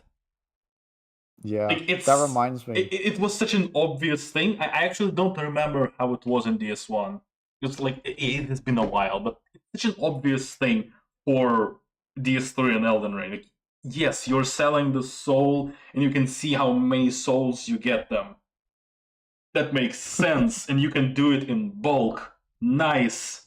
You can do it quickly. That is quality of life, actually. That is actually what quality of life is. You don't get really access to anything specifically, but you just can do the things that you could have done, but you do it slightly faster. And I mean, like, real life faster, not like getting speed advantage in the gameplay. And that is what quality of life is. but it's idiotic that the rewards from the crows are randomized. It's nice that the different rolling speeds aren't in 4 obvious tiers, but the addition of agility messes up rolling in general. With the amount of tracking Don't get me started. Don't get me started. Yeah, I'm interested what he's gonna say about it specifically. enemies in this game have, invincibility frames are an absolute must for the rolling to be useful. But Well, are they an absolute must? Or was I fine with the lowest agility? Well, you blocked a lot of things, so there was a trade-off. I did, but I also started to roll it later in the game because shit started to either deal a lot of stamina damage or have chip damage or both. So for Fume Knight, I had to dodge quite a bit. Yeah. the number of invincible frames depends on the amount of agility, so you're never quite sure at what point in your roll you'll be vulnerable. I'm willing to admit, on paper, this makes for a slightly deeper combat system than the previous games, but in practice it makes rolling less consistent and more frustrating. Slightly deeper combat system. To be fair, he probably shouldn't have been rolling to the right when Pursuer was swinging to the right. Not the point. I know. Not the I just point. think it's funny. Funny. Uh, Oh. Here, I got this.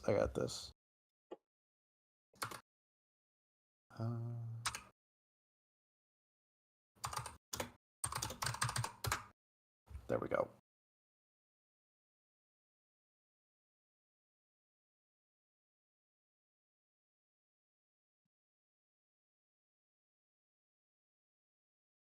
Yeah, the question is, what is the topic? Like you have the names of the chats and their explanation.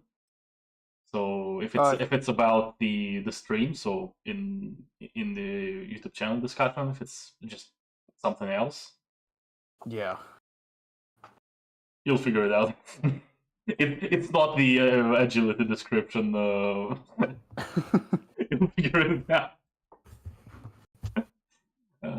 Right. So what was I gonna say? Yes, the direction he rolled in, like, yeah, it gets a little problematic when people start showing clips of rolling incorrectly and then talking about something that isn't the rolling, like the iframes, for example, iframe count, and then people will focus on the direction of the roll being incorrect and kind of not necessarily dismiss, but sort of dismiss the actual point being made. It happens way too often.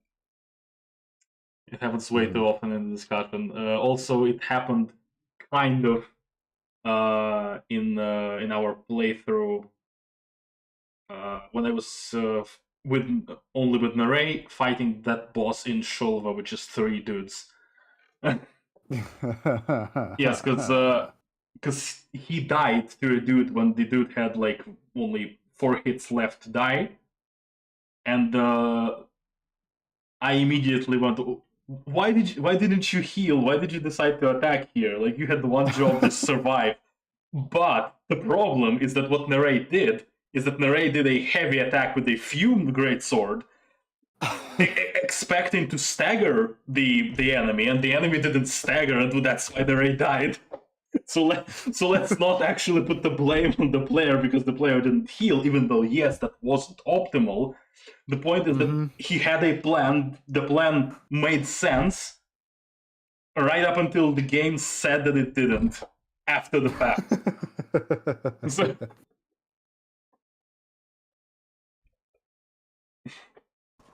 Paradoxically, the animations lack the weight present in Dark Souls 1, but nearly every action is actually far more clunky this time around thanks to the agility stat. The animations are lack the weight. I would say this for anime animations definitely. Anime animations are very floaty. That's a good way of putting it. Player animations I also don't really like. A lot of them are also look weird, but not as floaty as anime animations. The sound design is a problem though. The sound design. That's also a weird one too. The clink of the sword on the ground is very unimposing. Yes. Ding. Little dink, little dink. Like every weapon sounds like a dagger hitting the ground. Especially at the start. Every action is actually far more clunky this time around thanks to the agility stat, especially at the start. The best thing I can say about this is at least it means adaptability is more worthwhile than resistance was. He's right. I would say that's a... What was the resistance? Why was it a thing? Why was it a thing? I don't know. I mean, he's technically right. Adaptability is more useful than resistance. It is. Why it's more useful, I think, is a problem. But he's not wrong. He's not wrong. He ain't wrong. Soul memory is a decent idea, but executed incredibly poorly, making it worse than the simplistic level matching the previous games did. Yeah. Soul memory is nonsense, because... I don't have much to say on that, really. I think the best argument against soul memory was that if you lose your bloodstain, you can get completely screwed by invaders. That's true, yeah. And also if you decide to spend your souls on, I don't know, armor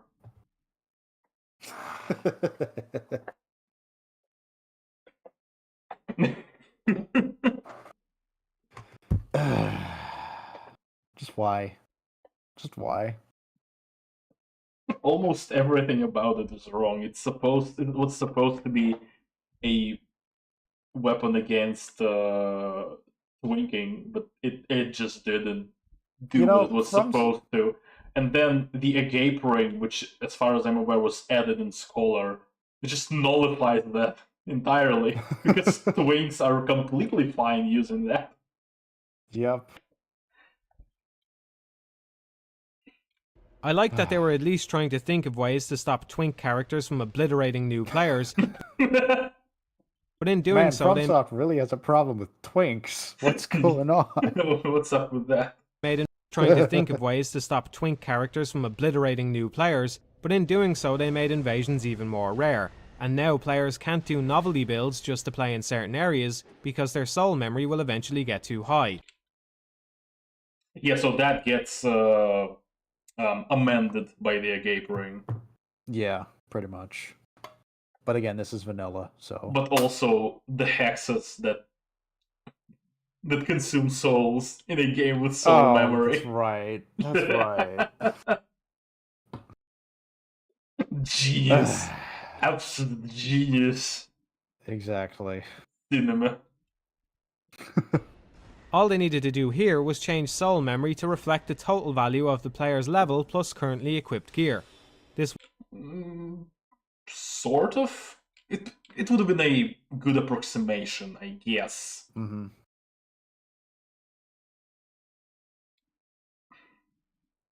But yeah, I don't know why it took them until Dark Souls 3 to have weapon level and soul level matchmaking. It's just the FromSoft shuffle all over again. They'll think of something, forget about it, and then come up with a better idea, and then probably forget about it again. This would leave twinks out in the cold the way FromSoft obviously wanted, but wouldn't stop invaders from creating novelty builds which could permanently play in certain areas. The schizophrenic design of Dark Souls 2 seems to just change, fix and break things at random. That's just the Souls series at this point. Yes. To me, this is all summed up with one minor problem with the Emerald Herald. 46 dark orbs. 500 cigarettes. 500 cigarettes. How many soul arrows did you have by the end? Which ones? Well, let's start with the biggest number. Just tell me the biggest number. I think the biggest one that I had, just because I had it equipped, and I could have done way more, I had 36 heavy soul arrows, but I could have easily bought my entire attunement slot's worth of heavy soul arrows, and I would have been well into the triple digits. Which irritated me to no end. To me, this is all summed up with one minor problem with the Emerald Herald, which irritated me to no end. When leveling up in Demon Souls, the Maiden in Black would recite a sort of incantation about souls. Anyone who's played the game for any decent length of time can probably repeat it word for word. The phrase she says appears when the player enters the level up screen, and as they think about their stats it continues to play in the background. The Emerald Herald has a somewhat similar phrase, which she recites, but it's all front-loaded before the menu instead of playing in the background. Interesting that Dark Souls 3 went back to that design. Is that the Firekeeper will have a little chant that she does Shuffling. While leveling up. It's all shuffling. Forcing players to get through 4 sentences before they can level up is only going to build resentment towards a character they're clearly supposed to like. Hold on, let me get a better one. Let me get a better one. Yes, at the same time, it's not only this character, it's every time you have to speak with a character that you used to buy something from, or they have to have their starting speech. Yeah. I don't like that, yes. They fixed it in DS1, they ripped out the Firekeeper's tongue.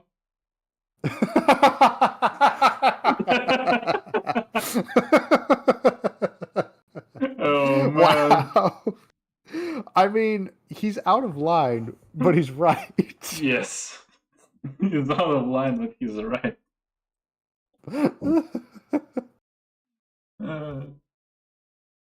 Yeah, it's also funny that the meme Bear 60 Quest, you actually can skip faster. That's true, yeah. Because with Andre in DS3, you can't. You will always hear pretty bad. Exactly, yeah. Touch the darkness inside me. Stuff like that.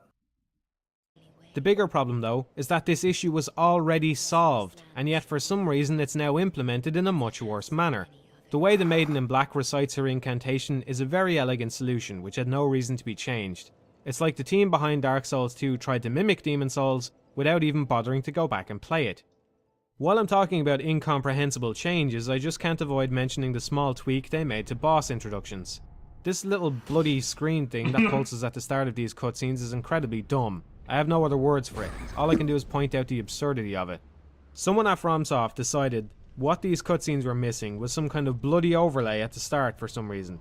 Because of that decision, someone made or procured a bloody texture from somewhere, then someone else had to animate it to pulse at the start of the video, and someone else had to do the sound effect for it.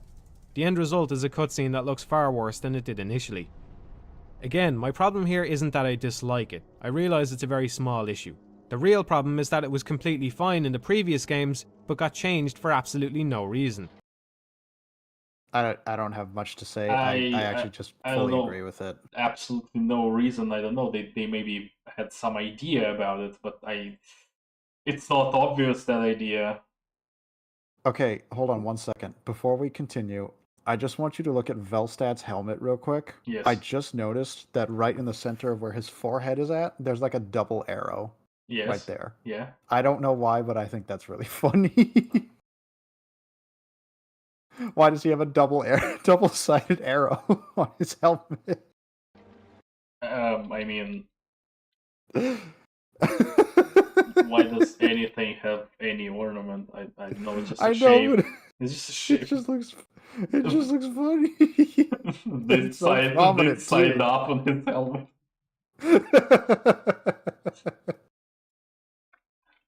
His helmet is just generally an arrow. But why does he have a double one?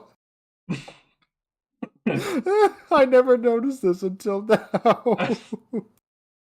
Okay, I see. It's one of those things that just, for some reason, just tickle the funny bone. I see. When you stop and think about it, it says a lot about the way this game was designed. Nobody was looking for this kind of effect to be added to the cutscenes, but some people like myself would surely dislike it. They only stood to lose out by adding it, and yet they added it anyway, because they just weren't thinking. Somebody just put it together, and it made it into the final game without anyone examining what the game actually gains by having it there. I don't. That's a little bit. That's a little bit too harsh, because you could have done something with it. Now they didn't really, but this could have been a thing.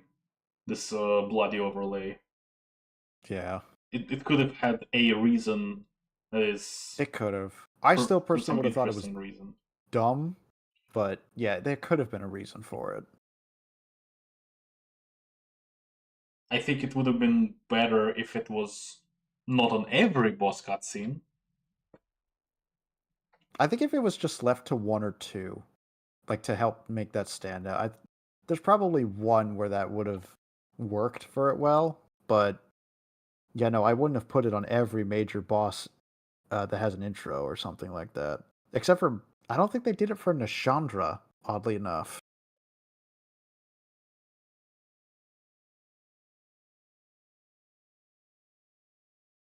Let me see. I have the previous stream. Let me see if I can find it. I have the previous stream. Okay, this is PvP stuff. This tier list stuff. Okay, so first cutscene to Nashandra will be somewhere around.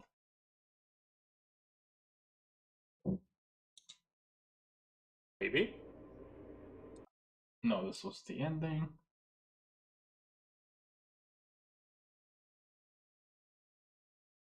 also remember that I died to old, yeah. I think we all did.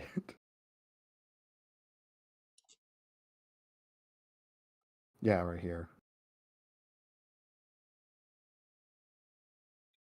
No, this was the second attempt, yes, because we also died to Nashandra once.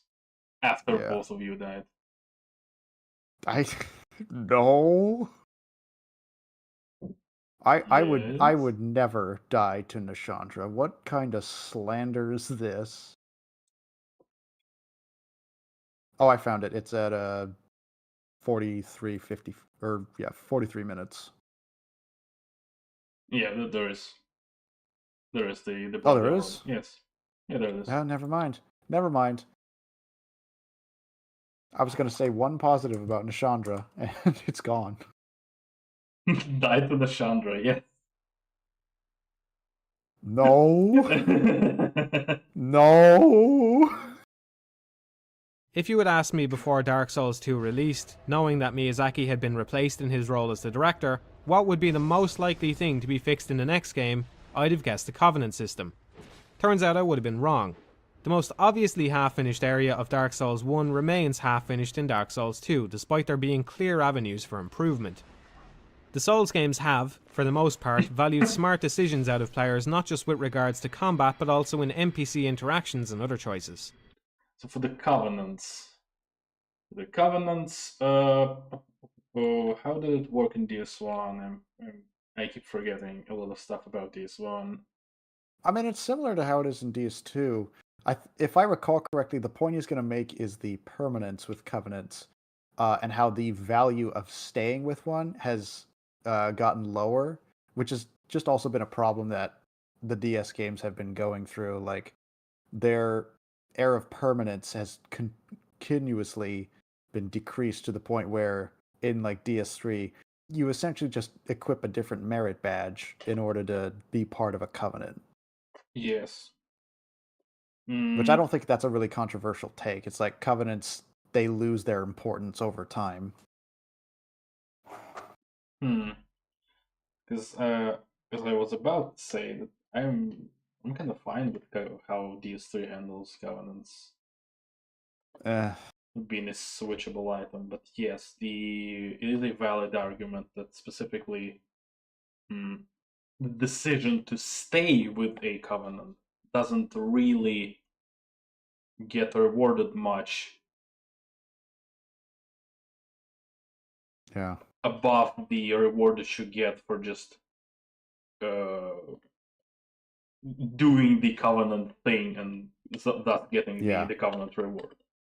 And then, of course, there's no punishment for leaving or abandoning a Covenant. Yes. So, yeah. Anyways. I guess maybe it would have been cool if the Covenants got some additional bonus if you just stayed with a Covenant for I don't know how I would count the time, not literal time, definitely. Boss kills is also weird, but because not every Covenant will be like on the same rate that you would acquire the items. Yeah. So I think the video box in the OBS shifted somehow. Oof. No, it's fixed. It was slightly a couple pixels. You could still tell what it was, but yeah. Let us continue. This is why it's valuable to try and get into your character's head a bit when playing. For example, when playing my knight, I decided not to attack anyone who wasn't hostile to me first, since that seems like the honourable thing to do and might avoid any nasty repercussions. Similarly, I decided it wouldn't make sense for me to join a Covenant without having an understanding of what that Covenant was about. I mean, if I came up... Okay, you generally rarely have an understanding of what the Covenant is. I think sometimes you do, but most of the time you barely have any information to actually understand what it is. I think it just means like lore-wise, or I guess aesthetically, for lack of a better term. Immersion. I'm trying to find a good term. I don't think he means in the meta sense of like the mechanics behind it. If that makes sense. Okay, yeah, that's valid. Yes. Yes, because you do have some explanations of the characters telling you some What the lore, Covenant is a bit of a lore dump. But Yeah. we do stuff thing. Uh-huh. Up to you on the street and asked you to join my organization without explaining what it was, it would be a bad idea to accept my proposal. This is such a simple piece of logic, it's one of the earliest things we teach children. This was my chief problem with the Covenants in Dark Souls 1, and nothing has been done to correct it in Dark Souls 2. Take the Company of Champions, for example. At least that one gives you 3 prompts to not do it. Yes, player make sure you're willing. Up to a big stone tablet and is immediately prompted to join the Covenant without any explanation. Yeah. What is written on the stone? I have no clue, man. I mean, the game could have presented you the text. This could have easily had some text on the tablet explaining what the Yes. Covenant was about. Instead, you only get a vague description after you accept the first prompt. I go into the Souls games knowing as little about them as possible, which I definitely feel is the way they should be played. So for all I knew, I might suffer some harsh penalty for abandoning this Covenant, which meant it would be foolish for me to join it without having more information.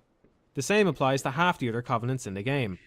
Now, as I said, this was an issue with Dark Souls 1, I'm not going to ignore that, but the chief benefit of doing a direct sequel like Dark Souls 2 is the ability to fix up areas from the first game, which hasn't happened here. Yes. Mm-hmm. Because that's also another part, is that you often get defenses for some of the game design decisions. Well, it happened in previous games. Yes, that's should have served as a catalyst to not have that in newer game. The 2 wrongs don't make a right, so... It's not even 2 wrongs, it's the same wrong again. Like putting Artorias in Night Train and still having him ignore your iframes with front flips. Because I literally had the response from someone telling me, well, that's how it worked in Dark Souls 1.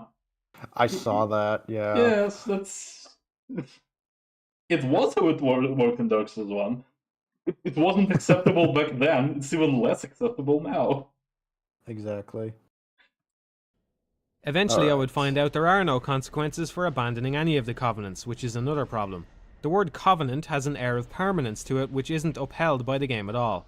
Again, this problem existed in Dark Souls 1, but if anything, Dark Souls 2 practically encourages the player to abandon Covenants whenever it seems even mildly convenient to do so, since they can always easily rejoin. If you're going through one of the Bell Towers, you may as well just join the Bell Covenant to get a few Titanite chunks. If you want to go through the doors of Pharos without any hassle, just go back and join the Rat Covenant. I feel like the Covenants needed permanency, either by limiting them... Yeah, okay, so this is a good point actually, because being in a covenant, like the Rat Covenant specifically, literally gives you benefit passively. Yes. At which point, yes, there has to be some trade-off Mm-hmm. to not do that. Or to leave the Covenant. Yes, that is actually a good point, which is not something that happens in others. We're just a huge passive reward in an area. Yep. And here we are in a post-Elden Ring world where covenants no longer even exist. They don't exist, and I don't like it. Yeah. I would Go ahead. I would have accepted just these 3 covenants, because I'm fine with switching items. It's like I understand the issue, but I am personally, just in gameplay terms, I'm fine with it. But just no covenants entirely, man. Like, that's what I was about to say. Volcano Manor, literally. I know. That's what it is. The bloody fingers from Moog. They You could they have got you could have helped Morgoth guard Leyndell. There was an entire Imagine if quest you line for that, actually. imagine if you what? There was a cut quest line involving that where you joined up with one of Morgoth's personal guard who didn't know that he was an omen. And then eventually the quest line ends with this guy figuring out that Morgoth is an omen and trying to kill him. And there was a whole thing about protecting Leyndell that you could do. Man, Yeah, I was about to say, like, That- they kept getting that's less really and less important to the point now where they just don't exist. that kind of would have been cool. Yeah, Man, I like Morgoth. I do too. Let's continue the video. Yes. To one per character, or at least enforcing a strict penalty for abandonment. This would have improved the replayability of the game by giving each character a certain role in the world, and might have improved the longevity of the online as well by giving people a stronger attachment to their Covenant. Of course, all of this would be contingent on explaining the Covenants better and giving more noticeable long-term rewards, but these aren't demanding goals. As for the Covenants themselves, there are some other, more specific issues. One minor detail which has a drastic knock-on effect is the lack of a whole red-eye orb for invaders. Without I don't Yeah. know if we need to say much here. It's silly. It is very silly. You do get cracked red eye orbs for winning arena fights, but it's Yeah, silly. they should have just had a red eye orb. Because in this way, it means that you either, if you don't like duels, if you just want the invasions, that what choice do you have? Yep. You can buy more and increase your soul memory.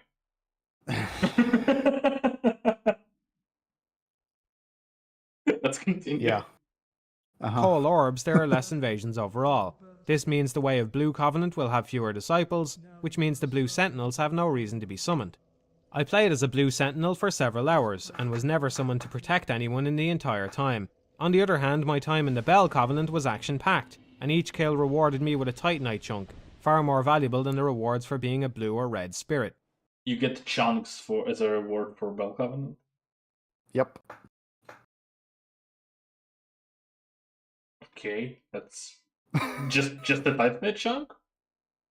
I think so. Well, like when you kill the host, I think is what it's saying. Yeah, you get a Titanite chunk. But he's about to talk about something you were talking about earlier. No. This imbalance in the reward structure pushes more people to the Bell Covenant, further killing the other three. The way I see it, there are two simple fixes which would drastically increase the amount of activity in those three covenants. First, give the invaders and defenders whole eye orbs early on, maybe at rank 1 in the covenant. Second, change the Way of Blue Covenant so the members don't have to waste a ring slot in order for it to be active. Yes, that's very silly, because you have to enter the Covenant and use the ring. Why? Yep. Like, why? Like, I don't know, man. It makes sense then that Dark Souls 3 just abandoned the enter Covenant prompt and just used the ring. Except it's not the ring, it's a 5th slot specifically for Covenant items. Yep. Nobody wants a valuable slot taken up on the off chance they get invaded, so they don't use it.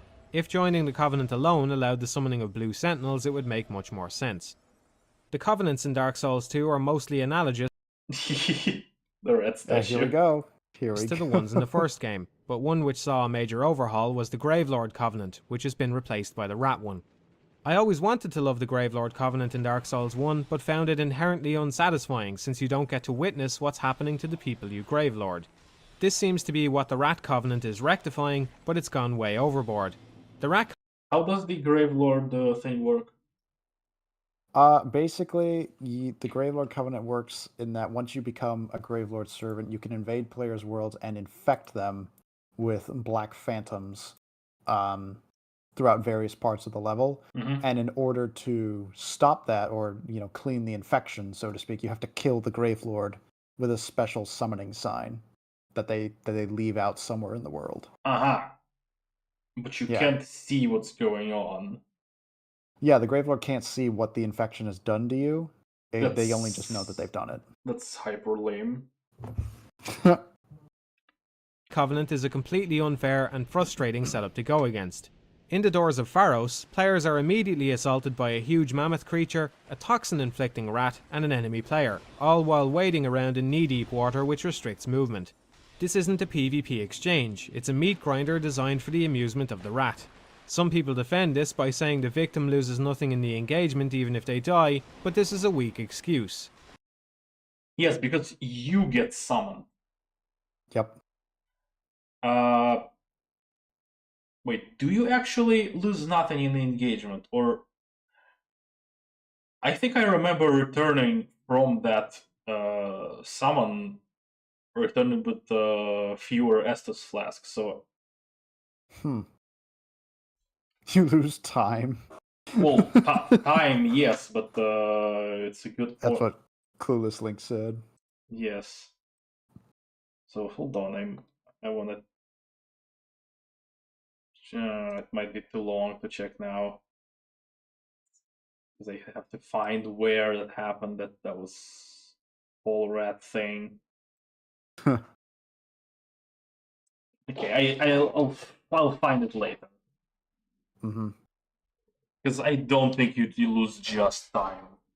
You might lose your resources. I think which point I think Clueless Link was just making a joke. Well, obvious. Yeah. Yeah. Anyway. I don't judge my enjoyment of a game based on how much stuff I have in my inventory, I judge it by the things happening to me. Being pulled out of a level into a load screen only to be slaughtered by impossible odds, taunted by an enemy player and then kicked back into a load screen is a waste of time at best.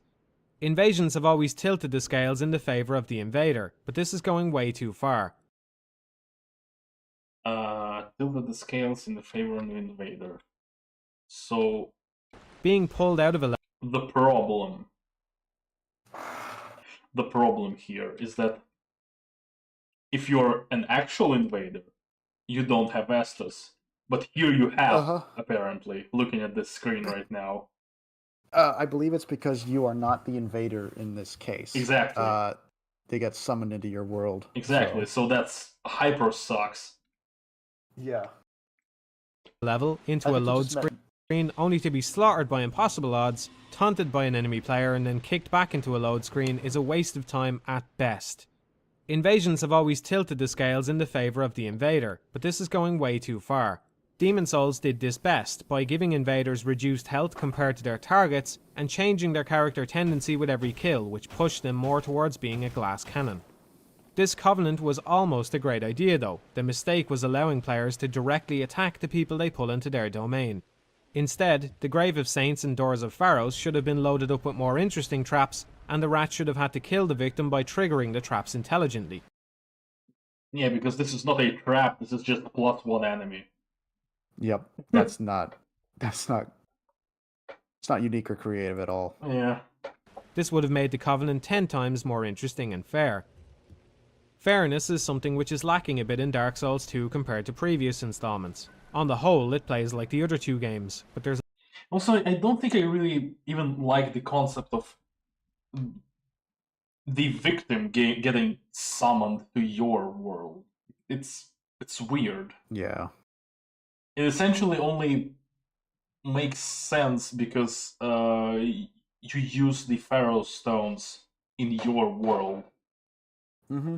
The ones that you want, but you could have done it in a way that you have like a reusable Pharaoh stone thing as an invader in this area that you can activate in the victim's world.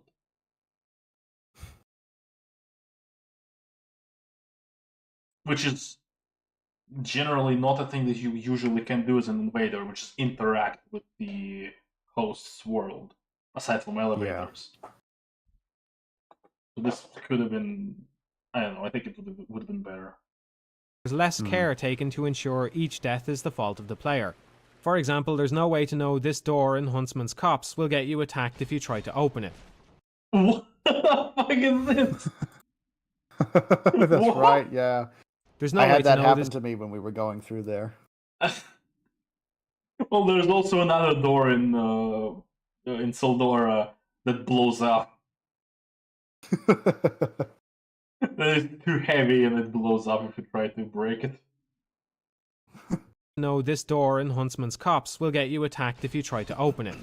There's no way to know this beam in the well will break if you land on it, especially unexpected since landing safely on stuff like this was possible in Demon Souls. Especially since the further beams that are down below you can land on. Yep. This door in Aldia's Keep has no indication it's about to kill you either. This moment would be incredible. What? Oh, okay, it's at the This end. door It's in at the end, okay. Yeah.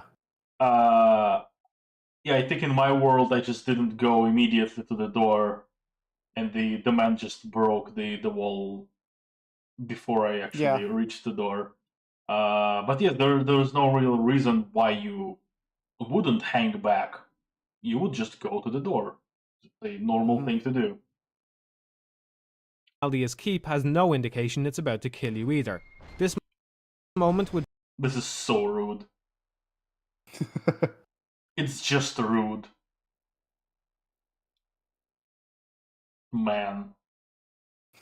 Yeah, the game can just kill you, essentially. Pretty much. Would be incredibly cheap in any game, but it's especially disheartening to see it in a Souls game which used to be known for being punishing, but fair. The worst offender of all is probably the windmill in Earthen Peak, which needs to be burned down in order to clear the boss room of poison. I have no idea how anyone is supposed to discover this without being told to do it by reading notes left by other players. The part the character sets on fire is clearly made of metal, and the level design here makes no attempt whatsoever to get players to light their torch. I suppose the saving grace here is that it's still possible to beat the boss even with the poison, but the point is none of it makes any sense. Yeah, the other problem is the prompt, again. Exactly. The prompt... Okay, the question to you and the chat. What does a prompt do? It generates an AI art image that I post on Twitter. No, a prompt is supposed to inform you that you can perform an action on something, or that something is either interactable, examinable, any of those kinds of things. Okay. And it usually displays like the mechanism as to which you're supposed to interact with it. Next, okay, you said this a way to tell you that you can do something, a cue to do a thing. What else? What does the prompt do? Hit me with it. Okay. It allows you to confirm the intention of the player character. Specifically that phrasing. The intention of the player character, not your intention. The in-universe character wants to do a thing. This thing is written in the prompt, and if you want your character to do that thing, you press the button. Yep. Because obviously the game doesn't have a capacity to translate every your intention into the game.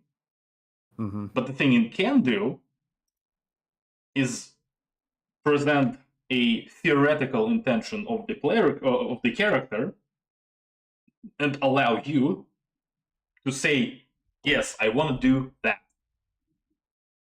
Why does your character want to burn the windmill? It's... I don't know, man.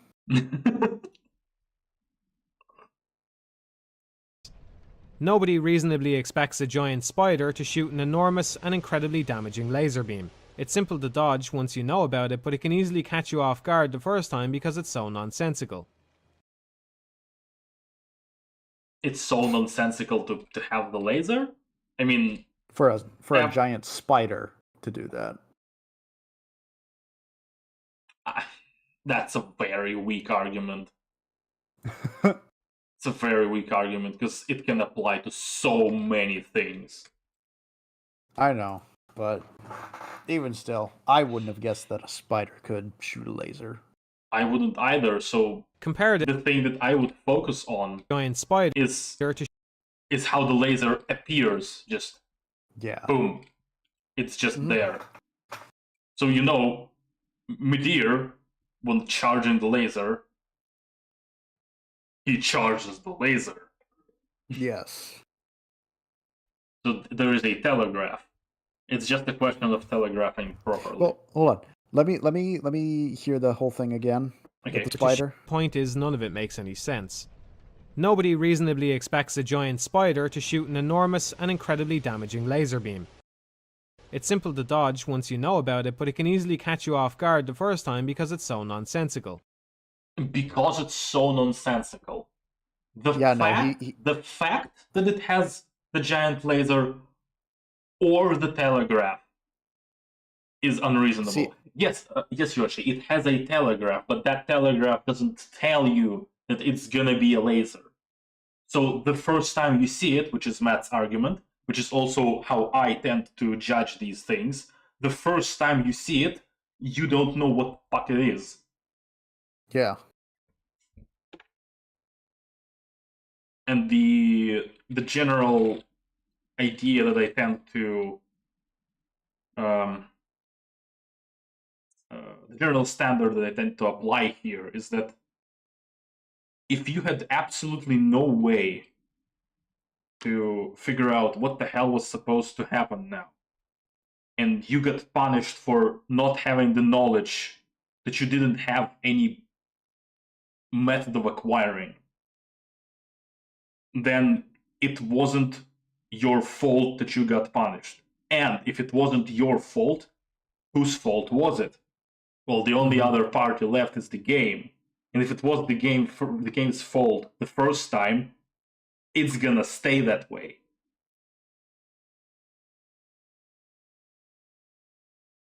Kind Okay. of. We're gonna listen to one more point, and then I gotta get going. So we've only got like 10-ish minutes left on the video. So So you're gonna go in what? just let me see the time for the video. 38 out of 49. I technically have to go now, but I Ooh, want to hear one more point before I go. okay. Compare this with the armoured spider in Demon Souls, which can breathe fire. The level is a fiery mine, so you're probably expecting something fire-based. The tunnel leading in... The level is a fiery mine, so you're probably expecting something fire-based. I mean... Okay, I think I see what his point is with the spider now.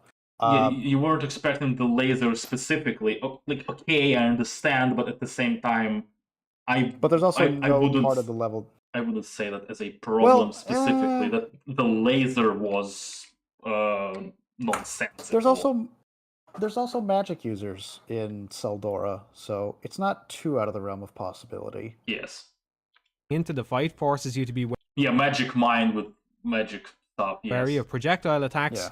And the flame breath attack has a long lead-in with an obvious particle effect to signal danger. There we go.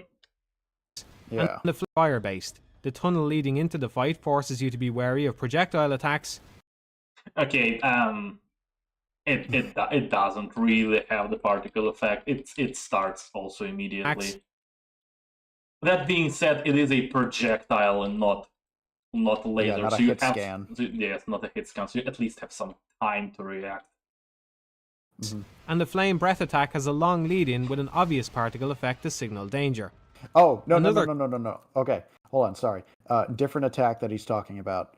That was just a basic fireball it shoots. It has a supercharged flame breath attack that it will charge for like 5 seconds before unleashing it. Oh. He just didn't show it. So probably should have shown it. Yeah, failure on your part, Matt, to not show the relevant footage. Yes. For comparison is the Tower Knight and the Last Giant, which are night and day compared to one another. For the Tower Knight, the arena is incredibly spacious, and players are lured up to deal with the archers first, giving them time and space to learn the Tower Knight's attacks before having to deal with him directly. Okay, are you really Tower Knight is the Tower Knight and the Last Giant, which are night and day compared to one another. For the Tower Knight, the arena is incredibly spacious, and players are lured up to deal with the archers first, giving them time and space to learn the Tower Knight's attacks before having to deal with him directly. The cutscene shows the archers, so they already know going in that that's what's going to happen. Sure, you're probably going to learn quickly. Anyway, even if there was a cutscene. For the Last Giant, there's no such prep time. The arena is far more cramped, and his moveset consists of haphazard flailing which can catch you the wrong way for seemingly no reason. The Tower Knight fight is about as challenging as the Last Giant, the only difference being you're less likely to suffer a cheap death the first time you face him. Okay, just knowing the fact that there are archers, I highly doubt that the Tower Knight has as pathetic of a moveset as the Last Giant. It's not, but it's got a couple of wonky hitboxes. So I think there are still cheap deaths that the Tower Knight can provide. No, I mean specifically pathetic of a moveset, because Last Giant is completely impotent. It's not just bosses which suffer from these kind of problems. The mace-wielding knights in the Dragonary are perhaps the worst enemies in the entire series. That's a strong statement. Thanks to how stupidly unfair their moveset. Even before, even just this game, it's not even close. You have Hide Knights, you have Salamanders. And I'm also forgetting one other enemy that I was really pissed at, probably so much that I memory hold it. But I remember at least one other enemy that I really hated. Ogres are pretty stupid, but the Hide Knights are dog shit. Dragonary are perhaps the worst enemies in the entire series, thanks to how stupidly unfair their moveset is. Really? They seem to just reset their animations constantly without any kind of stamina. Even after dropping their mace on the ground, they have no recovery time before they're swinging all over the place again. Trivial for a magic-wielding character, but insanely unfair for melee characters since there's no safe time to attack them. I mean, I think his AI just bugged in a loop. Possibly. Because that looked like a loop specifically. Which, is a flaw, but not for the reasons he's talking. Yeah. Alright. You've got about 10 minutes left on the video. I would be personally okay if you just continued it. And I can watch the rest of the stream to see if you have any relevant questions for me later. But yeah, okay. I've got to go. So yeah, and for the chat, those questions will be in Discord. Yes, you can check them there. Yeah, if you want to ask me or if you want to ask Swag, just hit us up on the Discord. All right, see you guys later. See ya, that's all right. Let's continue. Yeah, so saying that it's the worst enemy in the entire series, that's loud. Magic-wielding character, but insanely unfair for melee characters since there's no safe time to attack them. No safe time to attack them. So, it is also an argument that I have heard very often in regards to Dark Souls 3 and Elden Ring, is that enemies have no stamina. They never did. Enemies never had stamina. It was never a mechanic that enemies were subject to. Sometimes they just had longer recovery animations on their attacks, or maybe they idled for a little bit before attacking, but that wasn't because they were explicitly waiting for their stamina to regenerate. That just was never a thing. So,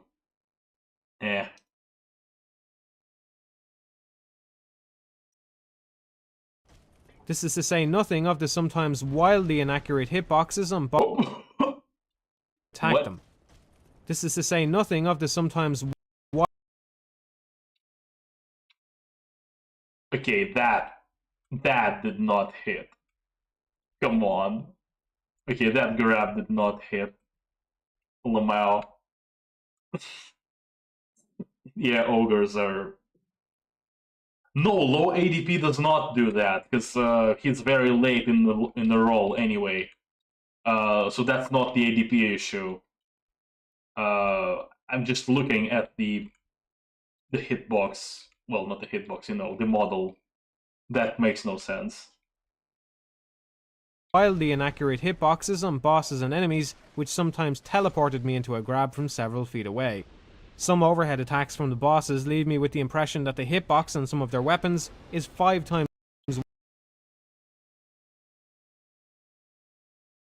Yeah, this as well.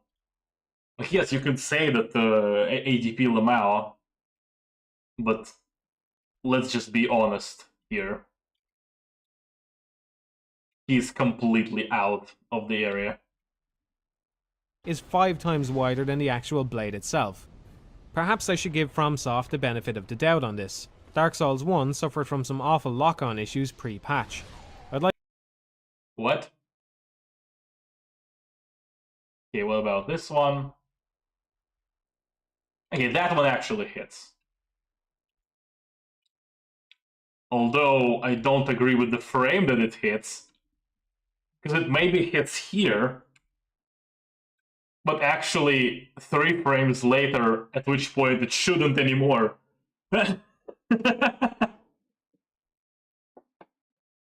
Lol, Lamau. I'd like to out on this. Dark Souls 1 suffered from some awful lock-on issues pre-patch. I'd like to assume a similar patch might sort some of these issues out, but the cynic in me says they're here to stay. Enemy designs in general are a big step down from Dark Souls 1. Nearly all of them are humanoids with similar movesets.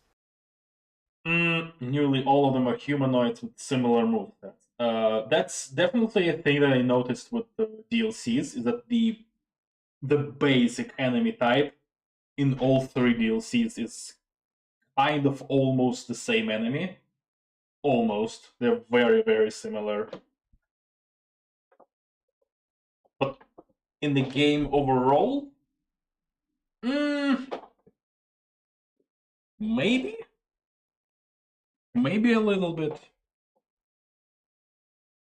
The vast, vast majority that don't conform to that style were all present in Dark Souls 1.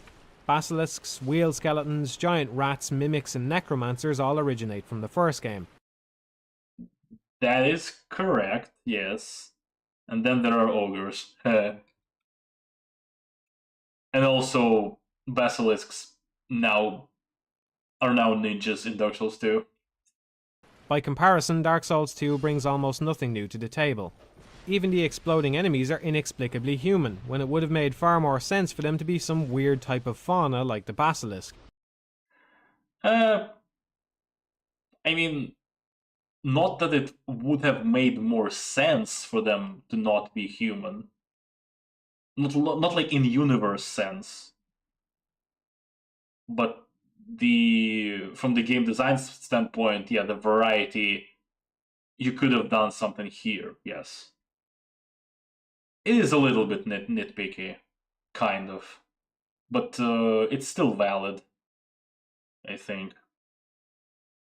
Like, yeah, this is the point where you could have had non-human enemies, because they don't really have any reason to be human, but it's not necessarily a bad thing, it's just It's just kind of mid, with a small lost potential for very small improvement. Especially considering the number of strange locations they end up in. That I agree with. I'm not sure what they are doing here and why they are corrosive here. I imagine the team have a lot of respect for Miyazaki, and it feels to me that crippled them from creating a more original experience. They probably didn't want to trample on the legacy of the previous games, so Dark Souls 2 ends up playing it very safe. As a result, too much of this game feels too familiar. The Gutter is effectively the 3rd time this kind of area has been done in the Souls games, and other areas like the Tower of Flame and Earthen Peak feel very reminiscent. The Gutter is the 3rd time, so I'm assuming Demon Souls also had a similar area, like Blighttown or Gutter. Some of the bosses are outright lifted from Dark Souls 1, and the soundtrack pales in comparison. After beating the game, one of the first things I did was look up who the composer was, and I was completely shocked to find out it was the same person. The music in Dark Souls 2 feels so phoned in, with nearly every track feeling like an imitation of the Ornstein and Smough theme. Every track feeling like an imitation of Ornstein and Smough theme. I don't know if I agree with that, but I will say that none of the tracks like stood out to me as memorable, except for maybe Majula's theme. But you know, it's not a hot take. Majula's theme is pretty nice. But I don't think I remember any of the boss's themes.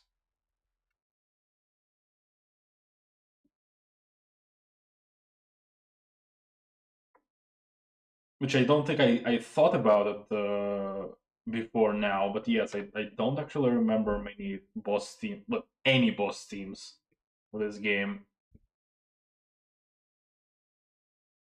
Which is obviously not the case for other games. Because Dark Souls 3, I just generally really like the soundtrack. Like, most of the bosses have great themes. And in Dark Souls 1, I can remember some of them. Not all of them, but some of them. Obviously Ornstein and Smough, obviously Gwyn. But also also Pinwheel. That track is kind of memorable, honestly.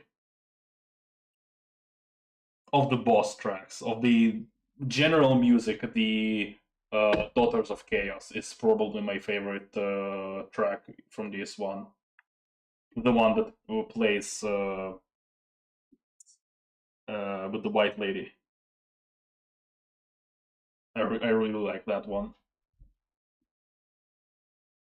That track in Dark Souls 1 was great, mostly because of the several different phases it morphed through, which lent energy and a sense of progression to the fight, but it's hardly representative of that game's music as a whole.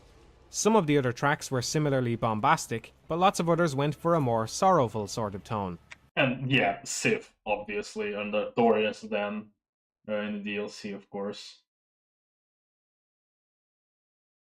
Like, yeah, I can kind of, well, I'm not gonna say that I can keep listing the tracks, because I think I might have run out at this point. But yeah, quite a few in Dark Souls 1.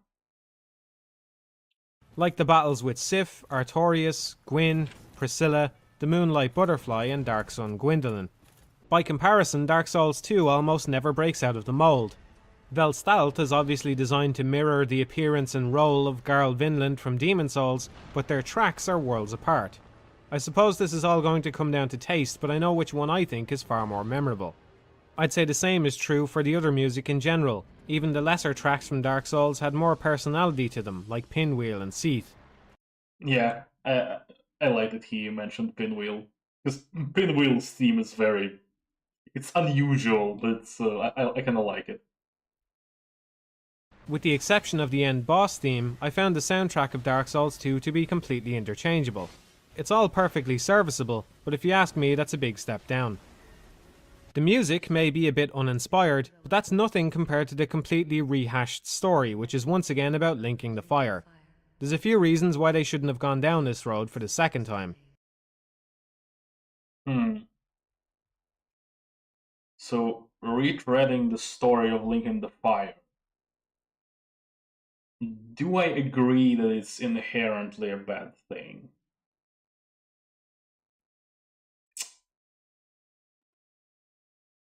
I'm not sure, because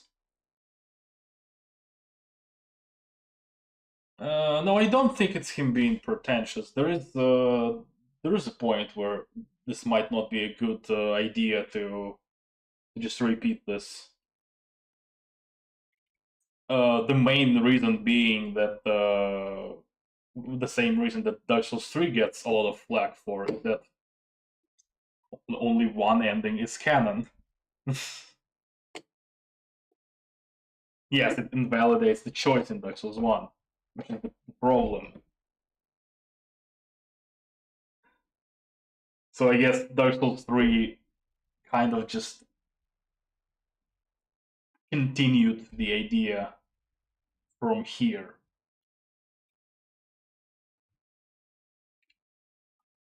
That it's okay to repeat the linking of fire. And about linking the fire. There's a few reasons why they shouldn't have gone down this road for the second time. First of all, there's the fact that the ending to Dark Souls 1 has been trampled on by the mere existence of Dark Souls 2. Yes, exactly that. In Dark Souls 1, you got the impression that the two different endings you could choose from were in complete juxtaposition. Thanks to Dark Souls 2, we have to admit that, at best, the Link to Fire ending to Dark Souls 1 is canon, or, at worst, the ending to Dark Souls 1 makes no difference either way. If anything, Dark Souls 2 seems to hint at the latter with its talk of cycles, which is a transparent attempt to create an excuse for the inevitable Dark Souls 3. Transparent attempt at the inevitable Dark Souls 3. Yes, at which point Dark Souls 3 went even harder on the cycles. Because Dark Souls 3, one of the endings, you have the Firekeeper essentially extinguishing the flame, and then talking about how maybe there might be another Age of Fire lately. She said something along the lines of tiny embers will something. I don't remember. That it might appear again. Which I know that many people really dislike. Specifically that in Dark Souls 3, that the idea that it might cycle back to another Age of Fire. And the argument that I've heard is that it's essentially going to come back to the state of the world that you are familiar with. And that kind of cheapens most of everything that you do in these games. And I don't think I particularly agree with that. Because first of all, just because the Firekeeper says that, it doesn't mean that it will happen. It's literally just her being hopeful for the future. And the future being familiar to what she knows, which is the fire. But that's me going too far into DS3. For here, for Dark Souls 2, let me actually re-listen to his point again. Ending to Dark Souls 1 is canon, or, at worst, the ending to Dark Souls 1 makes no difference either way. If anything, Dark Souls 2 seems to hint at the latter with its talk of cycles, which is a transparent attempt to create an excuse for the inevitable Dark Souls 3. Yes, because the cycles in Dark Souls 2, the way the cycles were talked about in Dark Souls 2, it's that the Lord Souls, they kind of got, I don't know, not placed, but they ended up in these other beings, powerful beings. And that makes sense somehow.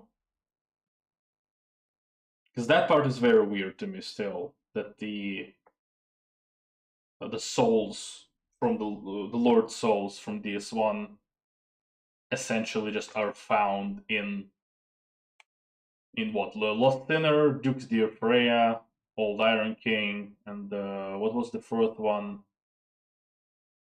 I'm forgetting. What was the fourth one?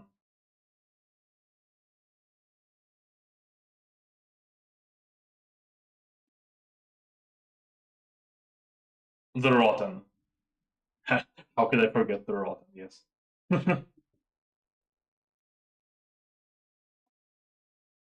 And it also gets a little bit weird because allegedly Gwyn's soul is inside Old Iron King, but the problem is that there wasn't just Gwyn's soul. he split his soul to give part of it to Seed and part of it to Four Kings. But then we have like Gwyn's soul in All Iron King, and we have Seed's soul in Duke's Tear Freya somehow. So that doesn't make much sense to me.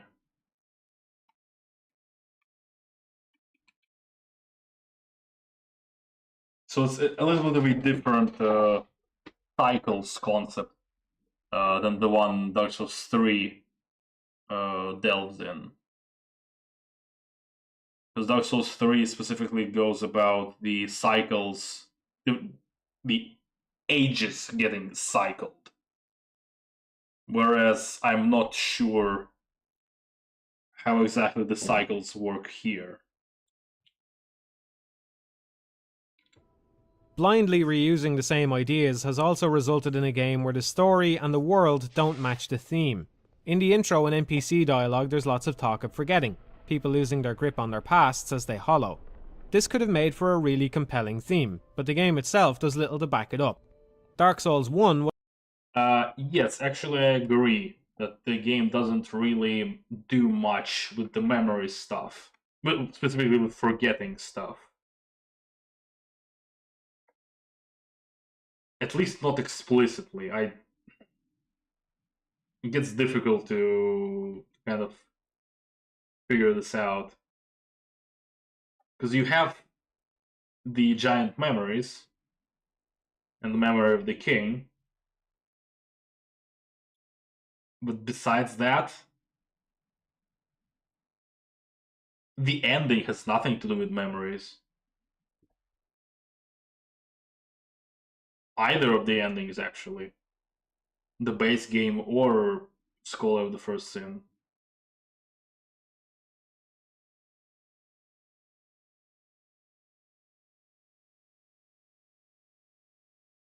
Both of them have nothing to do with the memory. Hey, bye Yoshi, good night. was about the end of an compelling theme, but the game itself does little to back it up. Dark Souls 1 was about the end of an age, which was possibly the end of the world altogether. They drove this home with the theme of fire that clearly encapsulates the message. Eventually, every flame burns itself out. Theme of fire that clearly encapsulates the message. Eventually, every flame burns itself out. The bonfires in Estus are obviously designed to evoke this theme, and pyromancy was spun off into its own branch of magic, giving them a reason to include more fire spells. Yes. The introductory video starts by talking about fire, and the game itself ends at the kiln of the first flame. There's no equivalence in Dark Souls 2 apart from the giant memories, which are extremely brief and come right at the end of the story. Yeah, they do essentially come right at the end of the story. They weren't the end for us because we did the DLCs after them, but yes, with the base game, that would be right before the ending. This game could have easily just taken place very far away from Lordran and had nothing to do with linking the fire or the undead curse. All the team had to do was get a bit more creative. Alternatively, they could have just not linked it to Dark Souls 1 at all. I mean, who's to say the Dark Souls games need to take place in the same world? Who's to say that the Dark Souls games have to take place in the same world? In the same world as in the same universe? Well, what... At that point, why wouldn't call them Dark Souls? If it's gonna be the different universe. Like, different universe usually means different franchise, but I guess that's not inherently true. You could have different universes as a same franchise, I suppose. Of course, all this means they ended up retreading the lore of the first game as well as the story. If you're anywhere as cynical as I am, you might have seen this coming. One of the earliest questions I asked myself after they announced Dark Souls 2 was how much Solera pandering there was going to be. I can't even begin to tell you how hard my eyes rolled once I read the description for the Great Lightning Spear.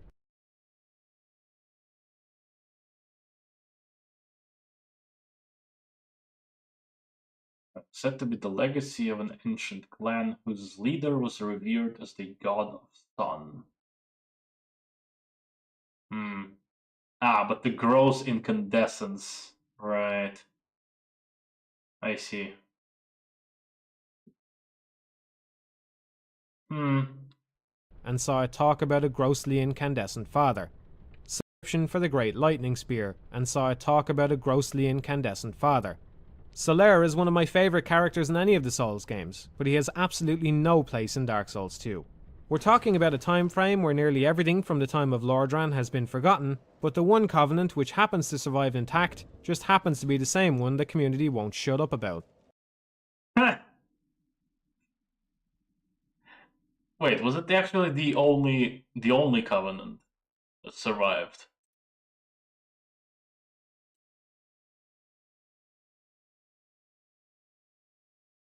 What were Dark Souls 1 covenants?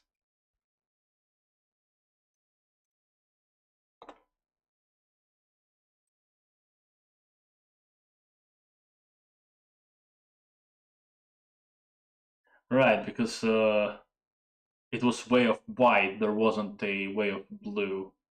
And the other one was Blade of the Dark Moon, okay. And the Blue Sentinel is here, and then the Dark Souls 3 has both Blade of the Dark Moon and Blue Sentinels. Right. Huh. Yeah, it's kind of a valid point. It makes no sense, and it's clearly just playing into the attachment people have to Solaire. You can even leave praise the sun messages if you want to run it even further into the ground. The last thing I ever wanted a Souls game to do was pander to people in this kind of way, especially since the games are known for their bleak atmospheres. Miyazaki fully expected people to like Solaire, but for the vast majority of players, he died a horrible death down in Lost Izalith. I might be giving him too much credit, but I always got the impression that Miyazaki had a lot more answers about the worlds of Demon Souls and Dark Souls than he ever gave anyone. Even if he didn't understand everything, he probably had a good idea what the backstory was for many of the elements which ended up being presented to players as mysteries. I got that impression because that's his style. He developed it to recreate a feeling he had from reading Western fantasy books when he was younger, and his English comprehension left him speculating about many of the details he couldn't understand. This seems like something the Dark Souls 2 team tried to replicate and simply weren't able. They tried to replicate poor reading comprehension.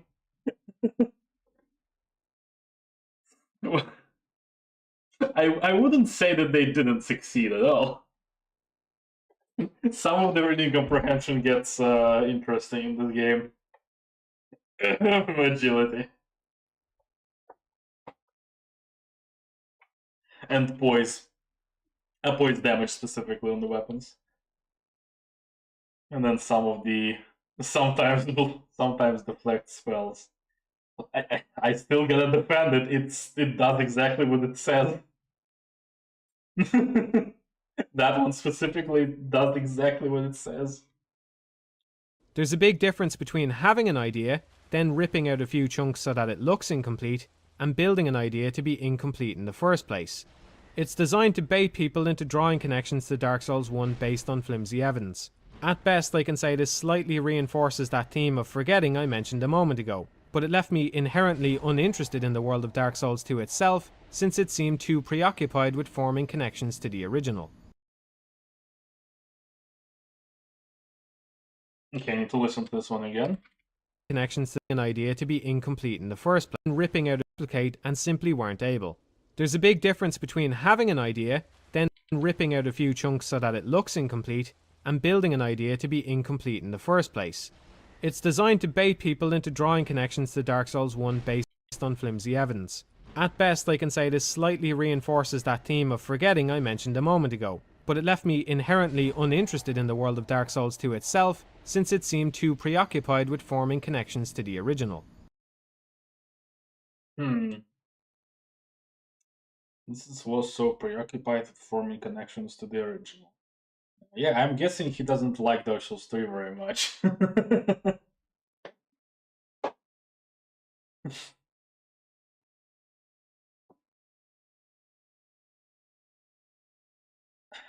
generally, I don't hate the idea of like he would call this pandering to the previous game, just having many references to it. Like, I don't hate that. It gets a little bit too much in Dark Souls 3. Here, though, does it go too far for DS1 pandering?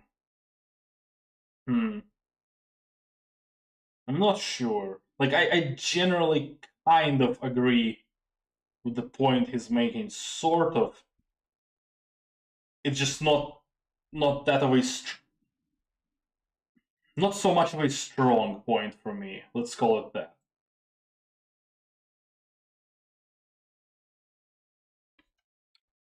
It's bad enough that Nashandra is connected to Manus, but It's bad enough that Nashandra is connected to Manus. Okay, let's talk about the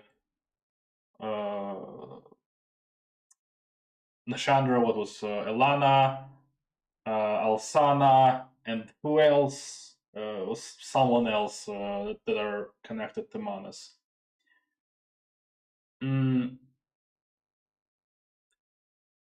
Before he says anything, I don't think it is a problem that they are connected to Manus, really.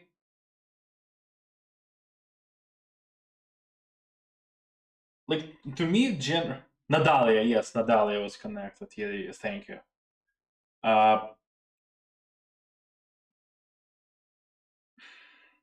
Honestly, I kind of like the references like that because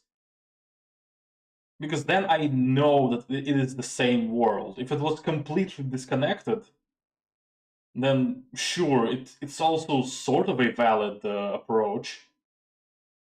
Like he said, you could have just had a completely different world, just call the game Dark Souls still, but completely different world.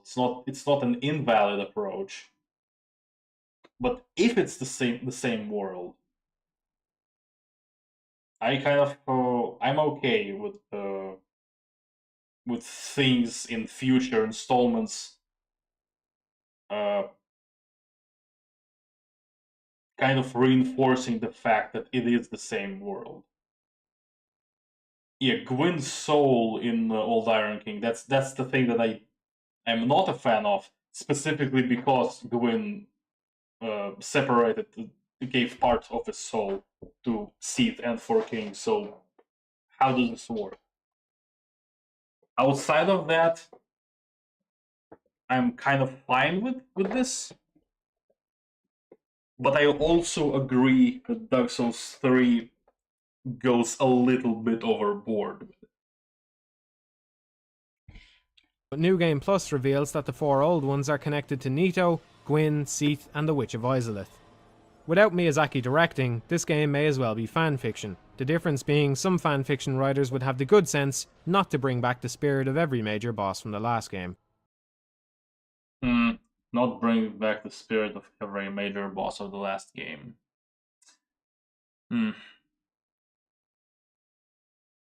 Yeah, like I said before, the Lord Souls are strange.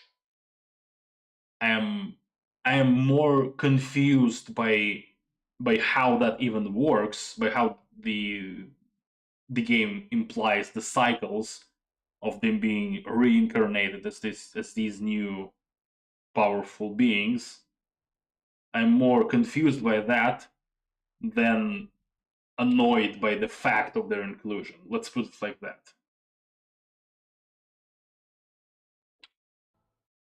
So far, I haven't even mentioned the misleading advertising Namco participated in before the game's release.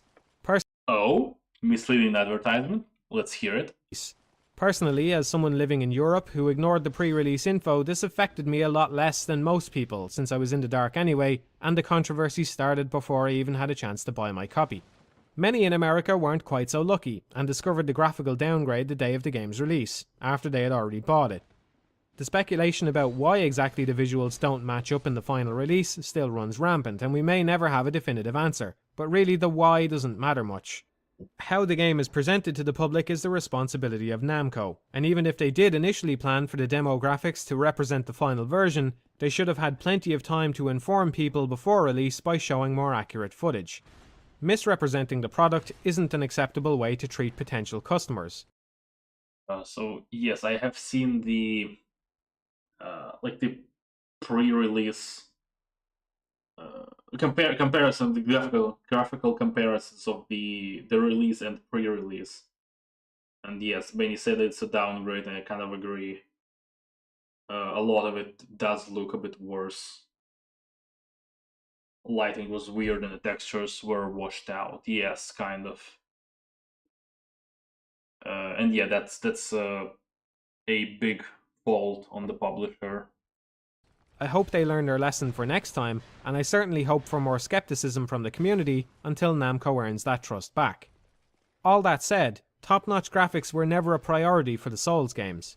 The controversy surrounding the visuals has dramatically overshadowed the conversation about the game's other, more disappointing design decisions. The way I see it, the bait and switch Namco pulled is just the cherry on top of the heap of disappointment I felt with Dark Souls 2, not the other way around.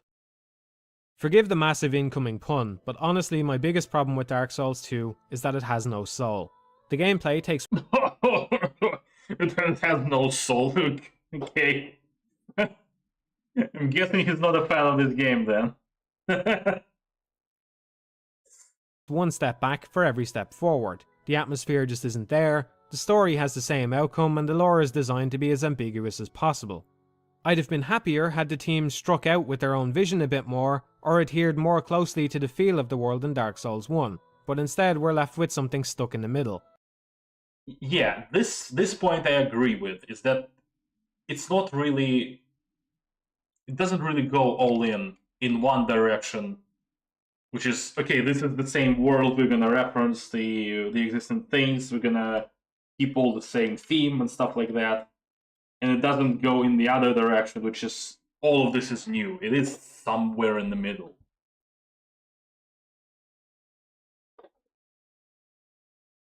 Yeah, the story only has one outcome, because Olia wasn't a thing yet. Yes, there's only one ending. Was only one ending. But at the same time... Hold on, let me rewind. More closely to the feel of the world in Dark. The team struck out with their own vision a bit more, or adhered more closely to the feel of the world in Dark Souls 1, but instead we're left with something stuck in the middle. Sometimes they try to work. The story has the same outcome, and the Okay, he didn't say that it has one outcome, he said it has the same outcome. Which is technically true with Oldia ending. Because it is the same, essentially the same two outcomes from DS1, which is Link to Fire or Doomed.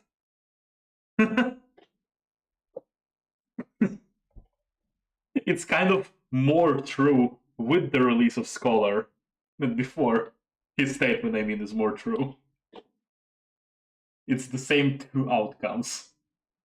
lore is designed to be as ambiguous as possible. I'd have been happier had the team struck out with their own vision a bit more, or adhered more closely to the feel of the world in Dark Souls 1, but instead we're left with something stuck in the middle. Sometimes they tried to imitate the feel of Miyazaki's games, and at other times they went the opposite direction. On the whole, it ends up being nothing more than a bland, disjointed iteration on Dark Souls 1, which might have been forgivable had they fixed more of the issues from the first game. Yeah, which they kind of didn't really. A lot of Dark Souls 1's issues are not really fixed. Although, to be fair,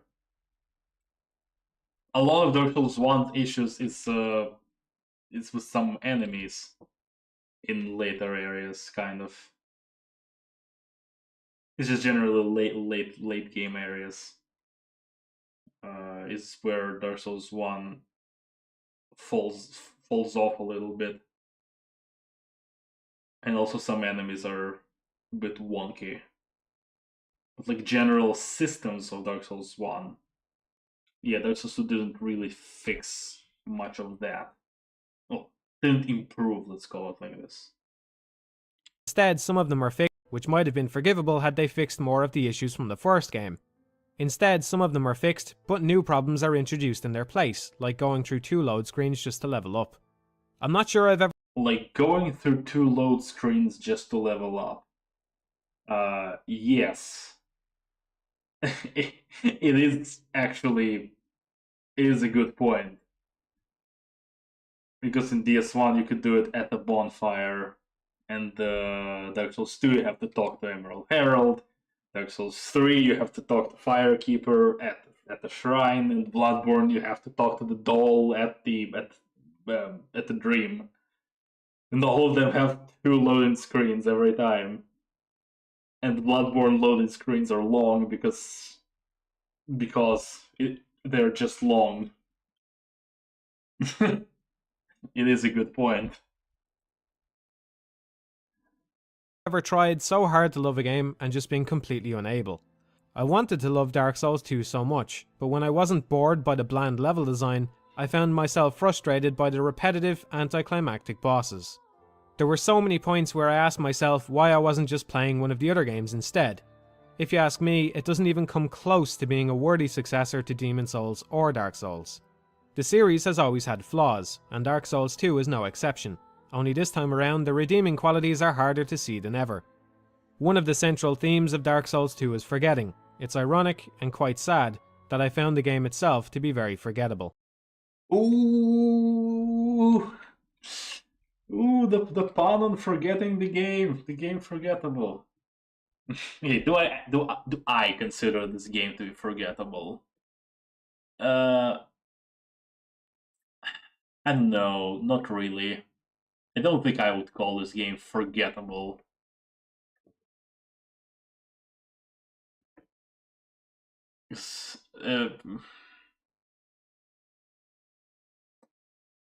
The music was forgettable, though. The music I will call forgettable.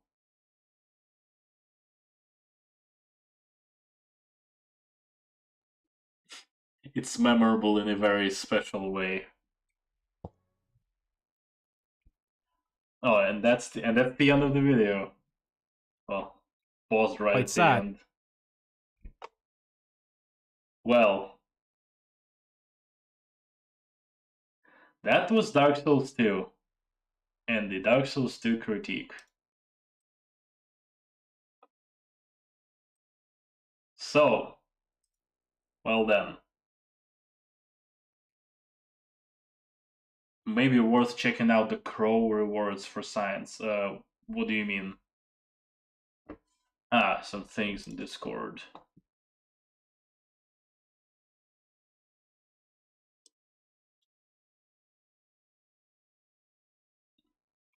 Yeah, so this is Dark Souls 1 Crow rewards. Yeah, that's a Pyromancy Flame. You're gonna drop the entire Pyromancy Flame? Okay. Yeah, that's a lot. That is extensive. I didn't know that. I didn't know that's kind of cool that it's so many of them. Because Dark Souls 3 list is significantly shorter.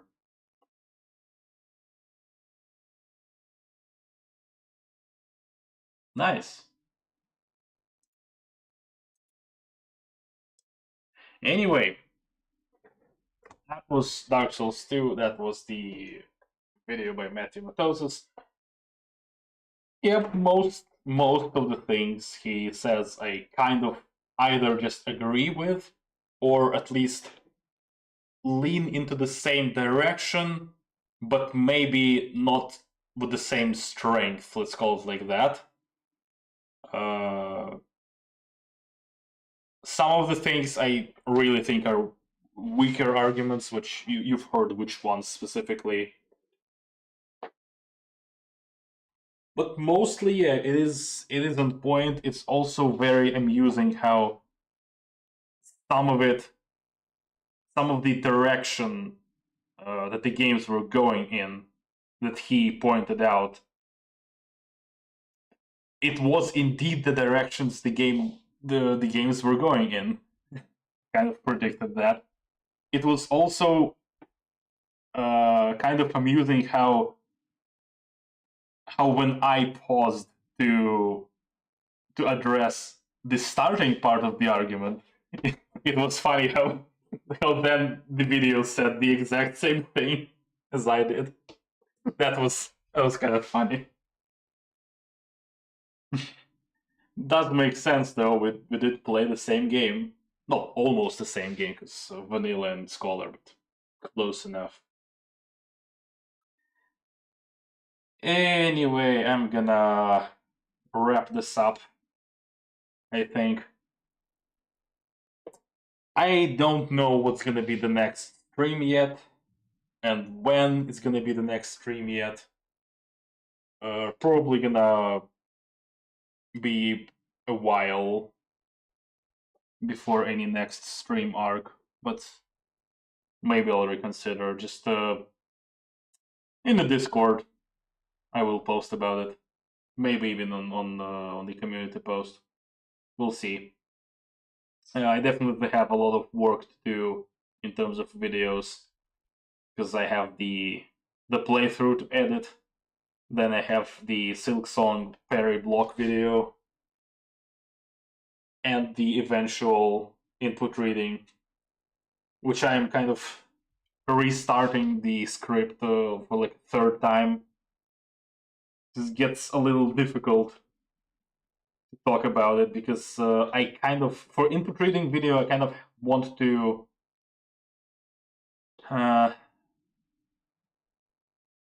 combine it with the tracking a little bit, because it's kind of adjacent theme, if that makes sense.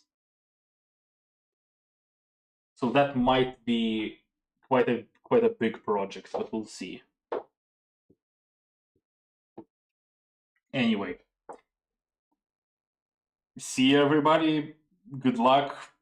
Good night. Don't give up, Skeleton.